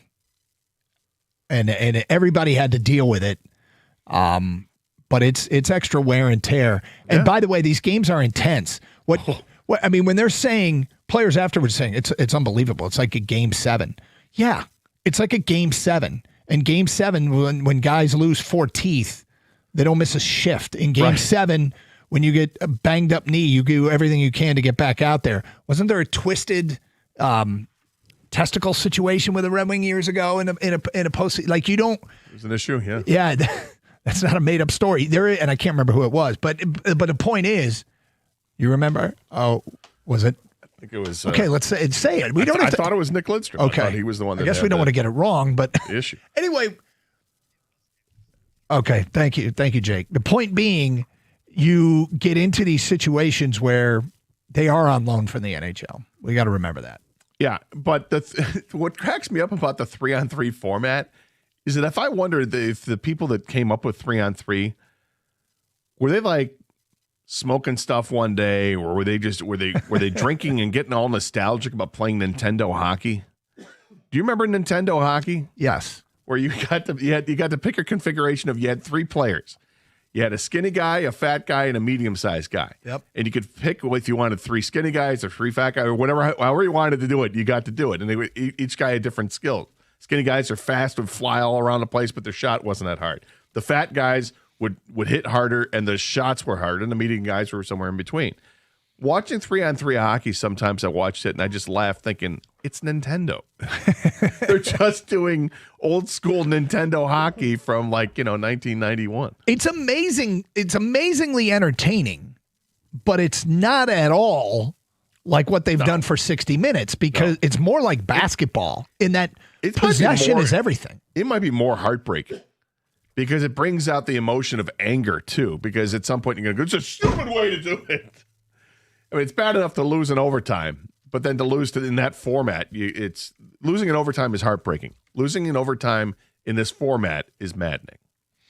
So fortunately, now the United States or Canada did, and it could set up each team has one more obstacle to get to before the gold medal game on Sunday, which, by the way, is 8:00 in the morning on Sunday morning, the gold medal game. Yeah.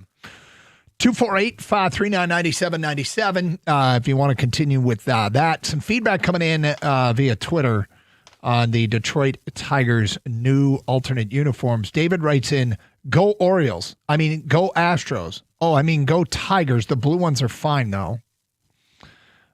From Bet with Red, I love these. They look good. From Devin, love them, and I hate orange. From Nubs Get Dubs, been waiting a long time. I'm so sick of the all-gray road uniforms. From JLH, blue, yes. Orange, no. From Bubs and Beer, I like them. From Tommy G, 5625, I dig them. From Jerome, absolutely love them. Wish they were their everyday uniforms. Well, that might be strong. That's something. I don't know. I don't want to disrupt the classic white and deep navy blue old school Old English D. But the fact that if you don't like orange, I guess go back and remind yourself that a tiger has, kind of orange coloring. Yeah. So it makes more sense. Jason has a question here. Are the Motor City Connects still a thing or no? I don't know. I like those jerseys. I don't, but I like them, but they're a lot cooler when you get up close and see all the nuanced stuff that's in them. Right. I like them. I think I like these better. I think I definitely like these better. Yeah. You can check them out at Doug and Gator 971 if you want to see the new Tiger alternate uniforms. 248-539-9797. It's Carson Anderson. More of your phone calls and feedback next here on 97.1.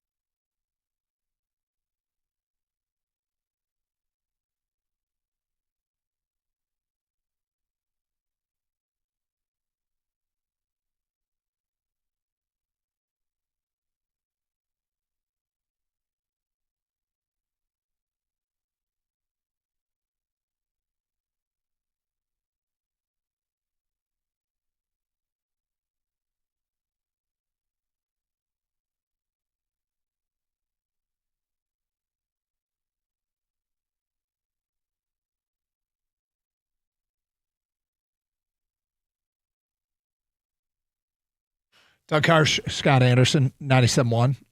Got a text in to find out about the Motor City Connects. People are asking if those jerseys are gone.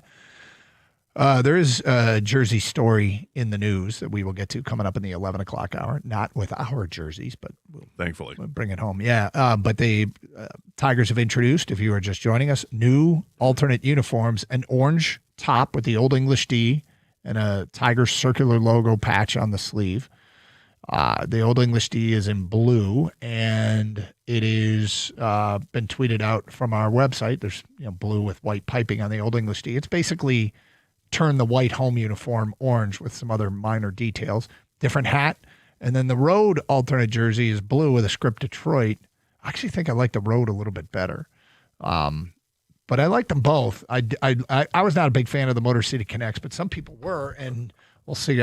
We'll find out if those things are gone. They are still around on select Monday games now. Thank you, Jake. Appreciate the update. 248-539-9797. Okay. So a lot of feedback coming in on a variety of things. We've you opened the show talking about yesterday's exhilarating USA Hockey 2-1 win over Sweden. By the way, I kind of like the Swedes.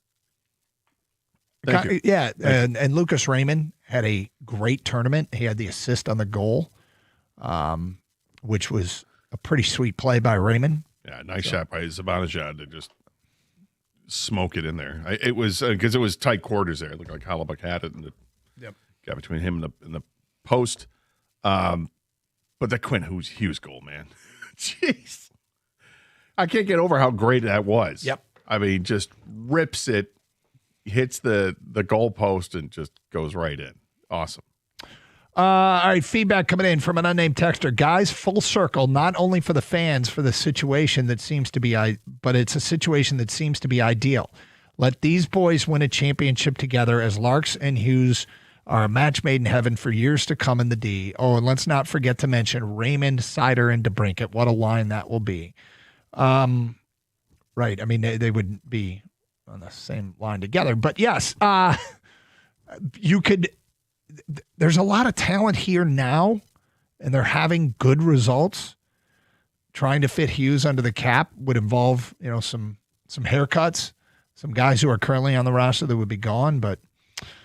I mean, that will happen probably naturally with some guys who age out, and I'm looking at the $8 million you can free up with Kopp and Kane. It's a dare to dream scenario down the road, right? I mean, we're way ahead of it here. It's just watching a guy play last night who looks like he's unstoppable on the ice, and he's a defenseman, and he's best friends with Dylan Larkin, right? And he's not the typical defenseman that Detroit fans have been clamoring for, which is the big bruising guy. Looks like we got a couple of those, but this guy he's like Paul Coffey out there.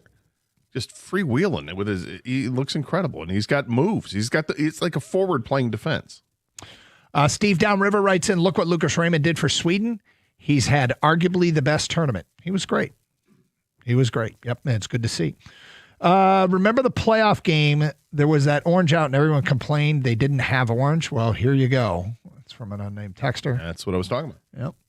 The new orange Tiger jerseys for Friday night home games and the blue Tigers jerseys for road games. Don't know what road games. Does this mean no City Connect jersey this year? Nope. We've confirmed the City Connects will be around. In fact, my source with the Tigers said you're just going to see it less this coming season. He also said they're getting good feedback on these.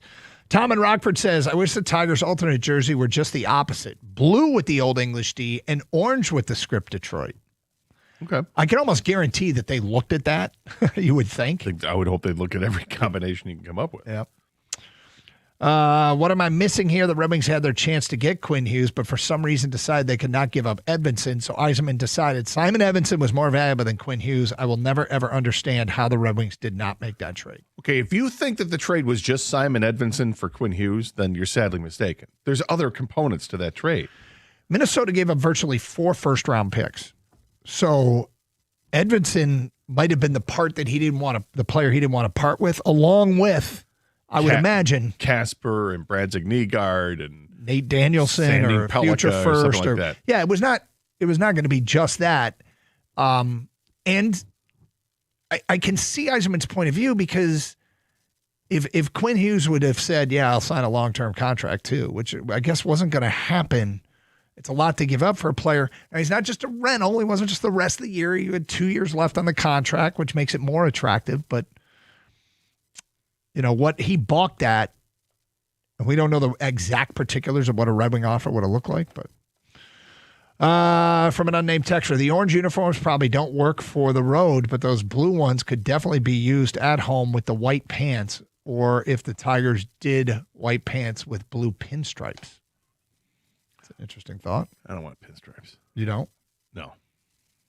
In Yankee territory, I don't want anything to do with that. Mm-hmm. Okay. Yeah. You? I've seen some pinstripe uniforms that look good, and aren't the Yankees? They're black. Those are black. Pinstripes are pinstripes. Okay. Well, I guess I don't associate. The White Sox used to have red ones. Yeah. I don't associate any pinstripe uniform with just being a Yankee thing, but I guess probably I should, because they get referred to all the time as their pinstripes when others have pinstripes. But 248-539-9797 phone calls, feedback. All right, so we got a lot there with the USA Sweden game. How do you get Quinn Hughes? We got the Tigers who got back to work yesterday, and I don't know what the highlight was. Could have been Verlander with a long session with pitching to Dylan Dingler, which is something they're going to need to do a lot. Jose Briseño, he homered off Skubal? Yeah, lefty on lefty crime there. Skubal said he gave him a great pitch to hit, threw it right down the middle, and Briseño did not miss it, which was great to see because lefties don't hit home runs off of Tarek Skubal. He's given up 5 home runs in his career against lefties. 5 to 5 different hitters in nearly 600 plate appearances. So for Josue Briseño to go out and do that, pretty sweet. Yeah, he was a part of which trade? No, I don't think Briseño was a trade. Lorenzo was part of a trade, but not. They had Briseño. They had Briseño. Okay. Briseño was a young guy. They signed international free agent. Yeah. Okay, you're right. My apologies. Anyway, he and Lorenzo seem to be a little bit redundant in terms of catcher first baseman types, but it's good because not all prospects make it. No. But homering, and this is a guy that we've kind of watched with Lorenzo. It seems like they're always at the same level, come up together. But that could be something. Yeah, Briseño had the great Arizona Fall League in 2024. He and I think it was McGonigal was the other one. They just tore it up in the AFL. Yeah, and then Briseño had a little bit of a struggle last year at times. Made it up to Double-A ball. I would imagine he either starts at Double-A or Triple-A, probably Double-A, and then moves up whenever accordingly. But they love what he can do. Got a nice frame, hits really well from the left side, and I saw a highlight of it, or at least of him at the plate anyway. I mean, it was a still photo, and it looks in good shape. Looks like a little bit different than what he looked last year when I watched some of the games from Erie. You saw an interview with McGonigal? Yeah, Jennifer Hammond, Fox 2, interviewed Kevin McGonigal in the clubhouse. So I saw it last night in the news. McGonigal looked he looks nervous, looks a little stiff in the interview. But I think he's just all baseball. He's all business. And then Hammer at one point asked him about, what does he like to do to relax? And he just kind of laughed and he goes, well, I like to golf. He goes, I think I've been here 6 days and I probably played 5 rounds of golf. And he's got a handicap of, he thought, somewhere probably around 9. And, really? Yeah. And he said I got that slice. He goes, I learned to play the slice. Baseball players typically have a slice when it comes to golf because of the way that their baseball swing is. Yeah. Well, I'm not worried about his golf swing. No, not either. Not at all. And I mean, look, this guy, every time he has lunch, we're going to try and update you on what he had. Yes. A lot of interest in this player who ESPN just ranked as the second most exciting prospect coming into this MLB season, with the Nolan McLean, the pitcher from the Mets, being ranked number 1. 248-539-9797. There is something that's happening in the NFL that I would think would have one team's fan base, a rival team's fan base, losing their mind. We joked about it, and now it looks like it's going to happen. Get to that at 11:02 on 97.1.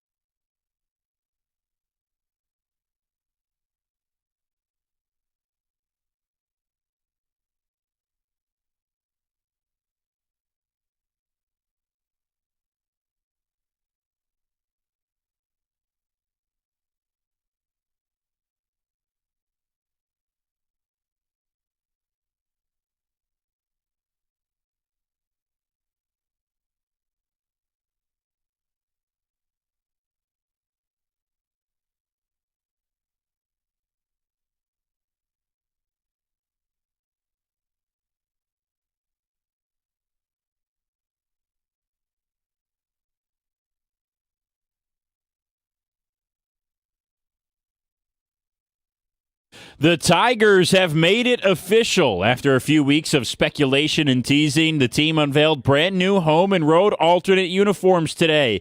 For the first time ever, the franchise has an orange primary jersey, as Spencer Torkelson can be seen in the team's official release wearing the home alternate. It's all orange with the Navy Old English D on the left pec. The jersey also features the team's retro Tiger logo on the sleeve with a horizontal Navy stripe just below it.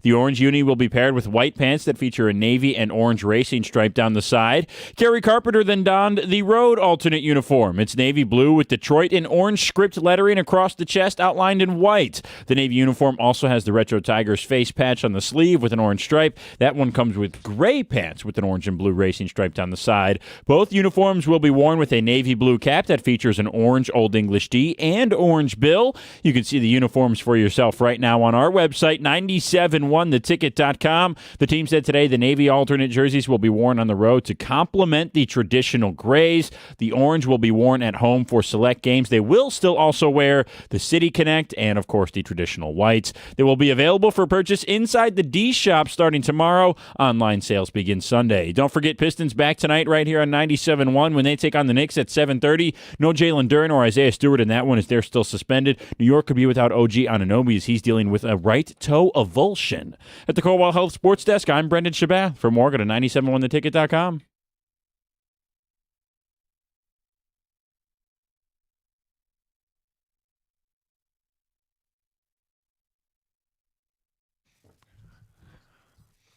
Doug Harsh, Scott Anderson. Thank you, Update Kid. Ever have a toe avulsion? Several times. Actually, no. We did ask between the time Update Kid wrapped up the update and we hit the air again. You said, a what? Apparently a toe avulsion is a... When you lose your toenail? Yeah. I think I lost a fingernail once. Yeah. It's painful. I had to have, I was playing pickup basketball in my early 20s, maybe in late teens, and somebody's heel kicked back into my toe, and it hit it violently enough where it hurt. I'm like, ow, and kind of blew it off. And a few days later, I'm like, oh, this is really bad.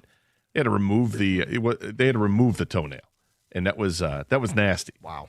And then there may have been an infection involved, and had to get shots, and then there was. Good Lord. Yeah, and hey, we're gonna have to. When they went to remove the nail, they had to numb it up, and they didn't numb it up enough. Oh God! And I yelled and screamed at the guy because I told him it wasn't numb yet, and he said, "Well, it should be." I'm like, "Well, it's not." And he goes, "Oh, I thought it was numb." I'm like, "I told you it wasn't." Oh, well, we're all done now. So we joked about this when it was first proposed because we just thought it was funny, and it wasn't happening to us. It was happening to Chicago. But I never imagined it would actually happen. That the Bears might move to Indiana. What? And we started thinking about all those exits you see when you're driving to Chicago and you're on 94 and you like get near the Skyway and you start thinking of like, so what are they going to be called? And then the best response we got was they'll move to Gary and be known as the Gare Bears. But you know, we had what about the Lake Station Bears and the Indiana Dunes National Park State Bears and the Burns Harbor State Bears and all these exits that you see, Michigan City Bears, all the exits you see when you're driving to Chicago. This morning, it is being reported that it's damn near a done deal. I mean, there's a lot of it's not official yet, but apparently almost done. The Bears are moving 25 miles south to Hammond, Indiana. Who's reporting this? It was all over Twitter this morning. Bears are expected to announce their intentions to build their new stadium in Northwest Indiana per at Chicago_NFL. The Bears have officially agreed to relocate to Northwest Indiana. Now, again, most people are saying it's not final, but I can't imagine the people in Chicago are happy about this. I still can't imagine it's true. This is either one of the greatest like dupes of all time. I mean, it's one thing like isn't Arlington Heights, isn't that the place everybody talks about them moving where they had the horse track or the race track or whatever it was? I don't know what it was. Also where my family, we lived there for 2 years. Did you really? Arlington Heights, yeah. Is it just a bluff? It's got to be. Because you're talking about Chicago, right? Like I get that the New York Giants and New York Jets technically play in New Jersey in the Meadowlands there, but it's right there. But it's because, you know, real estate in New York, kind of hard to find an area big enough where you can actually plant a stadium there, right? So I understand that. Chicago has options within the state of Illinois and in suburban Chicago. Now, do they consider Hammond, Indiana as part of suburban Chicago? I guess you can. I mean, I know that there are cities along. I have a friend of mine who lives in South Carolina, but technically they consider it like Charlotte, I guess, because it's so close to the border. I'm like, well, that's kind of weird, but you're in South Carolina. It's like, yeah, it's just a thing. I'm like, okay. I don't know. Maybe that's the same way they look at Hammond, Indiana, but I have a hard time thinking that fans of the Chicago Bears would endorse a plan to build a new stadium for the Bears in Hammond, Indiana. Well, I will say that the drive on the Skyway, okay, and I think a good portion of our audience has driven to Chicago at some point. And if you get on the Skyway where you have to pay the tolls, but it's like that quick cut that takes you from Indiana right along the shoreline into downtown Chicago, instead of taking 94 kind of through and around the suburbs. You cut, I don't know how many miles you cut. Yes. You cut a significant amount. It is simply one of the most unsightly drives one can make. It is what it is. Right? It's in an industrial area that appears to have seen better times, that was probably at one point bustling, and has now turned into mostly, frankly, an eyesore.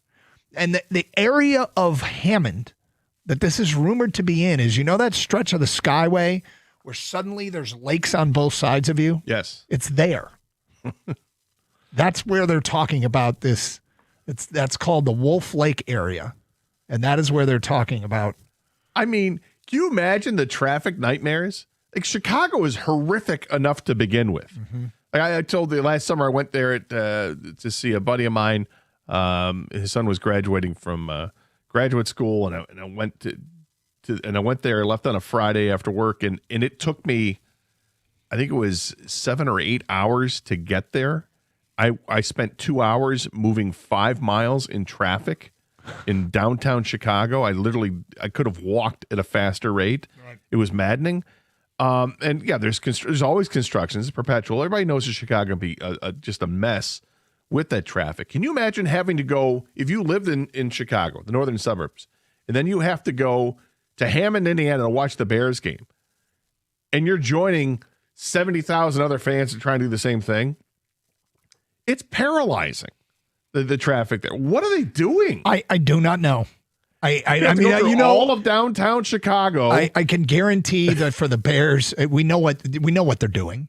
They're going where they are going to make the most money. Well, they're posturing. They're trying to get the best deal. They're trying to get. So you don't think they're really going to do this? No, I don't think they're going to end up in Hammond, Indiana. According to NBC News 5 in Chicago, the Bears released a statement Thursday as lawmakers took a step closer to making the stadium in Northwest Indiana closer to reality. The Indiana Senate already rapidly passed legislation setting the parameters for a deal with the Bears, including a bond issue, a lease with the team, and other agreements that the new board would make with the team. But questions remained over whether such legislation would make it through the House. Yeah, see. Here's the Bears statement. We are committed to finishing the remaining site-specific necessary due diligence to support our vision to build a world-class stadium near the Wolf Lake area in Hammond, Indiana. We appreciate the leadership shown by Governor Braun, Speaker Houston, Senator Mishler, and members of the Indiana General Assembly for establishing this critical framework and path forward to deliver a premier venue for all of Chicagoland and a destination for Bears fans and visitors from across the globe. Yeah. You're not buying it. No. I think that just means your move, city of Chicago. You think your or move, Arlington state of Heights. Illinois. Pony up some cash so that you can help. We can share the cost of this new stadium. And or you pay most of it is really what they're saying, right? Billionaire owners wanting the handouts from the city or wanting the handout from the state. I mean, this is ridiculous. The Chicago Bears, the Seattle Seahawks are for sale right now, and the thought is that they're going to get somewhere around $8 billion in the sale. So these franchises are worth. They just saw the story with Rod Wood, which I'm sure we're going to get to later on. Rod Wood being going to step down as president and CEO of the Lions. Rod Wood stepped in as president and CEO of the Lions. They were worth a little over $1 billion. Now they're worth like close to $6 billion. That's just in a 10-year frame, right? That it's gone up fivefold. Come on, man. This is ridiculous that owners even think about asking cities for that large. I mean, look, I get that. What's funny about this, and a lot of teams do this. Yeah, they don't play in the city that they're named. I mean, we know about the Pistons and Lions. Yeah, in Pontiac and Auburn Hills. Yeah. for a good chunk of our lives. So it's not that unusual. It's not unusual because of like real estate reasons. I get that, but you stay in the general vicinity, or at least the same state. Now, this might be the general vicinity of the Chicagoland area. Yeah. But your address is Indiana. Well, and the Giants and Jets. You mentioned it, but Ham and Bears. Gator, you are really like I don't think you're angered. I don't think you're angered by this because it's not us. You're just in disbelief, and I'm like, dude, this happens. I know a lot of people in Chicago. I feel bad for them that this is going to go to Indiana. Now, maybe they're going to be like, it's no big deal. It's just another, it's another tack on another half hour to the drive or whatever, which seems like a lot. But I don't know how they actually feel about this. I can't imagine that they're happy about it. I know that you're never going to make the whole fan base happy. They weren't happy about it when the talk was Arlington Heights. And what's wrong with where they're at now? I don't know why they're moving out. They put so much money into putting a spaceship on top of that old classic Gothic stadium. Is the spaceship leaving? Might be. It's going back to Nebular. Right. Carson Anderson, 97.1. Turn up the heat this winter with DraftKings Casino. You can get cozy while you play more than 1,000 slots. And we're talking everything from classics like Cash Eruption to exclusives like Fire Buffalo.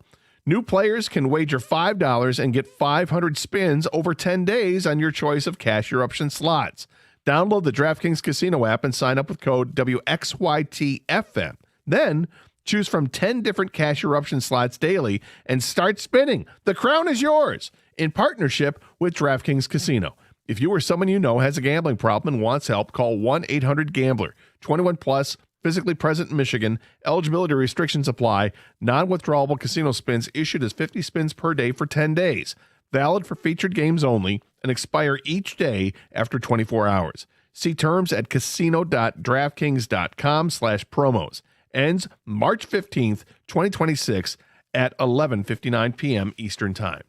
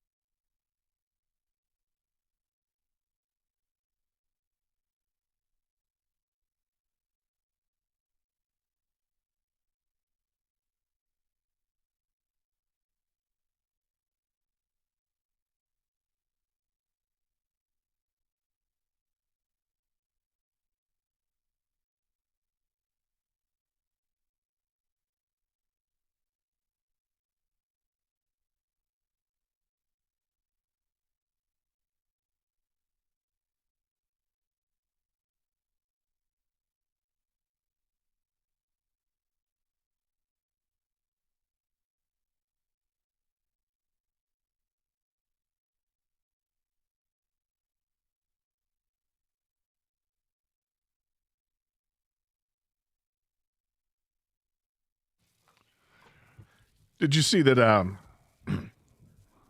offensive tackle Lane Johnson is going to come back to the Eagles for another season? Is he? Yeah, just announced. Okay. So with that, I wonder if this is this about the time that offensive tackles around the league are letting teams know what they're going to do? I hope so. Okay. Yeah. Just Be a I'm good just time asking for it. out loud. We are actually coming up with a new show rule here. We have rules that are important, and I think it's important that everybody understand so that this doesn't get misinterpreted. But until further notice, the division is Detroit, Green Bay, Minnesota, and Hammond. I will lean into this so hard if this is true. If this happens. I know. 248-539-9797. There are reports today that seem to be indicating that the Bears have full intention of moving to Hammond, Indiana. Some bill passed in Indiana. Apparently, there was a meeting in Chicago that got canceled because of this. Gator really thinks it's actual bluffing. I don't know whether it is or it isn't, but lots of posturing. Yes. Until further notice, Detroit, Green Bay, Minnesota, and Hammond. We're really going to do it. Let's go. It's going to be one of those deals where the Bears are going to be sitting there going, we actually are in Hammond? How did this happen? We never really meant for this to happen, but we're actually here now. Pete is on 97.1. Hi, Pete. Yeah, and the Lions are moving to Plymouth. You know, I mean, it's just like Gator, you're absolutely right. It's got to be posturing. I mean, they're the epicenter of downtown. I remember when Chicago Stadium was rebuilt. I think it was across the street. I mean, these are huge sports teams, and to have it in Indiana like that, regardless of how far it is or not, it's ridiculous. It doesn't even jive.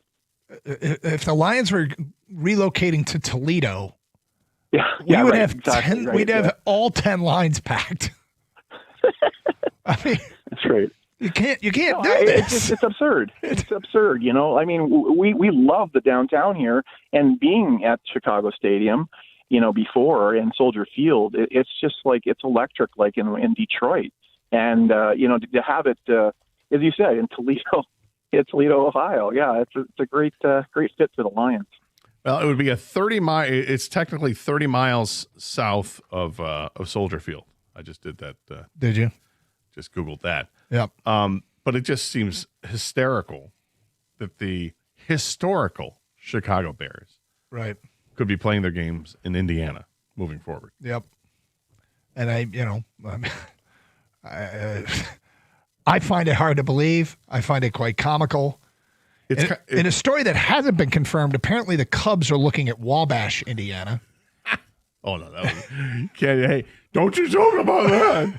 Don't you joke about the Cubs.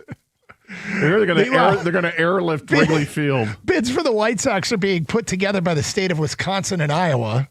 Well, they don't care if they lose the White Sox. But don't you joke about the Cubs. Yeah.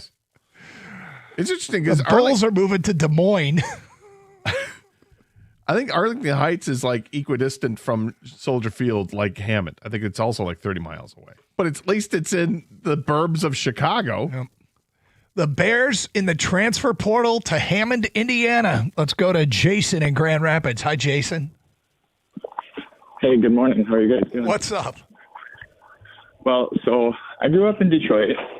I moved to Chicago in high school, went to University of Illinois, and worked there for a short time and relocated back here. So I spent 10 years in the region. I can kind of speak for what's going on. In terms of traffic, this is a nightmare. That the area where 90-94 diverges as you head west towards Illinois is an absolute mess. The truckers, everything, it's a major artery. I saw where they're thinking of putting the stadium. That would be absolutely terrible. It's the Wolf Lake area, right? It's where there's water on both sides of you when you're in the Skyway, right? Yeah. Right there. Yeah, on the Skyway. You can also take 94 across and avoid the tolls and stuff, which we do sometimes. But every time you pass through there, you have to look at the map, plan for delays. Going to University of Illinois between there and Detroit, absolute nightmare every single time through that region. So, I mean, at least the current stadium's downtown, but this artery is terrible. We used to play. I went to high school in Naperville. We'd play Lake Forest. That was a 2-hour drive, even though it was only 40 minutes. So I could not imagine going. Lake Forest is a high northern suburb. You're 30 miles north of the city. Going from Lake Forest to Hammond, you have to go exactly through the city. I could not imagine trying to get to a Monday night game in Hammond if you're getting out of work in Lake Forest. You would have to leave work at like 2-3 o'clock. Easy. Right? But at least they're still in the central time zone. That chunk of Indiana is in the central time zone. I don't think we have any situations where then maybe it isn't so bad. Named with a certain city, but then they're in a different time zone and an adjacent. So you're state. basically saying there's no way in hell that this should happen. Oh, no. I mean, well, think about what they did with the 49ers. They moved them so far south. They're almost in San Jose. Yeah. I bet you the traffic in that area is at least as bad as it is in Chicago. So I don't know.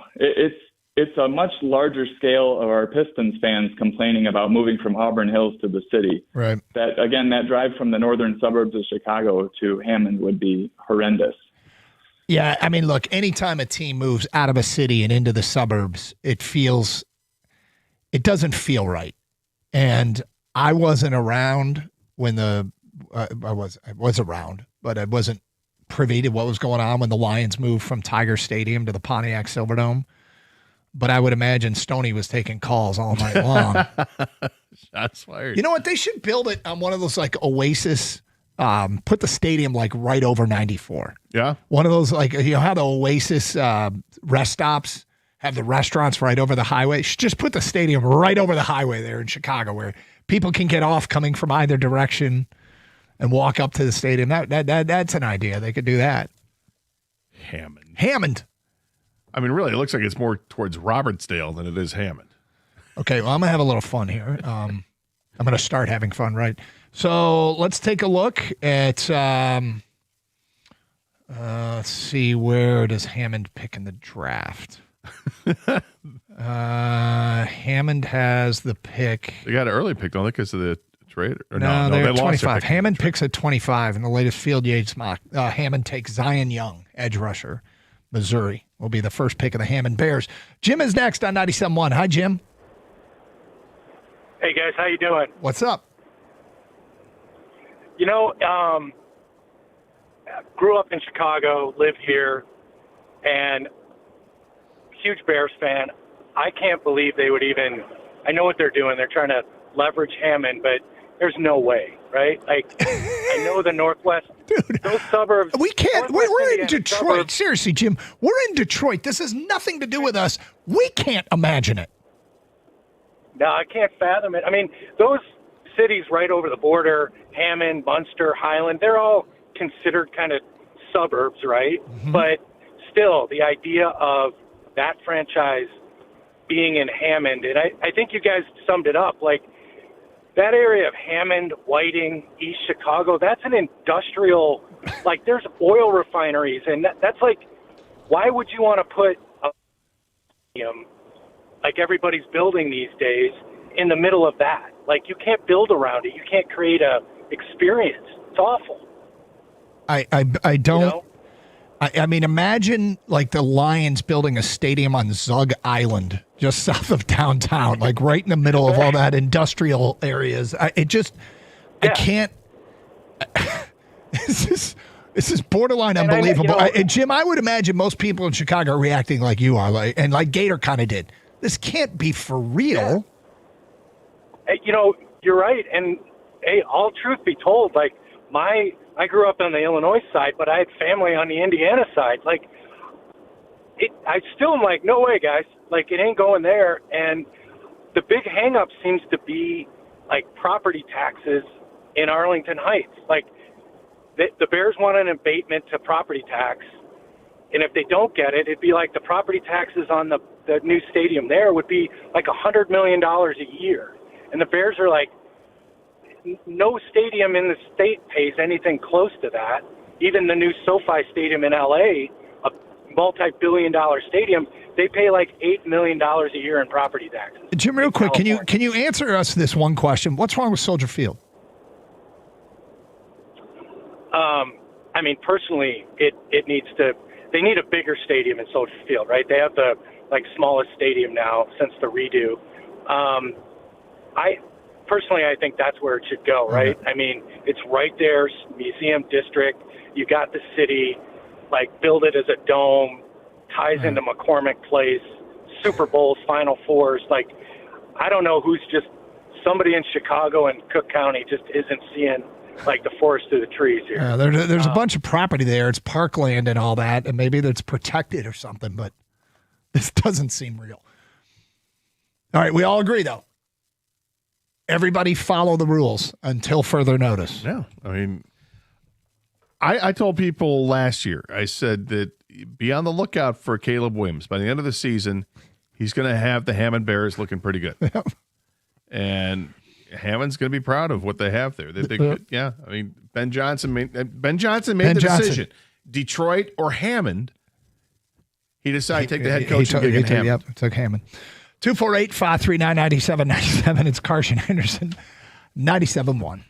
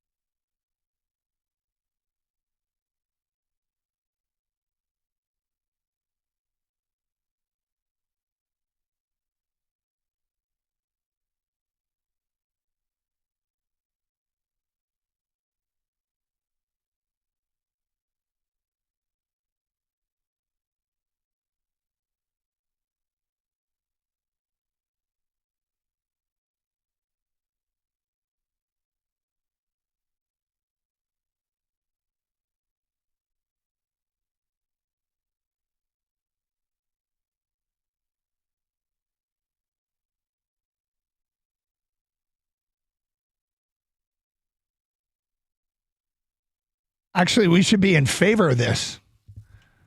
Cuts 35 minutes off the drive to the Lions road game. Right. Lions fans love it. Why not? When the Lions play the Hammond Bears. Save all the nightmares of having to go through downtown Chicago. Yep. I mean, this relocation plan to Hammond sounds awesome. There's a sweet casino right there. And by sweet, I mean mid. We're having some fun with this. And if you haven't seen the news, apparently announcement today that the Bears are moving forward with a plan to move to Hammond. For now. But there's a lot of belief that it's posturing, and it just seems incredible and borderline unbelievable. We will get to Pistons next, coming up today at 11:35. Big game tonight for the Pistons as they get back in action. And a lot to talk about with the Pistons taking on a team that ended their season last year, but have sent a message so far this year. So we're moments away from that. Matt's in Warren and next. Hi, Matt. Hey, what's going on, guys? How we doing? Just calling in on this Bears thing. I've heard the question come up a couple of times where, what's wrong with Soldier Field? And I have no stake in the Bears game. I'm a Lions fan, but I'm pretty sure that the Bears organization does not own that stadium. They rent Soldier Field from the city of Chicago, so the intention is to buy a stadium that they own, that they could lease out to some massive bank, increase their revenue share. So, outside of it being an outdated stadium, historic, yes, it is, but it is outdated. They're trying to increase their revenue share, get taxpayers to pony up, right. Pay for a chunk of the stadium and, get those sponsorships that you see at SoFi, M&T Bank, et cetera. So just figured call in and no, Matt, we appreciate it because I mean, what we knew this is about, and what it doesn't take a genius to figure out is it's all about money, but we didn't quite know what the details were. So, assuming you're correct, that would all obviously be, as they say, follow the money. You just follow the money, and the details of why they have to or they want to move. So, it's crazy, crazy story. I mean, going to Indiana for the Chicago Bears is one of the wildest things I've ever heard, but I wouldn't be surprised. Well, and you've already broken the rule, Matt. It's the Hammond Bears until further notice, okay? Please. Yep. Yeah, for sure. Yeah. Thanks. Respectfully. Yep. Seems wild. Seems absolutely wild. Feedback coming in to the Karsh and Anderson inbox. Hammond. That's from Brian.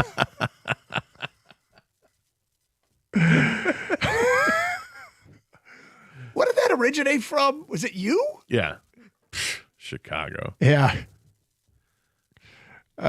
Scott Waterford says, could you imagine if the Lions moved to Toledo? We'd have riots here. Can we call them the Hams Bears? That's from Doug and Livonia. Oh, like Ham's beer. Yep. They had a bear on the can. Yeah.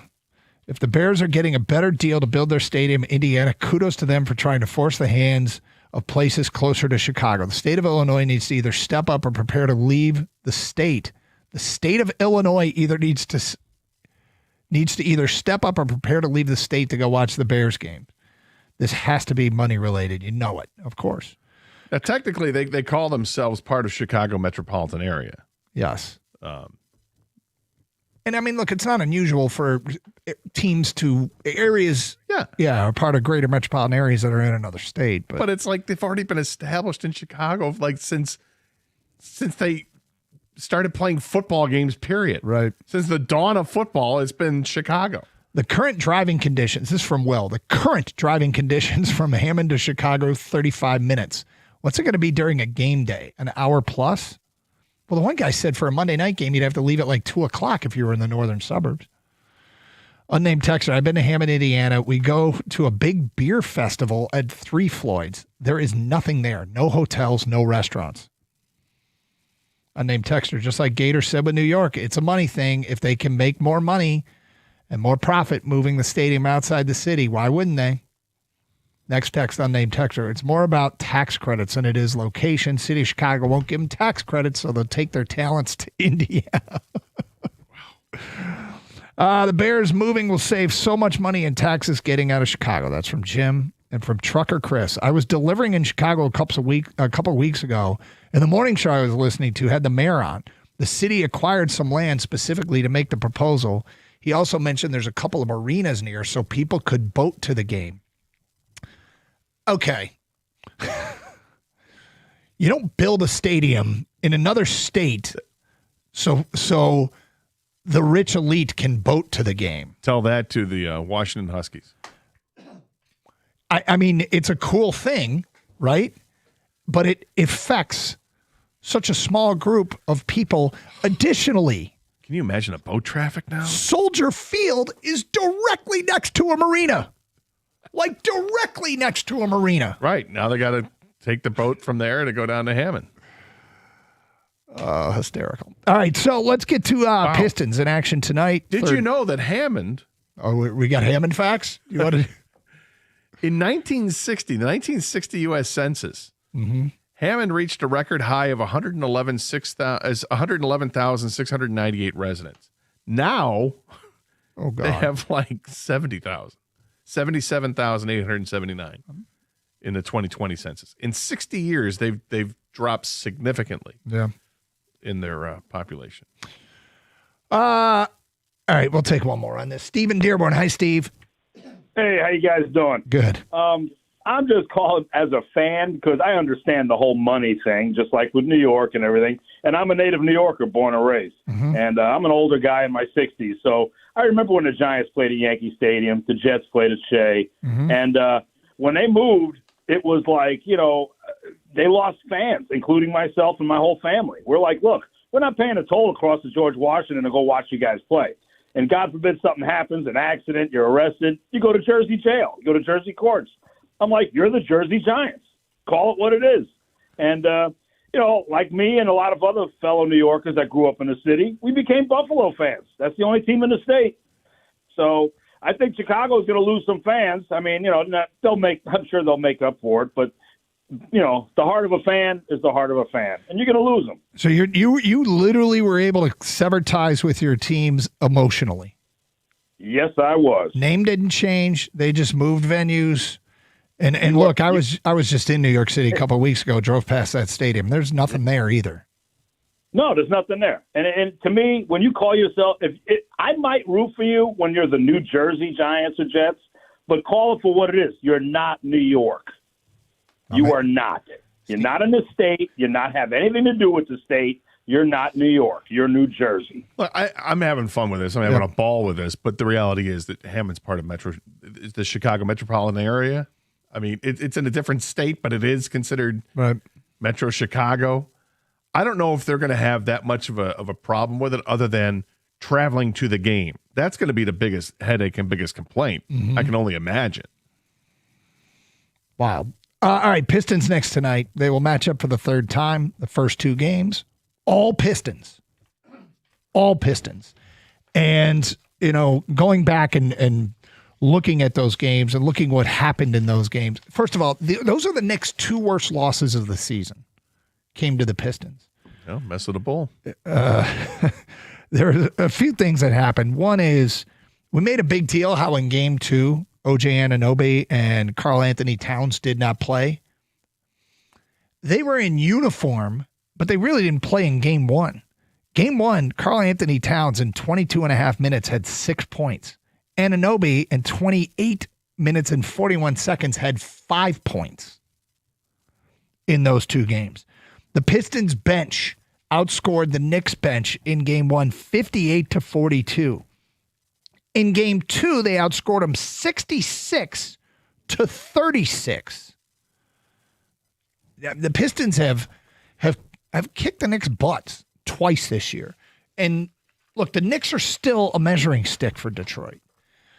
And we've talked about it the last few days, how the Knicks probably look at Detroit now and say, okay, enough messing around. There are regular season games that mean something, and then there's ones for an established team that's used to playoff runs that, they probably don't take as seriously. So we've fully established that we expect to get the Knicks' best punch tonight. Mm-hmm. But these have been dominating performances by Detroit, and now Detroit is shorthanded. Detroit will be playing without Isaiah Stewart and Jalen Duren. And as great as Paul Reed has been, and he has been great here, last time out, 22 points, 5 rebounds, 4 blocks for Paul MF and Reed. 16 points in the first quarter. You do it against the Knicks, Paul Reed, on a night like tonight. I mean, dude's going to become like this cult hero in Detroit. He already kind of is. But he's going to become more of a cult hero in Detroit. Knicks have made some changes, and they got the Alvarado kid who's bringing some toughness and some energy to that team, which they might need against a team like Detroit that has no shortage of toughness, although sort of their heart and soul of the toughness is out tonight. I'm fired up for this game. And it's a prime game, which I guess kind of sucks for those that don't have the streaming. But, there's a lot of buzz about this game tonight as we get the second half of the past halfway point, but the post-All-Star break season underway. Yeah, there should be a lot of buzz about this. I'm excited. This is as excited as I've been about a Pistons team. I mean, go back to the championship teams and getting into the final 29 games of the season. It's a good stretch run here. It's going to be a lot of adversity playing without Duren, but playing without Isaiah Stewart for the next 6 games is going to be difficult. And it's the schedule that they have is quite a daunting schedule over, these next 6 to 10 games. It's really tough. And I don't think it's going to change the landscape of the Eastern Conference. It might if they go on a losing streak, but I suspect that they'll snap back too. But I like where they're at. I like that they're in the Knicks' heads, and this is going to be fun tonight. The game is on Amazon Prime. Mm-hmm. It's not on TV. So if you got a streaming service, you can stream it through Prime, but otherwise that's going to be difficult. Of course, you could listen to it here. Well, you can, and we encourage you to do so. Don't forget the Pistons on tonight against the New York Knicks, Doug. Yeah, one thing that all the chutney, as you like to say. The one thing that the Pistons have to make their little side project for the remainder of the regular season is see what they can get out of Kevin Huerter. Like that's like winning, keep winning. Hopefully, it's more and more. Like, do you feel like they're just kind of spoon feeding him now, and then at some point we got to rely on you to do something off the bench, man? Yeah, he wasn't having like as good a season this year. He's had some really good years shooting the basketball, and he wasn't having as good a season this year when the Pistons traded for him, and he hasn't exactly been shooting it well in minimal. Let's face it, he hasn't played much either. But like you say, spoon feed more and more. This break he used to get deep into the playbook and what they want from him. So we'll see. Game tonight. In the meantime, you mentioned something about the Pistons in your show sheet that I take great interest in. And that is whether or not our guy Cade is a true contender for the MVP. We will get to that today at 11:48. It is Carson Anderson here on 97.1.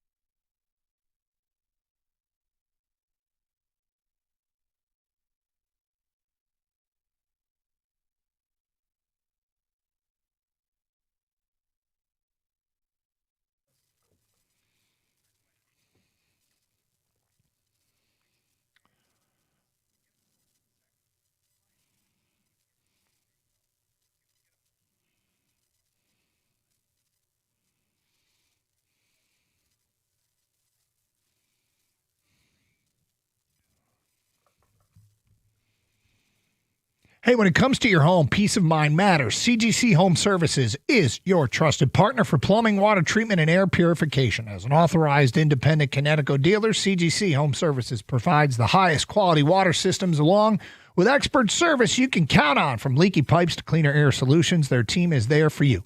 Call CGC Home Services today at 855-339-4242. That's 855-339-4242 or online at cgchomeservices.com. They're dependable, reliable, and ready to serve.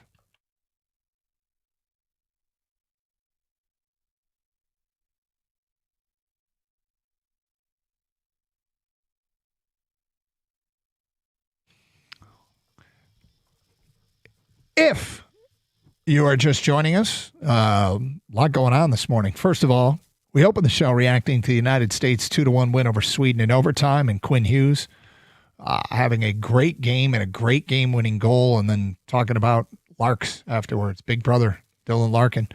And we're just, of course, doing what every fan base does. Look at a great player and go, how do we get him here? He did just get traded to Minnesota. His contract's up in a year and a half, and because of that, he'll be a free agent, and apparently the Red Wings didn't want to pay the hefty price, which essentially cost Minnesota 4 first-round picks. It was 3 guys they drafted with first-round picks and a future first-round pick to get Quinn Hughes. You start doing equivalency, and you could see it was going to be a hefty price to pay if Detroit was going to have to give up some combination of 3 previous players they took in the first round and a future first-round pick. And it might have cost Detroit more because maybe they like the Minnesota guys better. But whatever, without doing a deep dive on that, it just feels like the only way to get him is to wait this thing out. And now we wait. Well, yeah, the waiting game, it's a long game, but in the meantime, got a good hockey team that they're getting a couple guys back earlier because of the what's happened in the Olympics. So Mo Sider and Lucas Raymond joining the team any day now. So getting ready for practices, got a little mini training camp going on before they fire the season back up here. Meanwhile, Team USA plays Slovakia tomorrow, which has 6, did I say 6 or 7? I think 7 NHL players. So Pistons and Knicks tonight. We've gotten into that. Just can't believe this story out of Chicago that the Bears are moving forward with plans to move to Hammond, Indiana. The language, though, clearly it implies that they're moving to Hammond, but you can tell that it's not final. Very, very skillfully worded. Gator thinks it's a total bluff. In the meantime, until further notice, the division is Detroit, Green Bay, Minnesota, and Hammond. Talk some Tigers, and now we got Pistons Knicks. Mari Sankofa, Free Press, asked that question. Is Cade a legitimate MVP candidate? Well, I sure as hell hope so, because I made a slight wager on it. Now you've got interest. A while ago. And I don't like doing these long-term futures bets, but I made a small wager when I think he was 33-1. And let me see what he is right now. What are your thoughts on this? I think he's a legit candidate for sure because of what the Pistons are doing as a team. I think that's the first thing that people would do is look, okay, who are the top teams in basketball and who's their leader? And Cade's the unquestioned leader. And you look at year to year to year to year, Cade's gotten better and better and better. And for this team to make the jumps that they've made as a team from 2 years ago to where they are today, it's remarkable. And his numbers are fantastic for the amount of points he scores per game. Plus, you add the assists per game, and that's a mess load of points. I mean, you're talking about anywhere from 45 to 50 points a game or so that the Cade Cunningham is accounting for. That's huge. And I don't want to take anything away from some of the other great players in the league, and there are some. Obviously, the league is full of superstars, right? But Cade is a superstar. And if you look at the top teams, and you've got Cade Cunningham at Detroit and Oklahoma City, there's Shai Gilgeous-Alexander, and he's having a great year too. It's 32 points a game, over 6 assists. I mean, it comes down to just a couple players, maybe a handful of players to have a shot at it at the MVP.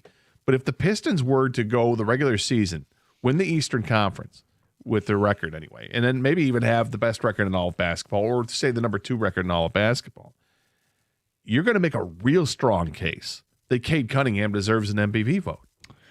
Yeah, right now as it stands, and I just opened it up on FanDuel, Shai Gilgeous-Alexander is an overwhelming favorite at -190 Nikola Jokic is plus 300. Cade Cunningham is the third favorite at plus 1,400. So since I've made this small wager, the odds have come way down on Cade Cunningham, gotten better for him to have a chance.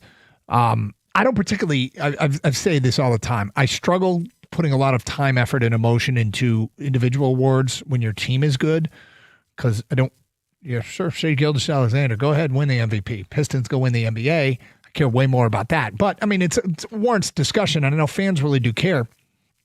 I get into it when my team stinks, and it's the only thing I have to root for.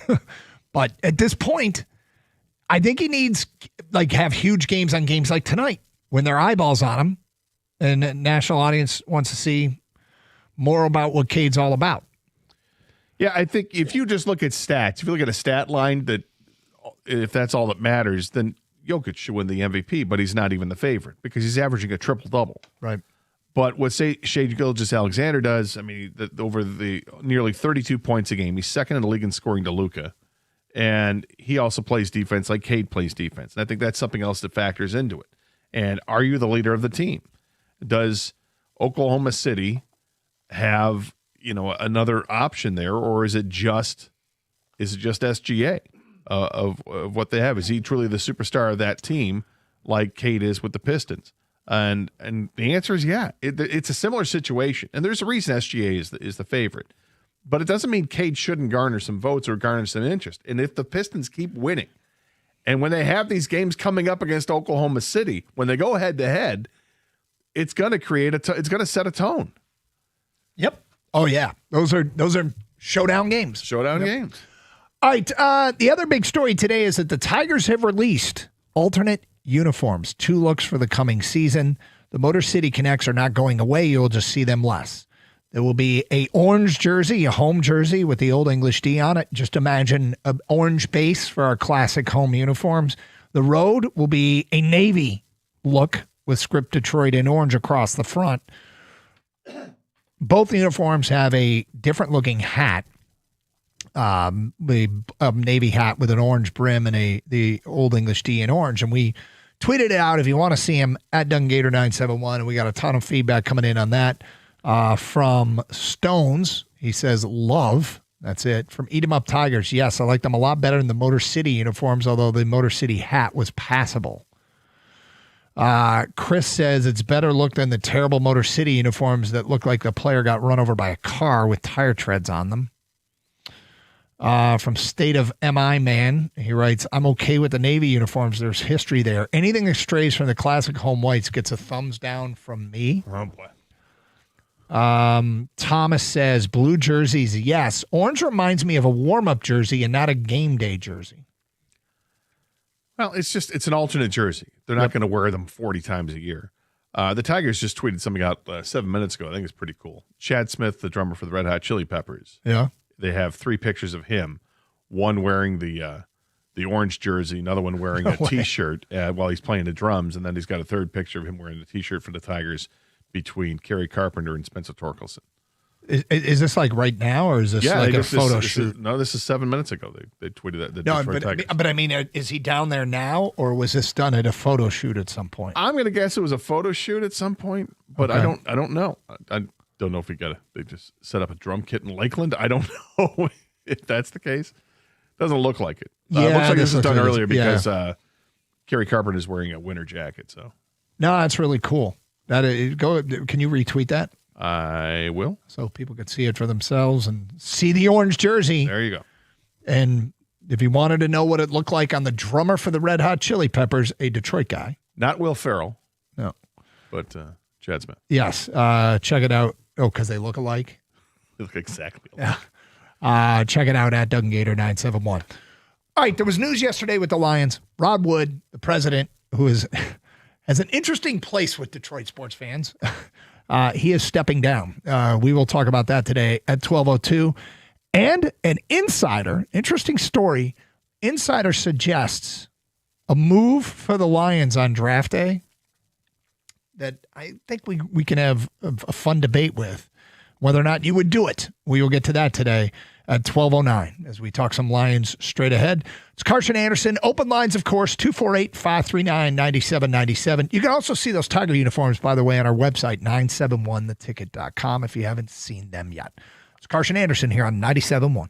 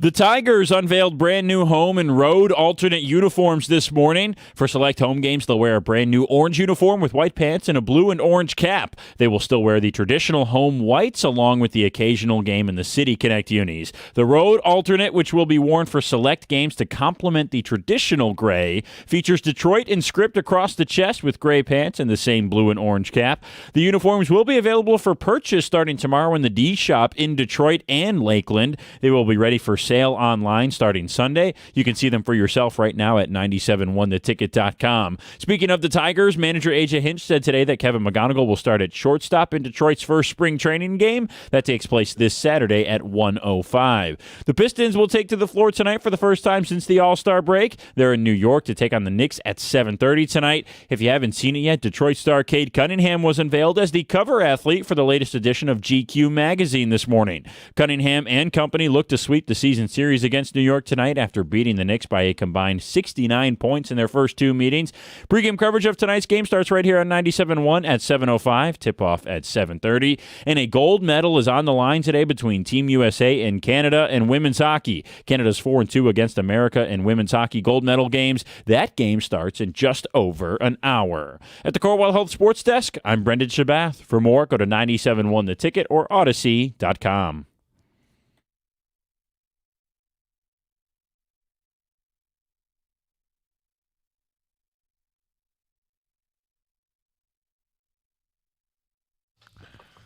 All right, Doug Carshan, Scott Anderson here on 97.1. Thanks, everybody, for being with us on this Thursday. And we've had a lot going on today with the Tiger uniforms, the Bears now being apparently moving to Hammond, although the language on this release today was really interesting. Moving forward with plans to move to Hammond, but it doesn't sound like it's out of the question that either Chicago or Arlington Heights is going to step up to do something to block the move, but whatever.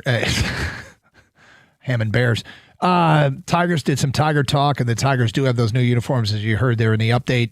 USA Hockey beat Sweden in overtime, an exhilarating game. And I want to play a soundbite out of that a little bit later this hour because it led to us having a discussion in the office, but we will get to that coming up later this hour. And Rod Wood, the president and CEO of the Detroit Lions, has announced that he will retire before the start of the season. In fact, he will be with the team until a replacement is named. Scott Anderson, I don't know if there's anybody in Detroit whose presence created as much angst, mostly unnecessarily, as Rod Wood. I think it was completely unnecessary, and I kept cautioning people, relax. He's got nothing to do with the nuts and bolts of the football team. Yep. What he does have something to do with is the business side of it, the organizational side of it. You know, the making sure the stadium operates properly, and you know that they have the right promotions going on. And you know, he updated the suites at Ford Field. He led the $100 million renovation they had at Ford Field. That's what he does. He's not out there saying, "I think we need an edge rusher," you know. Right. But people thought that he did. And, you know, he was hired in with no football experience whatsoever. And again, I'm like, yes, he's got no football experience. That's why he does nothing to do with the actual football team.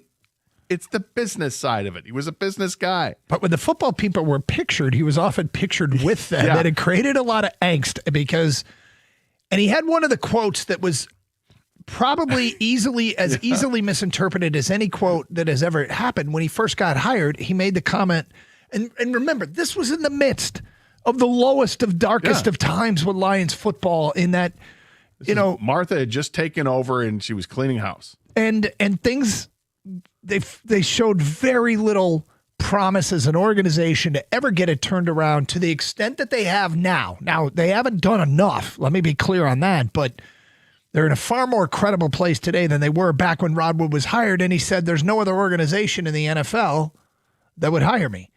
And we're like, and I don't know if that's a direct quote, but I remember he said it, and I'm like, that, yeah. God, this is going to be interpreted as another sign that they don't know what the blank they're doing. And I understood it because there's context to it. And the context was because he has a relationship with the Ford family. Exactly. Because he was working with the Ford estate. He was a confidant of the family. They trusted him. So it's not like, the Carolina Panthers are clamoring to get Rod Wood on board because of his work with the Ford estate. I mean, of course the Lions would be the only one. So, look, he's been there for basically 10 years.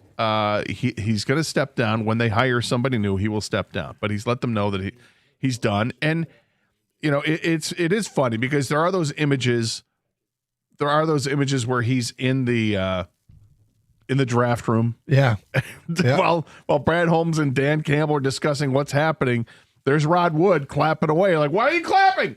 Why is Rod Wood in the room? Right. But then again, if you put yourself in Rod Wood's shoes, if your title was president and CEO of the Detroit Lions, would you not be in the draft room on draft day? I would be in the draft room. If I have any access to be in the draft room, I'm in the draft room. Right. I'm not speaking. No. Unless an agent has some business question about, and then I'm there. I'm ready. It'd be fun if he's back there and he's like, I really like that Messidor kid. And everybody turns and looks at him real quick. What did you say? Nothing. I didn't say anything. I said nothing. I said nothing. But, I mean, you asked the question, what non-football things would you like to see from the next president and CEO of the Lions? And I feel like this is one of those questions that is, I think, as fans, I find you to be more credible to answer that question than we do. Because this is like game day experience stuff. Mm-hmm. You know, this is like more concessions. Well, this is why we asked the fans. Yeah. Because, I mean, you think of it, things that the fans are complaining about, they got addressed, right? Yep. Oh, we have no cheerleaders. Well, they got cheerleaders. But they didn't color the end zones. They got colored end zones, you know? You wanted better Wi-Fi. They got better Wi-Fi. They got all these things. They've actually listened, and they've done things since Martha took over, and now she's handed things over to Sheila, and now things are, you know, definitely on a better path.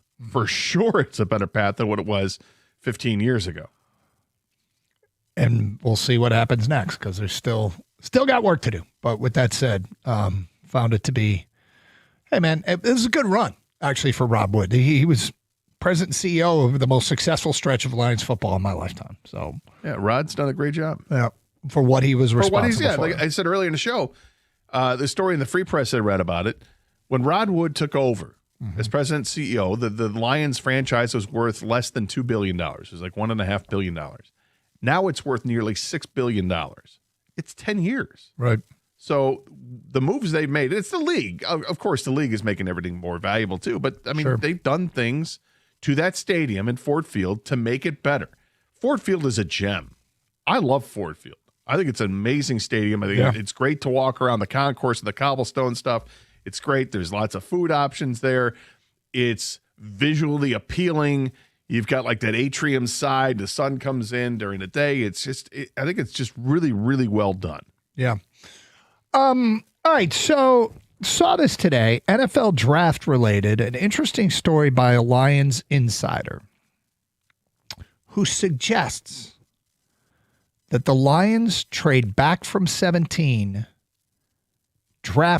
stay in the first round, but trade back from 17, draft this guy, and get the third round pick back. Okay. Now they don't have a third round pick. They went from having 2 to having none with the trade they used to move up to get Isaac Tesla in a trade that, you know, some people, and obviously we don't know that that's going to work out. If Tesla is going to have a pretty darn good career to be worth 2 third round picks, but at the end of the day, that won't be known for some time, and there's no point in bringing that up again. They don't have a third round pick, and I brought it up. There's no point in doing so. So, anyway, who is the player that you would say, yeah, if you could trade back into the 20s or even 30, 31, or 32, and still get this guy, and get the third round pick back?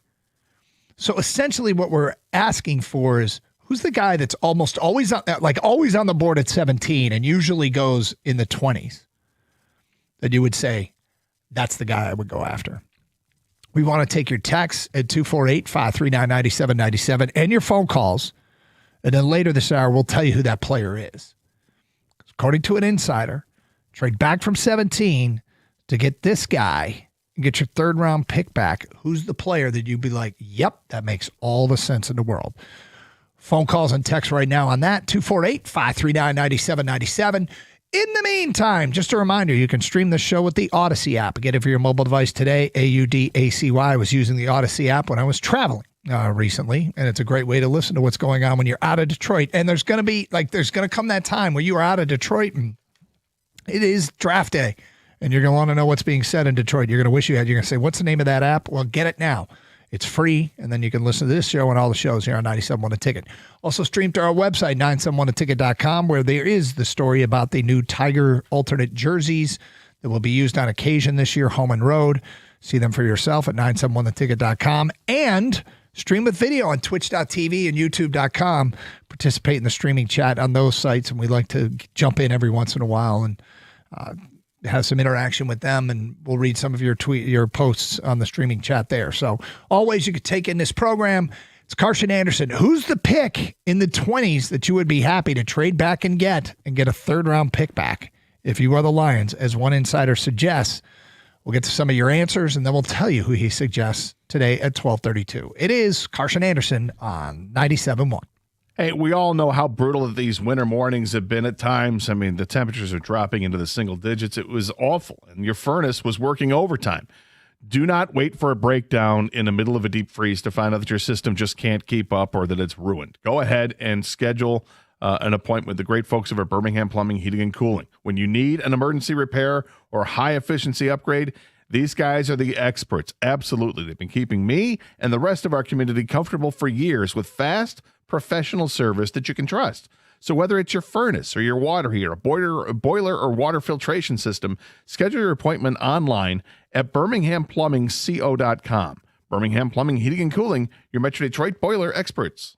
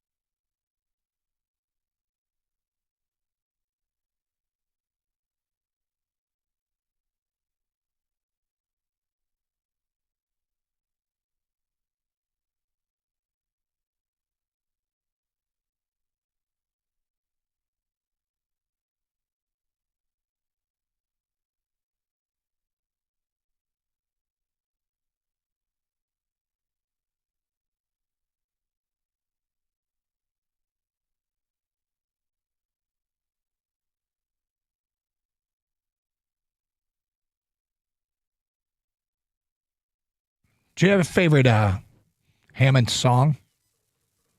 A favorite what song? Hammond song. Mine's 25 or 6 to 4. But, I wasn't a huge Hammond fan growing up, but I've become a bigger Hammond fan through time. I mean, I was a big Peter Cetera fan once he left Hammond to become a solo artist. Mm-hmm. I mean, but it's probably his 25 6 to 4. That's a great song. Yeah, it really is. All right, so hard for me to say sorry is also a good one. Okay, yep, gotcha. So the NFL draft we're coming up on 2 months. Favorite Hammond song. You know what I was talking about. Well, yeah. Well, of course. Yep. I mean, duh. Which style pizza do you like the best? It's the age-old question, right? You like thin crust, or do you like Hammond crust? Hammond style, Detroit style, Hammond style, New York style, yep, New Haven style. Mm-hmm. It's all a thing. Yeah, just it's up to you. Do people from Indiana, do they like pineapple on their Hammond style pizza? That's a good question. All right, so we've got this thing. NFL draft, interesting story by a Lions insider. Trade back from 17, stay in the first round, draft this guy, and get your third round pick back. Suggested by an insider is it could be a move that makes sense. So we asked you, who's the guy that you would want? And we'll tell you today at 12:31 who the guy the writer suggests.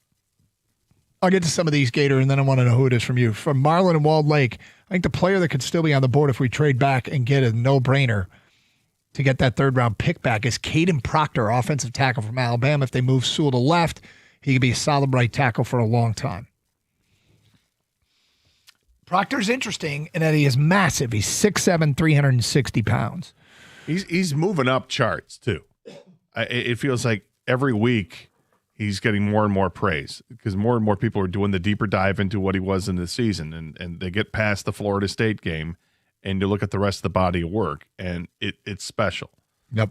And there's a video of him flying down the field with, I don't know if it's a running back or receiver, it's running for a touchdown, and he's running with him at full speed. The area that they say he needs to improve on is pass protection, which is probably why he'd be a guy that could be late on the board, considered a really good run blocker. Or better at the right side, yeah. All right, next one from Pete Messidor from Miami. If he's available, I'd trade back. Do you think Messidor will slip into the late first round? There's no telling. There's no reason to say no. If you're on the board at 17 in some mocks, then there's as good a chance that you would be on the board at 24, 25. It's not unheard of. That's my guy. So I hope he slips. Because Okay. you're asking the question. Yeah. If the Lions trade back and pick up a third-round pick, who's the guy you want to be there? For me, it's Messidor. And I'm hoping that teams are going to look at him and say, 25 years old, that's just we need somebody younger. I think that's a plus. I don't think it's a negative. I completely agree. And I get that people say, oh, you want to have a guy for a decade. Edge rushers, to be successful in the trenches when you level up, you have to be physically ready to do so. And high school kids to college kids to the NFL. At 25, he's had more time to mature physically, time in the weight room. And quite frankly, that first contract, if he is a first-round pick with the fifth-year option, it might be just a one-contract deal for him, but so what? Yeah. It's different than, say, when the Lions drafted Hendon Hooker. When you're talking about an older quarterback, an older college quarterback, if you're unsure about you're unsure about that, then I get it. But this is a different position altogether. You're talking edge rusher. See quarterback hit quarterback, and have your arsenal of moves to get there. I don't think you have to be, 22 to do that. I think if you're 25, you're physically mature, you're ready to roll. Jason in Chelsea says a guy trade back to get third-round pick, Caden Proctor, another vote for the Alabama tackle. Peter Woods, defensive tackle out of Clemson. That's from Scott and Carlton. Peter Woods is an interesting prospect, and I do think it'd be weird for the Lions to go defensive tackle with their first-round pick in back-to-back years. 6'3", 310. But if you evaluate him as a guy that can stuff the run and make him better against the run and help the defensive line in general, I'm not against it. Next text, I'd trade back into the 20s if Proctor or Lomu were still on the board. Lomu's the tackle from Utah. One of the tackles from Utah. Yeah, one of the two. That's right. Caleb Tiernan, offensive lineman for Northwestern, Michigan native, born and raised, went to Detroit Country Day School. Piece that is absolutely needed for the Lions and he will be there at 17 and further back. That's from Tejas in Bloomfield. Yeah, he would definitely be there. The question is, would he be there at when they draft again, 50? Yeah. He might be there at 50. Yep. But I like him. I like Northwestern offensive lineman. Yeah, I mean, and look, that is a position that if Decker decides to retire, it's a priority. It is a massive priority to either draft a right tackle or sign a right tackle. Yeah, and if you don't sign one, and if you're drafting, you're assuming that the guy you're drafting is going to step in right away, and that's why I think the plan would be, if Decker retires, I think that Sewell goes to the left side, and then because I think it's easier to find a right tackle in the draft. Yeah. Yeah. Less responsibility protecting the blind side of the quarterback, and you know that Sewell is outstanding at it. So 248-539-9797. Who would you want with that if you traded back to get net another third round pick? Because how this is going to work, like for us in this discussion, okay, we've already got the name, but really what you do is, if you're the Lions, you have, like we've heard the term, the bucket of players, right? They got the bucket with the list of players that they like, they really like, and they want to have one of these guys at a certain position. I think you have to go into it the same way, thinking, okay, if they're going to trade from 17 to 27 or 17 to 30, whatever the number is then you have to start doing the math. How many guys do we really covet and we don't want to lose? Like, we don't want to be stuck at 30 and be like, oh crap, all these guys are gone. And then you count back and then see how far can you really go back. The other thing is the NFL teams and GMs, they have a good idea of what other teams are considering. Like, there's talk, there's chatter. Yep. There's always trade talk and, hey, what are you looking to do here? And some guys are going to be more open about it than other guys. But I think generally speaking, the general managers have an idea of what teams are considering doing. So I think that gives them an idea as well. Like, okay, there's 3 teams going to go for a wide receiver. 2 teams are looking at a quarterback. So one of those quarterbacks is going to go, whatever it is. And now all of a sudden your formula is, okay, I need to have a bucket that's got 5 guys in it, and I'm still going to get one of these 5 guys. And okay, there you go. So is that bucket comprised of strictly offensive tackles and edge rushers? Or does another position slip in there if you've got a certain player that you really like the safety out of Toledo? Does he creep in like, okay, I want this guy? The video that you don't see is when a team takes the chance, trades back, and then the guy they want gets taken before they're up. We see the high five, war room high five video. What we don't see is the heartbreak, the no. Right, the double bird to the computer. Yeah, exactly. Sorry. There's been known to happen. It happens. Rick from Shelby, I think Monroe Freeling. Monroe Freeling's a name we might need to get to know more. He was tackle from Georgia, 6'7", 315. Yep. People are saying he's ready made to play tackle in the NFL. Well, and I believe he was a left tackle. So would he be able to step in and play left tackle and leave Sewell at right, or vice versa, whatever you do?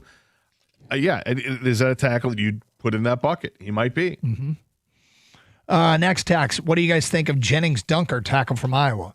I like him. I think by all accounts, he could be had in a later round. I don't think you would trade back and take him in the first round. Would he still be there on the board at 50?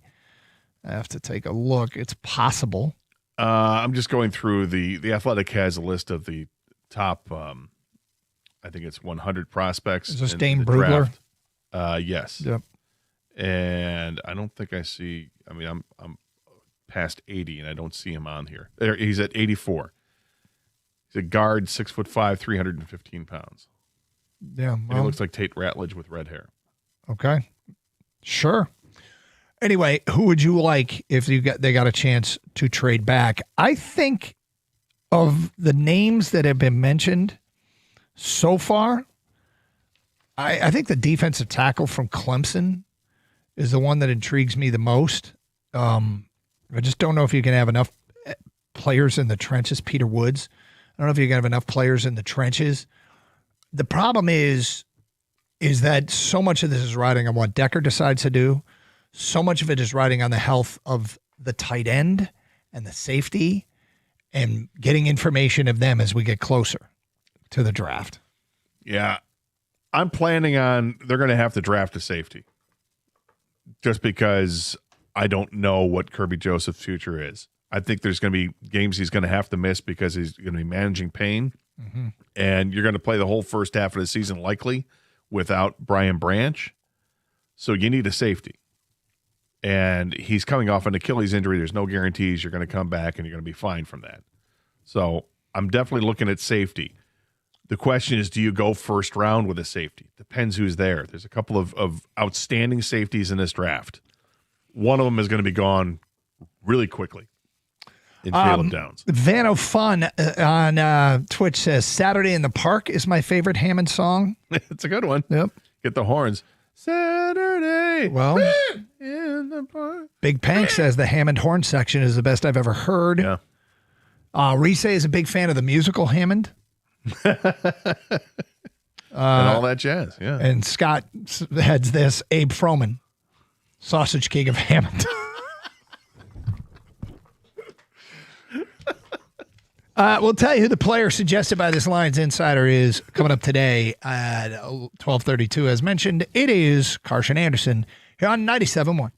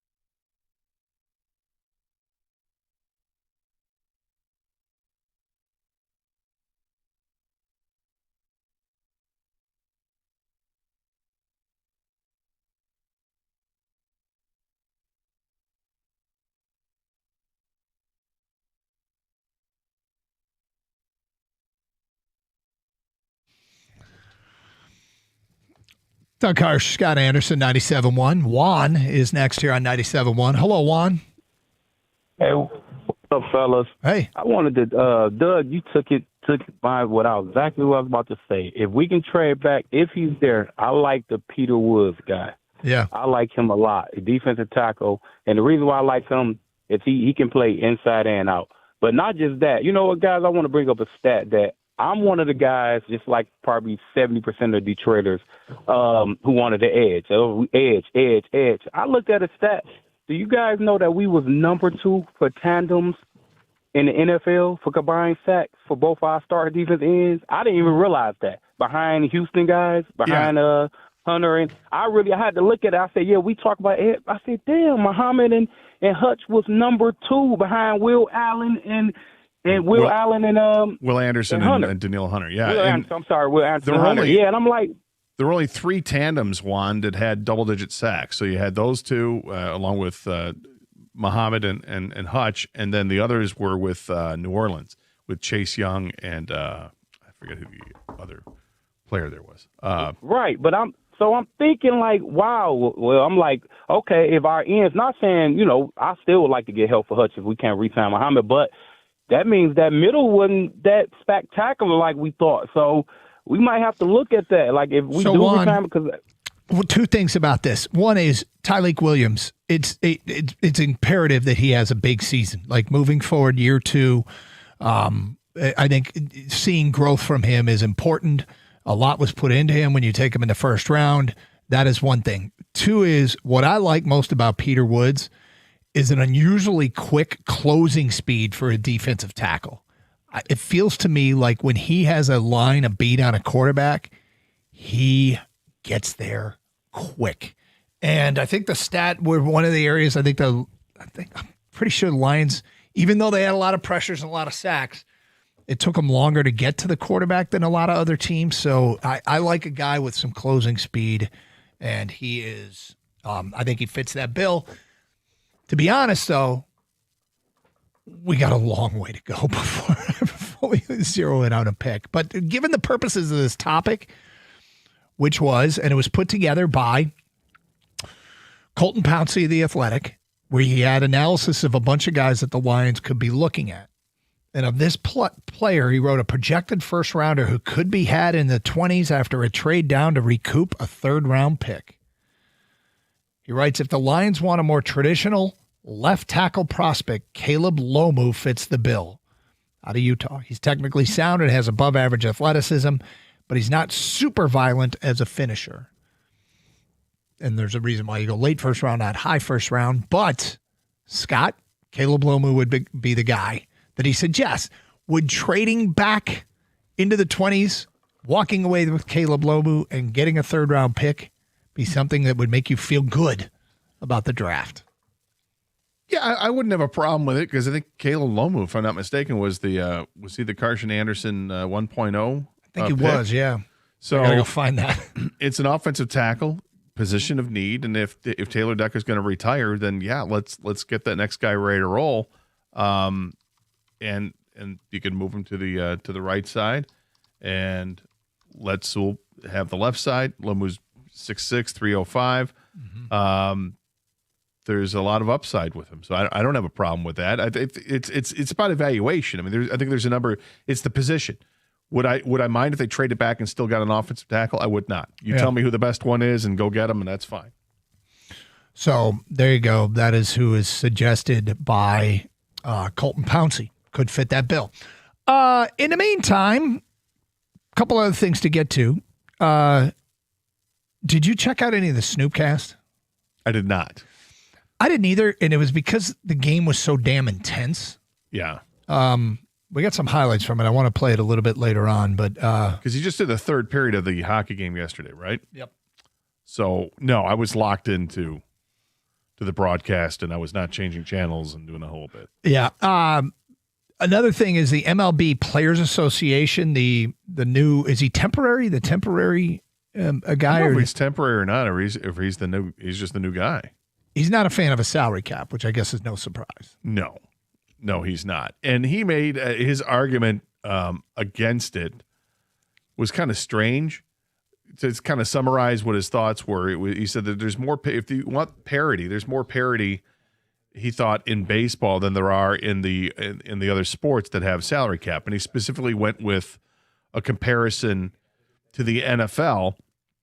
In that comparison, he was talking about the Patriots and how many championships that they've won.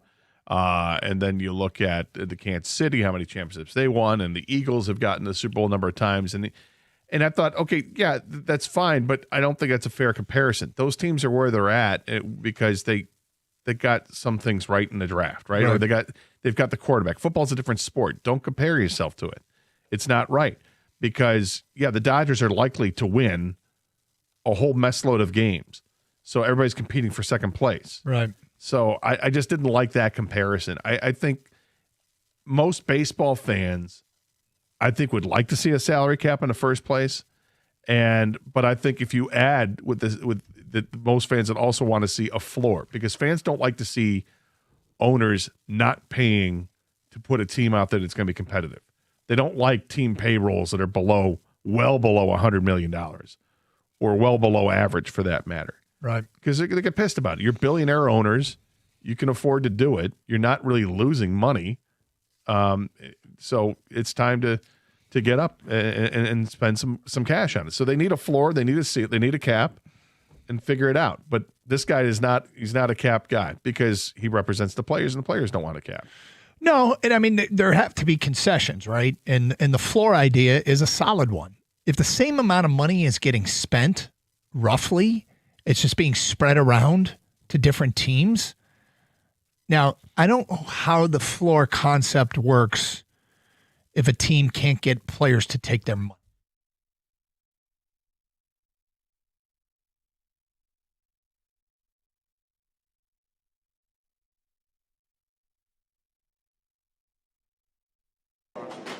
Dylan was just telling me he was really happy that it was you and Jack assisting on his first goal. He said he's going to go find your dad and give him a big hug. How special was that for you? I know you guys have a good relationship outside of the NHL. I mean, Mark's been like a little bit of an older brother and mentor since, I've known him. How long is that? The first time I met him was at a frat party.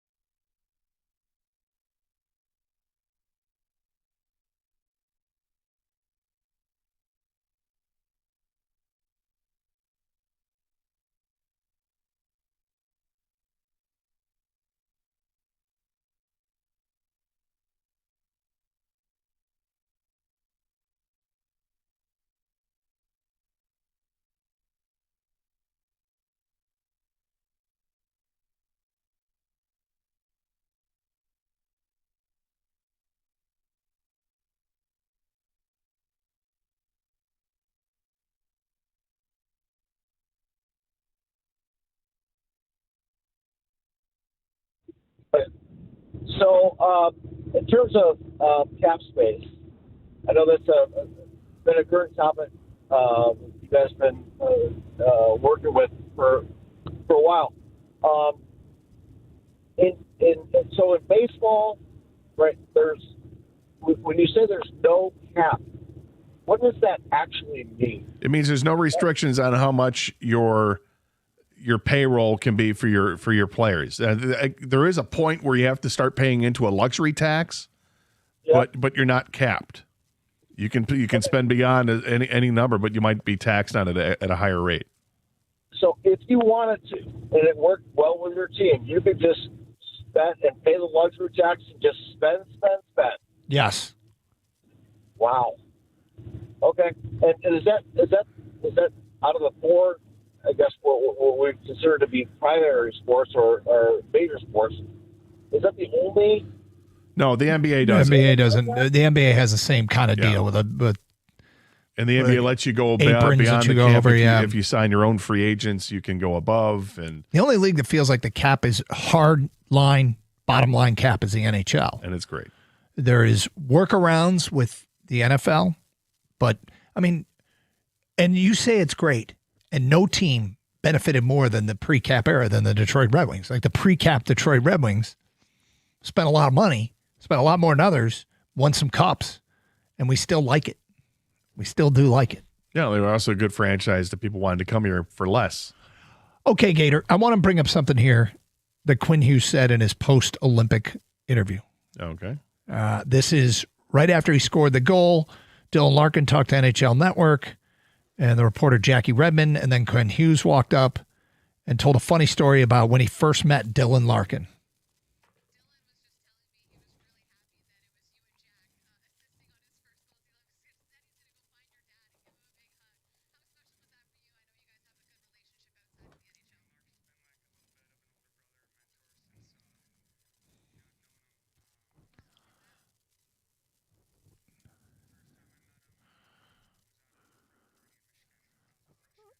There you go.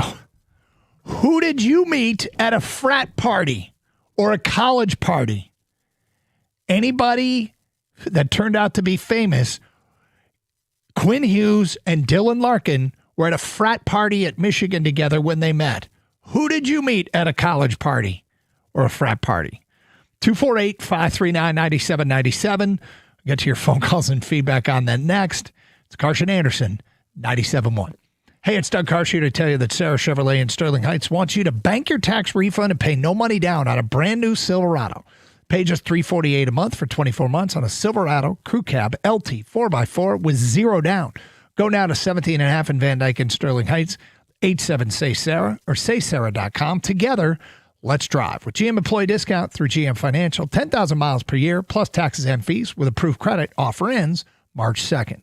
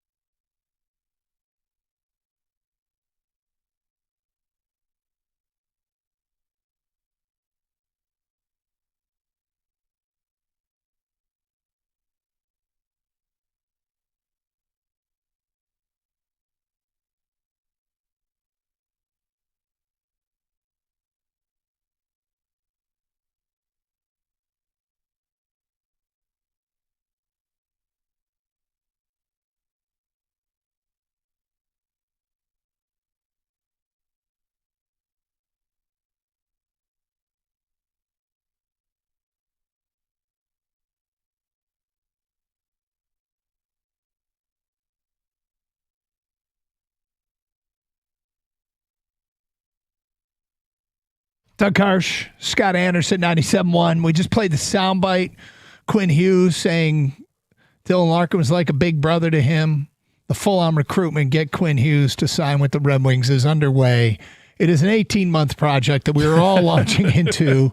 We hope to have franchise-altering success for when he becomes a free agent. But with that said, he also mentioned that he first met Larks at a frat party at Michigan when he was 17 and Larkin was 20. They do a lot of good things at fraternities, charity work, Habitat for Humanity, things of that nature, fundraisers. Yeah. But who did you meet at a college party or a frat party? 248-539-9797. Scott, who would it be for you? Well, there were two, although I don't remember the guy's name, but I was a senior in high school, and my best friend was a freshman at Syracuse at the time. So I went out to Syracuse to see him. And my buddy, his roommate was rushing a fraternity. So we went to the fraternity house and had this huge party. And I go up to the bar and, drinking beer out of plastic cups there, went from the keg or whatever. And there's this huge guy that's next to me. And turns out he was a member of the offensive line of Syracuse's football team. And we got this is so stupid. We got every beer that they would send in front of me, I just slammed. Right? Just little cups of beer, and I'd look over at this guy and go, hey man, cheers. We'd cheers, and I'd slam, then he would slam. Yeah. And did this like 3 times. And then I tried to get him to do it a 4th time, and he was like, no, I'm done. I'm like, come on, man. No, I'm done. And then I said, I'll clean up the language. Don't chicken out. Let's go. Come on, man. Whoa. And he goes, back off. I'm like, come on. What is with this? And then I slammed it from you were such and he was not happy with me. Yeah, I understand why. Yeah. And then my friend's roommate came up to me and says, yeah, stay away from him. That's a member of the football team. He's a big guy, and there are other football players here. You want to stay away. So okay, fair enough. So that was one. But the other one with the name that I can associate with was at Michigan State in my junior year there, and friends of ours from high school. I was living with friends from high school in a house, and then we went to the Fiji house. And there were 3 guys that I played high school football with that were over there. Big Bad Bob Van Dam, Mike Kelly, and Chris Campo. Had a great time. We went over there to play in they had a tournament for Tecmo Bowl. So we got involved in the Tecmo Bowl tournament. My roommate was really good at it. So we're playing it, and Big Bad Bob Van Dam, big guy. Bob was like 6'5", 250 pounds, big guy. As the name would suggest. Yes, but Bob, nicest guy. Love Bob Van Dam. He's awesome. But in walks this massive individual and kind of like picks up Bob as like a joke. Hey, Bob, what's up? And it's Mike Poplawski from Michigan State's basketball team. And Pep was 6'10" and 260 or whatever he was. But it was just amazing to me see, here's Big Bob, and he pales in comparison to Pep, and they introduced me to him, and it was a nice moment. I didn't get invited to college parties. So 248-539-9797. Who did you meet? Like Quinn Hughes met Dylan Larkin at a frat party. Who did you meet at a college party? Jake. If you let people know you were going to bring the pizza. Yeah, when I was delivering pizzas. Jake in Ann Arbor, you're on 97.1. Hi, Jake. Hey, Gator. Hey, Doug. What's up? Hey, the guys that I met was actually at the Brown Jug in Ann Arbor, and it was Spike Albrick and Zach Novak. And we had beers and wings and pizza with them for the whole night, and it was a blast. Brown Jug in Ann Arbor has taken on a different place. When I was growing up, it was not the hangout that it has turned into. It was like a parent's place? More. Like now, Brown Jug is where if my kids go there, and a lot of athletes go there. They got a lot of food named after athletes. Who did you meet at a college party the way Quinn Hughes met Dylan Larkin at a frat party? Hank in Detroit. Hi, Hank. Hey, guys. So I went to Wayne State, and we're having a fraternity party, but it was at a bar in Windsor called Don Cherry's. Mm-hmm. You guys remember that place? Oh, yeah. Yep. Back in the day. And we met Mike Modano in the side of American hockey players. And, what always cracked me up is that place, they're serving like this high alcohol beer. And on the TVs, they had all these NHL fight videos going on. And then they were surprised when fights broke out, which always cracked me up. Like they and- were surprised at the bar when fights broke out? No, like the like the people who work there were like, "Oh my god, a fight!" Like, yeah, there's a fight. You have fight videos on your TVs nonstop, and you're serving high alcohol beer. What do you think is going to happen? So yeah, there were always fights at Don Cherry's back in the day, and they would let us come in there like we were 19 years old. So I remember before 9/11, it was like this parade of underage kids streaming back across the border, Yep. and they didn't even care. I mean, they just like, "Yep, go on through." They wouldn't even ask who you were. They asked for no ID. They just let you back in. And but anyway, Madonna was very cool. He was not in a fight, and I think he was hitting on some girl I was with, actually. So good for him. Yeah, Madonna at a frat party. Who did you meet at a frat party or college party? We go to Chris in Commerce here on 97.1. Hi, Chris. Hey, Doug. Hey, Gator. How you doing? Good. Good. Hey, so I got a couple, if you don't mind. The first one wasn't me. It was my son. He went to Michigan State, and he was there, and Chris Chelios' boys went to Michigan State, and they're at a frat party, and Chris Chelios showed up, and he partied with the guys. That's about right. And evidently he crashed there, and he got up about 4 or 5 in the morning and drove home. Yeah. Well.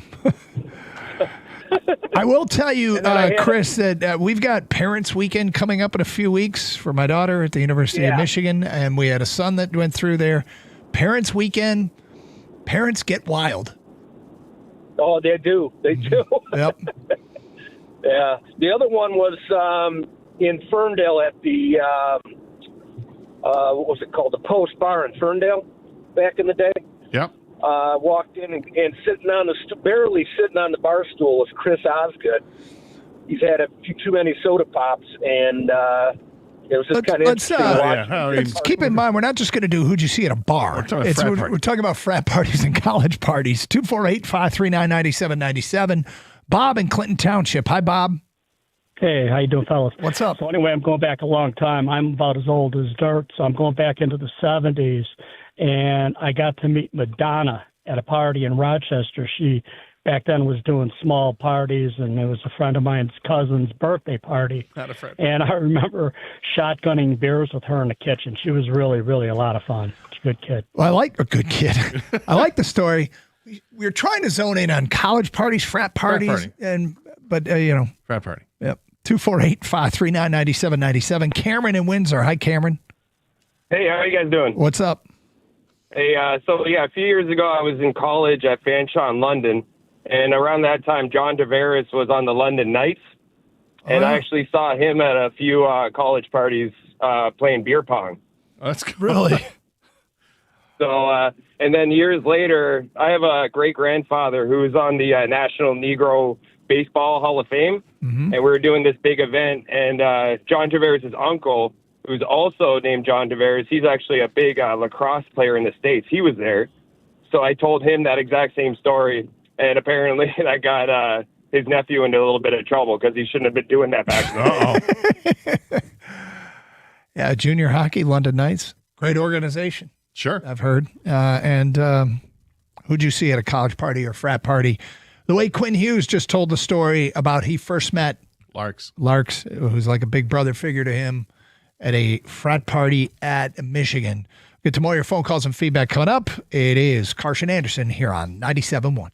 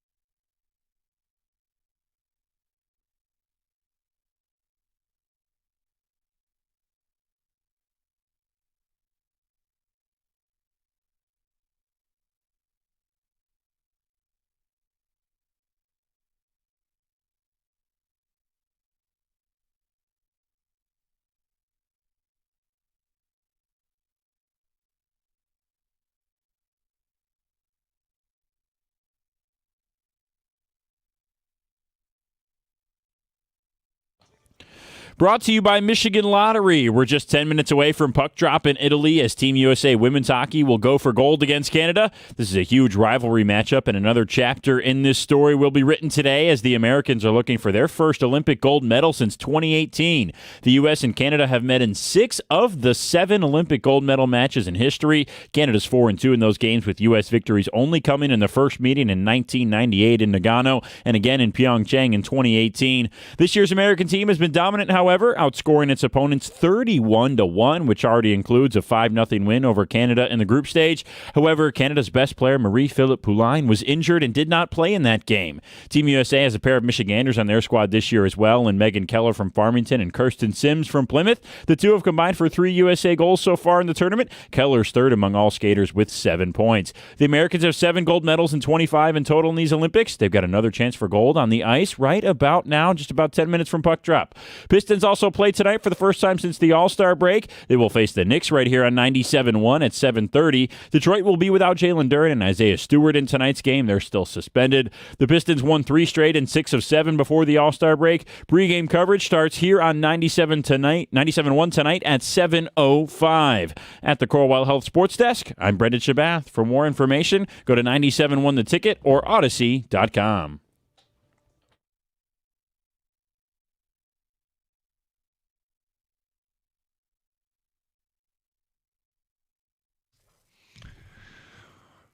This was hysterical yesterday after Team USA beat Sweden, and Quinn Hughes was talking about how he's tight with Dylan Larkin, big brother, mentor. Basically, the courtship is on. It's going to take us 18 months, but we're getting Quinn Hughes to Detroit. We're all going to band together through our collective will and get this done. But he said he met Larks for the first time at a frat party at Michigan. Who did you meet at a frat party or a college party? 248-539-9797. Back to your phone calls in a moment. You're familiar with Paul Hembo from ESPN? No. The guy who does, is he like a... yeah, okay. Yeah, I am. So he tweeted this out. Is this something or nothing to get excited about with the Tigers? So 2018 to 2025, Framber Valdez was minus 26 in catcher framing runs, which ranked 136th among 136 qualified pitchers. So when he took the mound and was pitching, the framing wasn't good. It was worst in baseball among all the qualified pitchers. Last year, Dylan Dingler himself was +7, which put him in the 91st percentile. So he says Dingler's strike-stealing ability should unlock the best version of Valdez from our off-season recap. I like it. I kind of like it, I think too. that's something. I think it might be something. I've had some conversations with people on the inside about the job that the Tigers catchers do framing pitches and how good they are. It's a real thing. And if you start paying attention, you can see them steal strikes. And I've had back and forth with some people. I'm like, that strike right there. And yeah, like it's a real thing. Now, is it going to change with the ABS? Probably. So maybe. I was excited for almost 35 to 40 seconds. I just asked myself that. I'm like, oh, what about ABS? Yeah. Is that going to change things out with the automated balls and strikes? I don't know. It very well might. Where were you 2 years ago? 248-539-9797. Well, that sparked to life and died quickly, didn't it? Let's get back to your phone calls. We got a Tom and Ipsy. Hi, Tom. How you guys doing? What's up? Nothing. I was at Michigan in a fraternity in the late '80s, and we used to do a big preseason pep rally party. Yeah. And a couple of years in a row, we had Bo come, and he would give a speech off of our top deck. So I met him there twice. Actually, had to help him through the window to get up on our deck once. Pretty cool. You get this right. A fraternity party. Yeah, Bo Schembechler going through a window to get out on the deck to give us a pep talk to the students. Yeah. It's kind of awesome. Yeah. It was awesome. It was awesome. 248-539-9797. Who did you meet at a frat party? We go to Bruce in Clinton Township. You're on 97.1. Hi, Bruce. Hi, how you doing? What's up? I graduated from the University of Detroit, and me and my buddies went to a college basketball game there, and Brooks Robinson sat right next to us. And, I said to him, what brings you here? And evidently his wife was the homecoming queen at the University of Detroit many years ago. And he sat and talked baseball with me and my buddies, and it was really a great experience. Really enjoyed it. Thanks for sharing. 248-539-9797. Again, not a frat party or college party, but I just want to turn this into who did you meet? We got Kyle in White Lake. Hi, Kyle. Hey, good afternoon, guys. What's up? I went to Emory University in Atlanta, and while I was there, I went to an Omega Psi Phi party at Georgia Tech, and out comes John Sally. And I'm not a short guy. I'm about 6'1". My girlfriend, though, was about 5 foot tall, and he reached his hand down, and it seemed like he was at the top of a ladder, man, and it was just him standing there. But he was really cool, big old hand, long arm. He introduced himself. We all knew who he was. And it was real cool. He was a nice guy. Everything you see, that is who he is. He's a cool guy, man. Kyle, was this college John Sally, or was he with the Pistons at that point? No, this was college. This was probably about 86 or 7. So Georgia Tech, John Sally. Yep. That's cool. That's a cool story. 248-539-9797. Josh and Warren, you're next. Hello, Josh. Hey, how you guys doing today? What's up? I had a pretty wild story about almost 20 years ago now. A group of friends and me went up to Central Michigan, to party for the weekend. And we were waiting at my friend's dorm, and we had a run-in with Joe Staley and his group of friends. Oh, big offensive lineman. Yes. So, drinks were had. So we end up getting into a scuffle with Joe Staley and said group of friends. The melee stopped, and we ran, and the cops came. They questioned those guys. So later on in the night, we end up meeting back at my friend's dorm, waiting for him to open the door, and the cops came through, questioned us. They went and got Joe Staley out of his dorm to basically finger us, point us out to see if we were the guys that they got in a fight with. And to this day, I'm forever a fan of Joe Staley because he looked at me and all of us and said we weren't the guys and just totally let us go.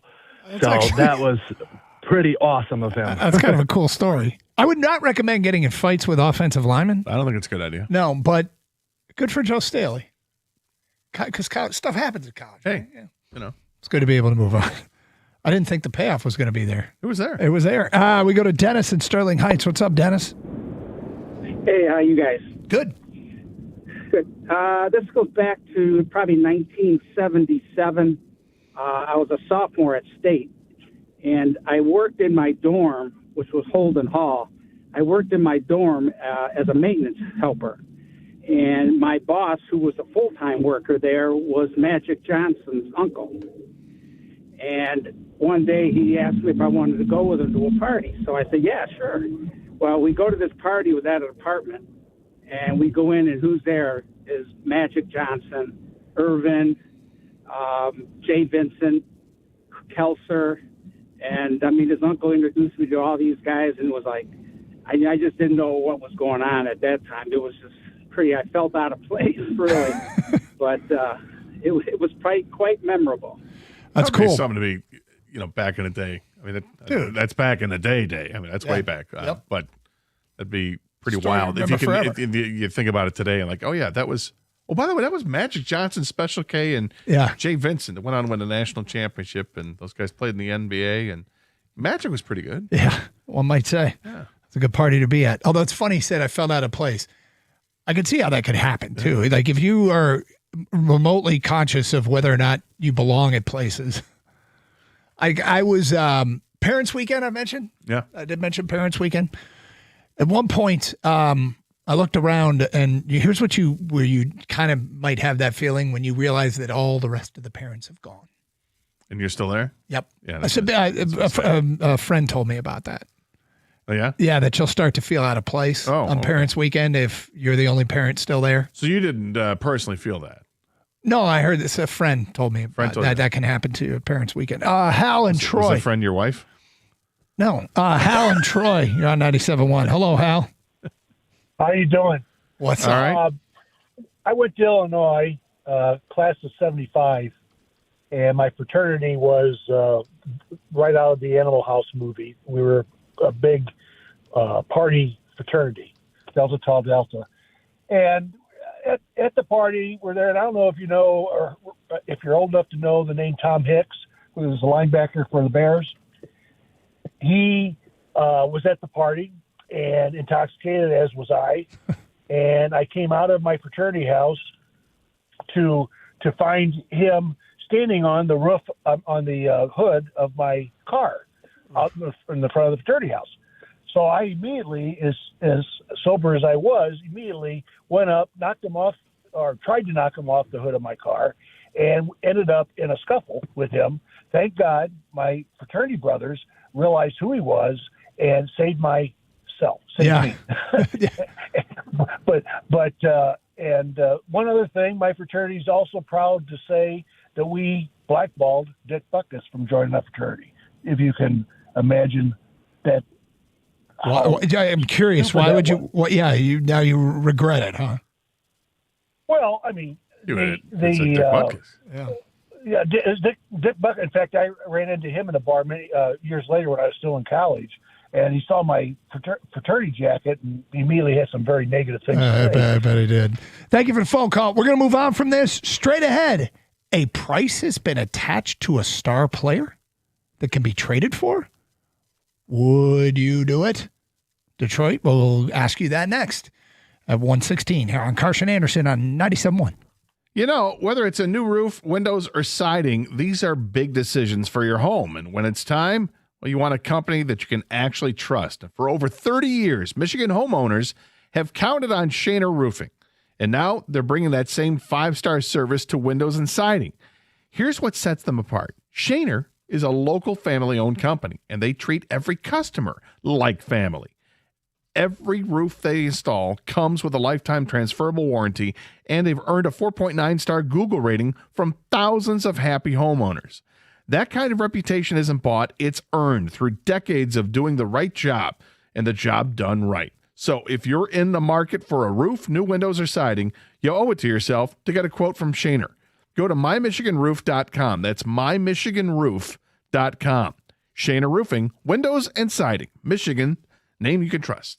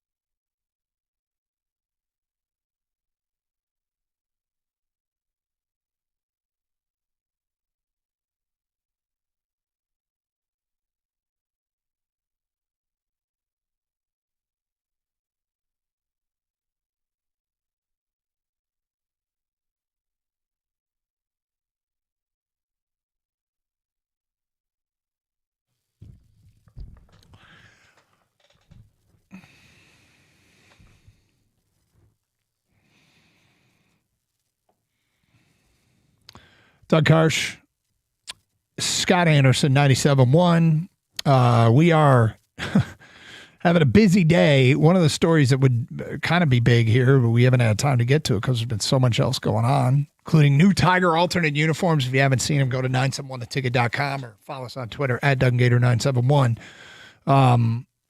But Adam Schefter, Gator, you saw that he said the Raiders set an asking price for Max Crosby? Yeah, I think he said this in a podcast. I saw somebody had posted this on Twitter and attributed it to Adam Schefter. Okay. And that the asking price from the Raiders for Max Crosby was 2 first-round picks and a player.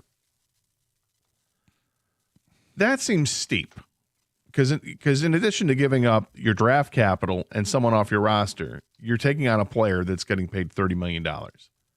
So if you put it in terms of what the Lions could do, if you wanted the Lions to make this happen, first of all, it'll never happen because $30 million for one player when you're strapped for cash and against the cap, it's very unlikely to happen.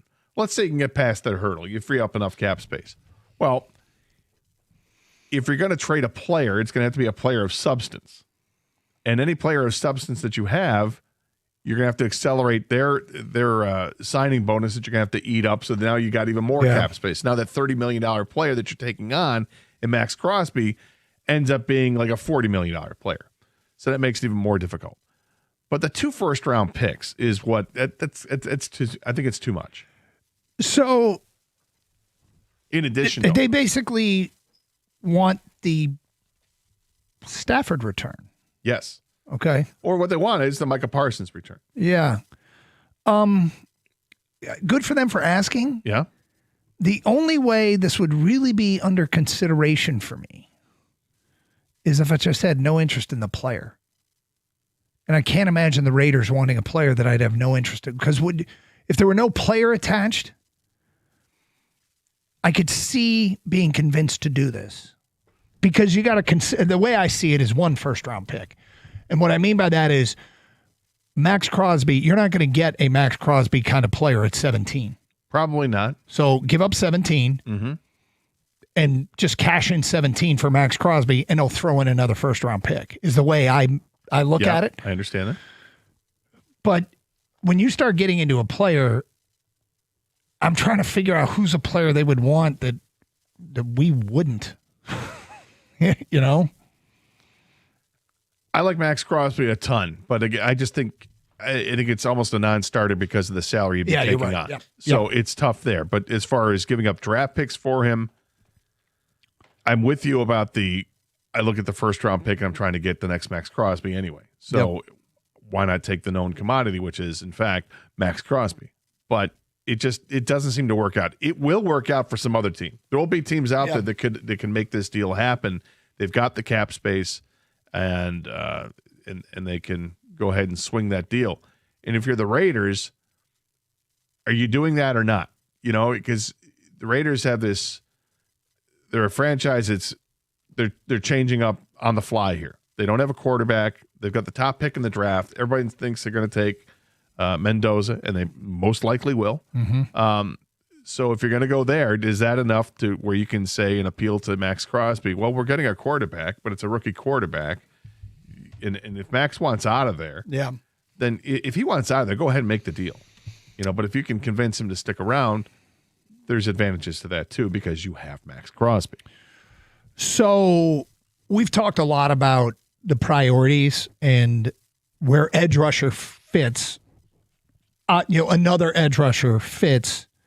They need another edge rusher. Right now, they only have 2 under contract. So they need to sign some guys. And it might be bring back some of their own guys. And one is the rookie from last year who didn't play. Is that? Yes. Who is the only player that I could think of that I would give up.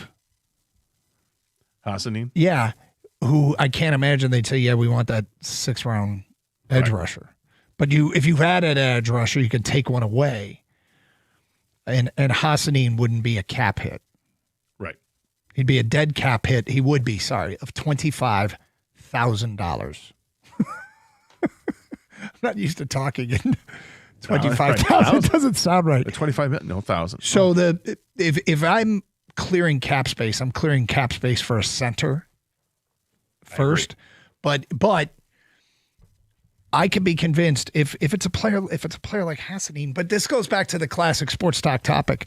Would you do this trade? Oh no, I do it for less. Okay, great. Right. But that's like, hey, I want the Range Rover at the Ford Edge price, whatever. All respect to Ford Edge is a fine car, but you're just talking about if you're not going to pay the price. You know what I'm saying? Yeah, I totally know what you're saying. And then if you're the Lions, because I agree, I want to put any kind of cap space that you're able to free up, I think has to go towards a center. Mm-hmm. And one of the several centers that's out there in the free agent market that you think is a vast upgrade over what you had, go get them. And I would also hope that there's enough money left over that you can bring back El-Kadim Muhammad. And if you're able to get out of this deal, would you rather have El-Kadim Muhammad, the center that you're going to get in free agency, that's a big upgrade over what you had, and your draft picks? Probably that. Or Max Crosby. Probably that. Yeah. I mean, if it's one of the best centers out there. The problem with the Crosby talk, and this is becoming a bigger problem, is I feel like we're seeing his name attached more and more to Hammond. And that scares me. Yeah, I don't want to see him playing Hammond. And if that's sort of the Armageddon scenario. Now, you can't make a trade. You shouldn't be motivated to make a trade to block someone else from making the trade.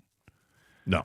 But, and ESPN.com did some, trades we would like to see. And one of them was Crosby to Hammond. And that, I'll see if I can find what it was. Crosby to Hammond in exchange for the Hammond wide receiver. Was it DJ Moore? Okay. If I'm not mistaken. And that was it? Well, I think in draft capital too, but that was the player. It was a first-round pick, and there were a lot. I saw another story. I might be getting stories jumbled. There was another one where teams would make pitches for Max Crosby, and all of them were basically at least a first-round pick, a player, and then a lot of them had more capital, like another fourth-round pick or whatever. Right. But that was before the Schefter offering that said that they want 2 first-round picks and a player. They should want 2 Yeah, you kind of hope that's where it starts, right? That's the beginning of a conversation. So this is our price, and then you talk them down a little bit. Yeah. But you're not the only team. And my guess is, as you said, it probably won't work for Detroit. It probably will work for somebody.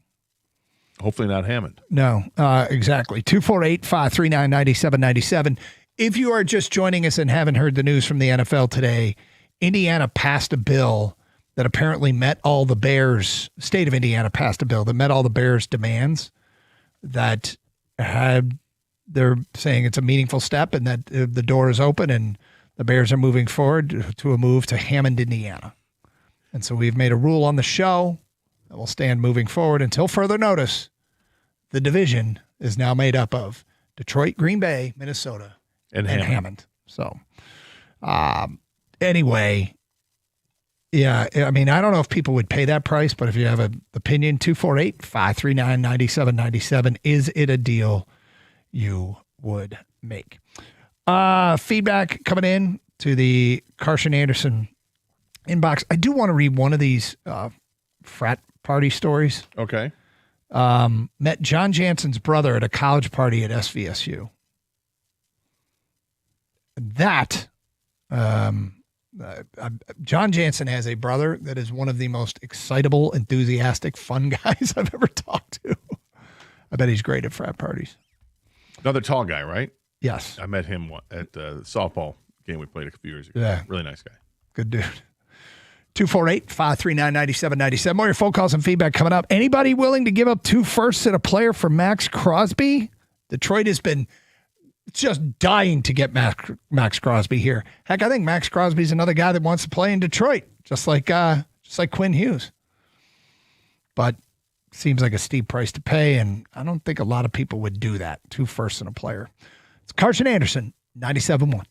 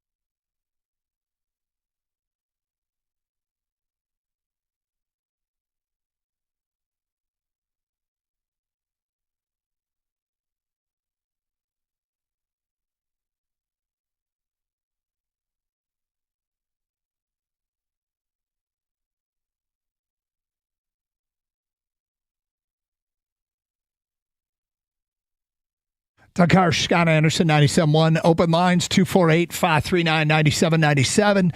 Let's get back to your calls. We go to Daryl in Detroit. You're on 97.1. Hello, Daryl. How you guys doing? We're good, Daryl. I have I probably have a lonely opinion. My opinion of Max Crosby is I think he's really overrated. I think his reputation speaks louder than his numbers.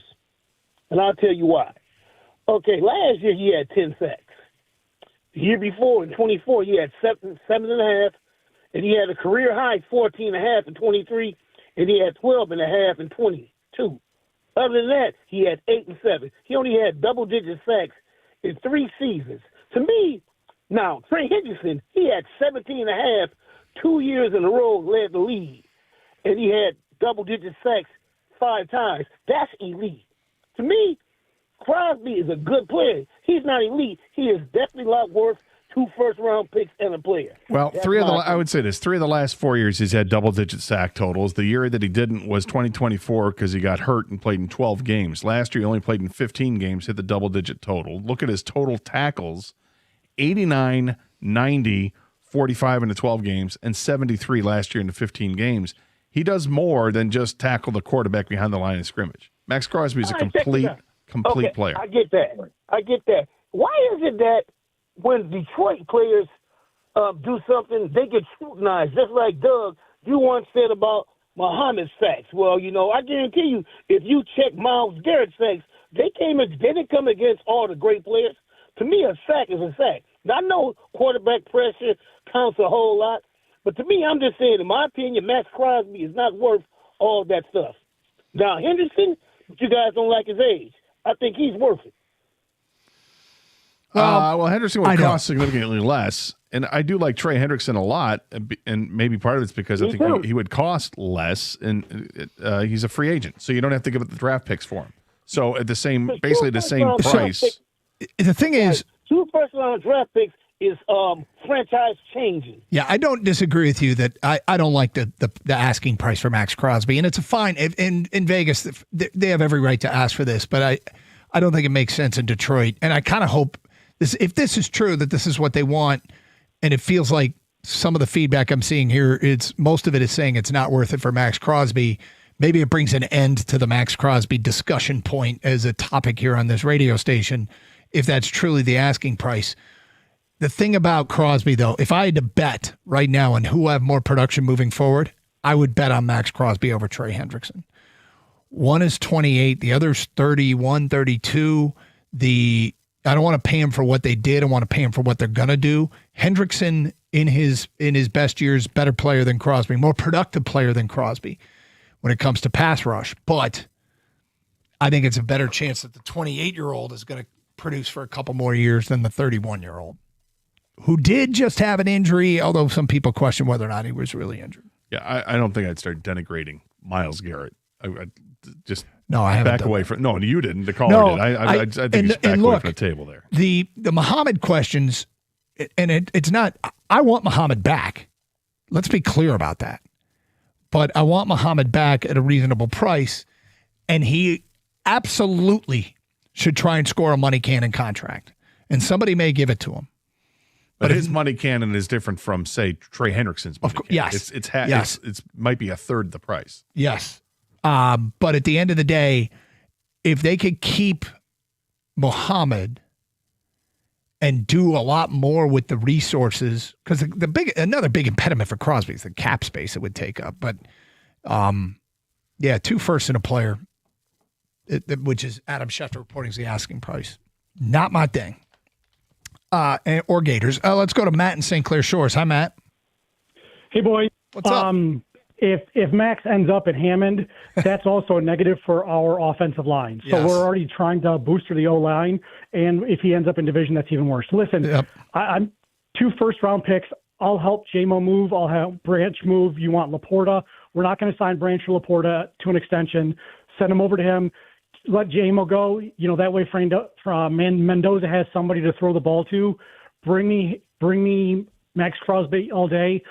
The other thing about Hutch on the other side, he's playing about 90% of defensive snaps, whereas the other sack leaders are playing about 75% of snaps. So if I can take Hutch off the field for, 5 to 10 snaps a game to keep him fresher longer, to get that motor to be more intensive, that's another benefit he's going to have. So Matt, real quick, just to be clear here, what are you giving up to get Max Crosby?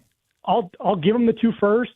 I'll give him JMO. I'll give him Branch. I'll give him Laporta. I'll give him Ali McNeil if they want. Not like all 4 of them. One of those guys. Okay. A combination. Yeah, well, maybe 2. You want Laporta and Branch? Go ahead and take them. Well, we're not going to be extending those guys. So if you want to bolster your defense, you want to get a look at Branch after the Achilles. If you want to put a blanket next to Bowers and you give Mendoza another guy to throw the ball to that we're not going to extend. By all means. I love the fact that you put together a trade that the other team would take. But by giving up those draft picks and creating holes at tight end and wide receiver that would need to be replaced, and now you don't have first-round picks to do so, and you've chewed up a ton of cap space to fit Max Crosby so you don't have as much cap space to replace those guys, feels to me like you've launched into an exercise of collecting edge rushers at the to the detriment of the entire team. So let's restructure JMO before we send them so we can figure out the cap space. Yes, we're going to eat salary when we take Max, but maybe, again, we can restructure him on the other side. If I go to ASB or Penne or Goff and say, hey, give me money so I can bring in Max Crosby, they're probably going to sign. Yeah, I don't think that the players have a problem restructuring the contracts, but correct me if I'm wrong, Doug, if JMO restructures a contract, doesn't that make it worse if you trade him right away? Yeah, you're probably taking a bigger hit. Yeah. And he just entered into just started it. So his dead cap money is, most restructures make your dead cap money worse. They make your current cap hit less. His dead cap money now is $25.4 million, which would get accelerated. So there would be $25 million that you'd have to eat right away. In addition to taking on a player that's getting $30 million a year. So that's $55 million. Matt wants himself Max Crosby. No, I get it. Everybody does. But this is the reality, is that when you talk it through, this is why you can't afford it. Now, if you were, why would the Raiders take on Sam Laporta in the last year of a contract, and he's got he's coming off back? Well, he gave him a choice. He gave him right, but I'm just saying, so I'm going through each one. Why would you want Laporta? Why would you take Brian Branch, who's not going to play until halfway through the season? What were the other ones he mentioned? McNeil, Ali McNeil. And again, that's another one who signed a deal with the Lions, so that's another accelerated contract that you would have to be dead cap money on that. Dude, he want it. Yeah, I got wants Max Crosby. I don't blame him. When I looked at those numbers, it's not just that he rushes the passer. He's a player on the field at all times that makes plays. Lee McNeil's dead cap number is 37.864. Yeah. So you're talking at $65, $67 million. If you just trade 1-for-1 without any picks, you're taking on $67 million. Can't afford it. 248-539-9797. We'll never say he wasn't aggressive. No, that's an aggressive take. It's just not realistic. Matt Waterford, you're next. What's up, Matt?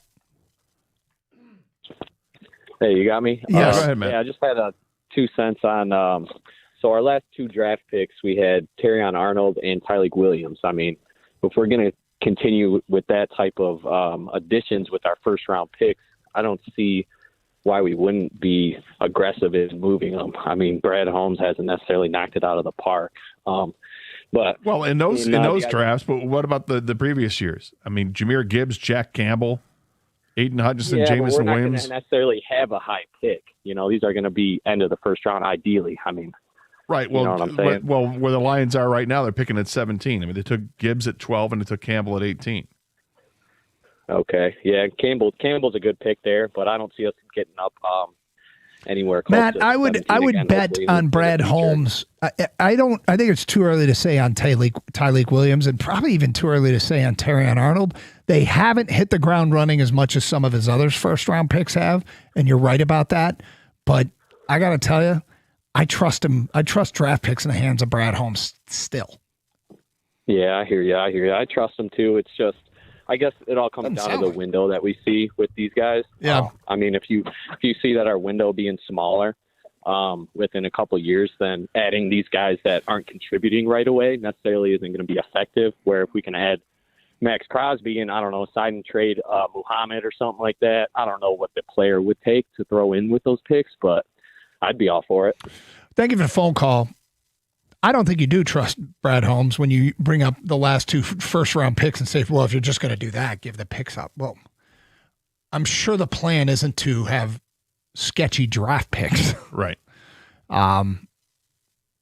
But, I mean, the fact of the matter is those 2 drafts haven't, I'm not going to blow smoke up your channel either, haven't been as rewarding as the previous ones. To be clear, the previous ones have been pretty great. I mean, really, really good. The 2023 draft was outstanding. First and second round. Those first 4 picks were insane how good they were. Now, if you want to cite all the picks they got wrong in those rounds too, that's fine.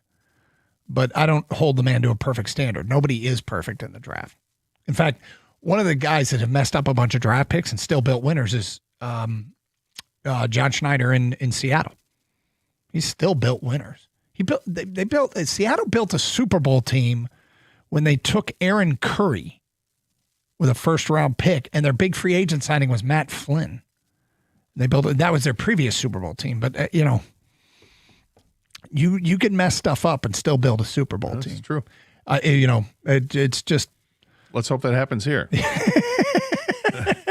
The last 2 drafts. Well, yeah. Well, you got that. I mean, looking at whether obviously you don't, like, you're right. You don't hit on every draft pick, when the ones you miss are the ones people are going to be complaining about a lot. And when you look back at Levi Onwuzurike or Josh Paschal or Broderick Martin up front, and then you see what Tyleik Williams did his rookie season, you're like, I hope we're not going on the same road with Tyleik. He's got a long runway. And I think Tyleik Williams has plenty of potential to be better than all those guys. We're talking about this because Adam Schefter has reported that it's Max Crosby available, 2 first-round picks and a player, which has most people in Detroit saying, that's all you'd have to do. That's too much. Other way to handle your resources. We'll get to more of your phone calls and feedback coming up. It is Carson Anderson on 97.1. Sam Bernstein Law has been respecting Michigan clients for more than 50 years. When insurance companies, when they deny or delay, they aren't respecting you. They demand that respect, and they get the results to prove it. Get the Bernstein advantage. 1-800-CALL-SAM.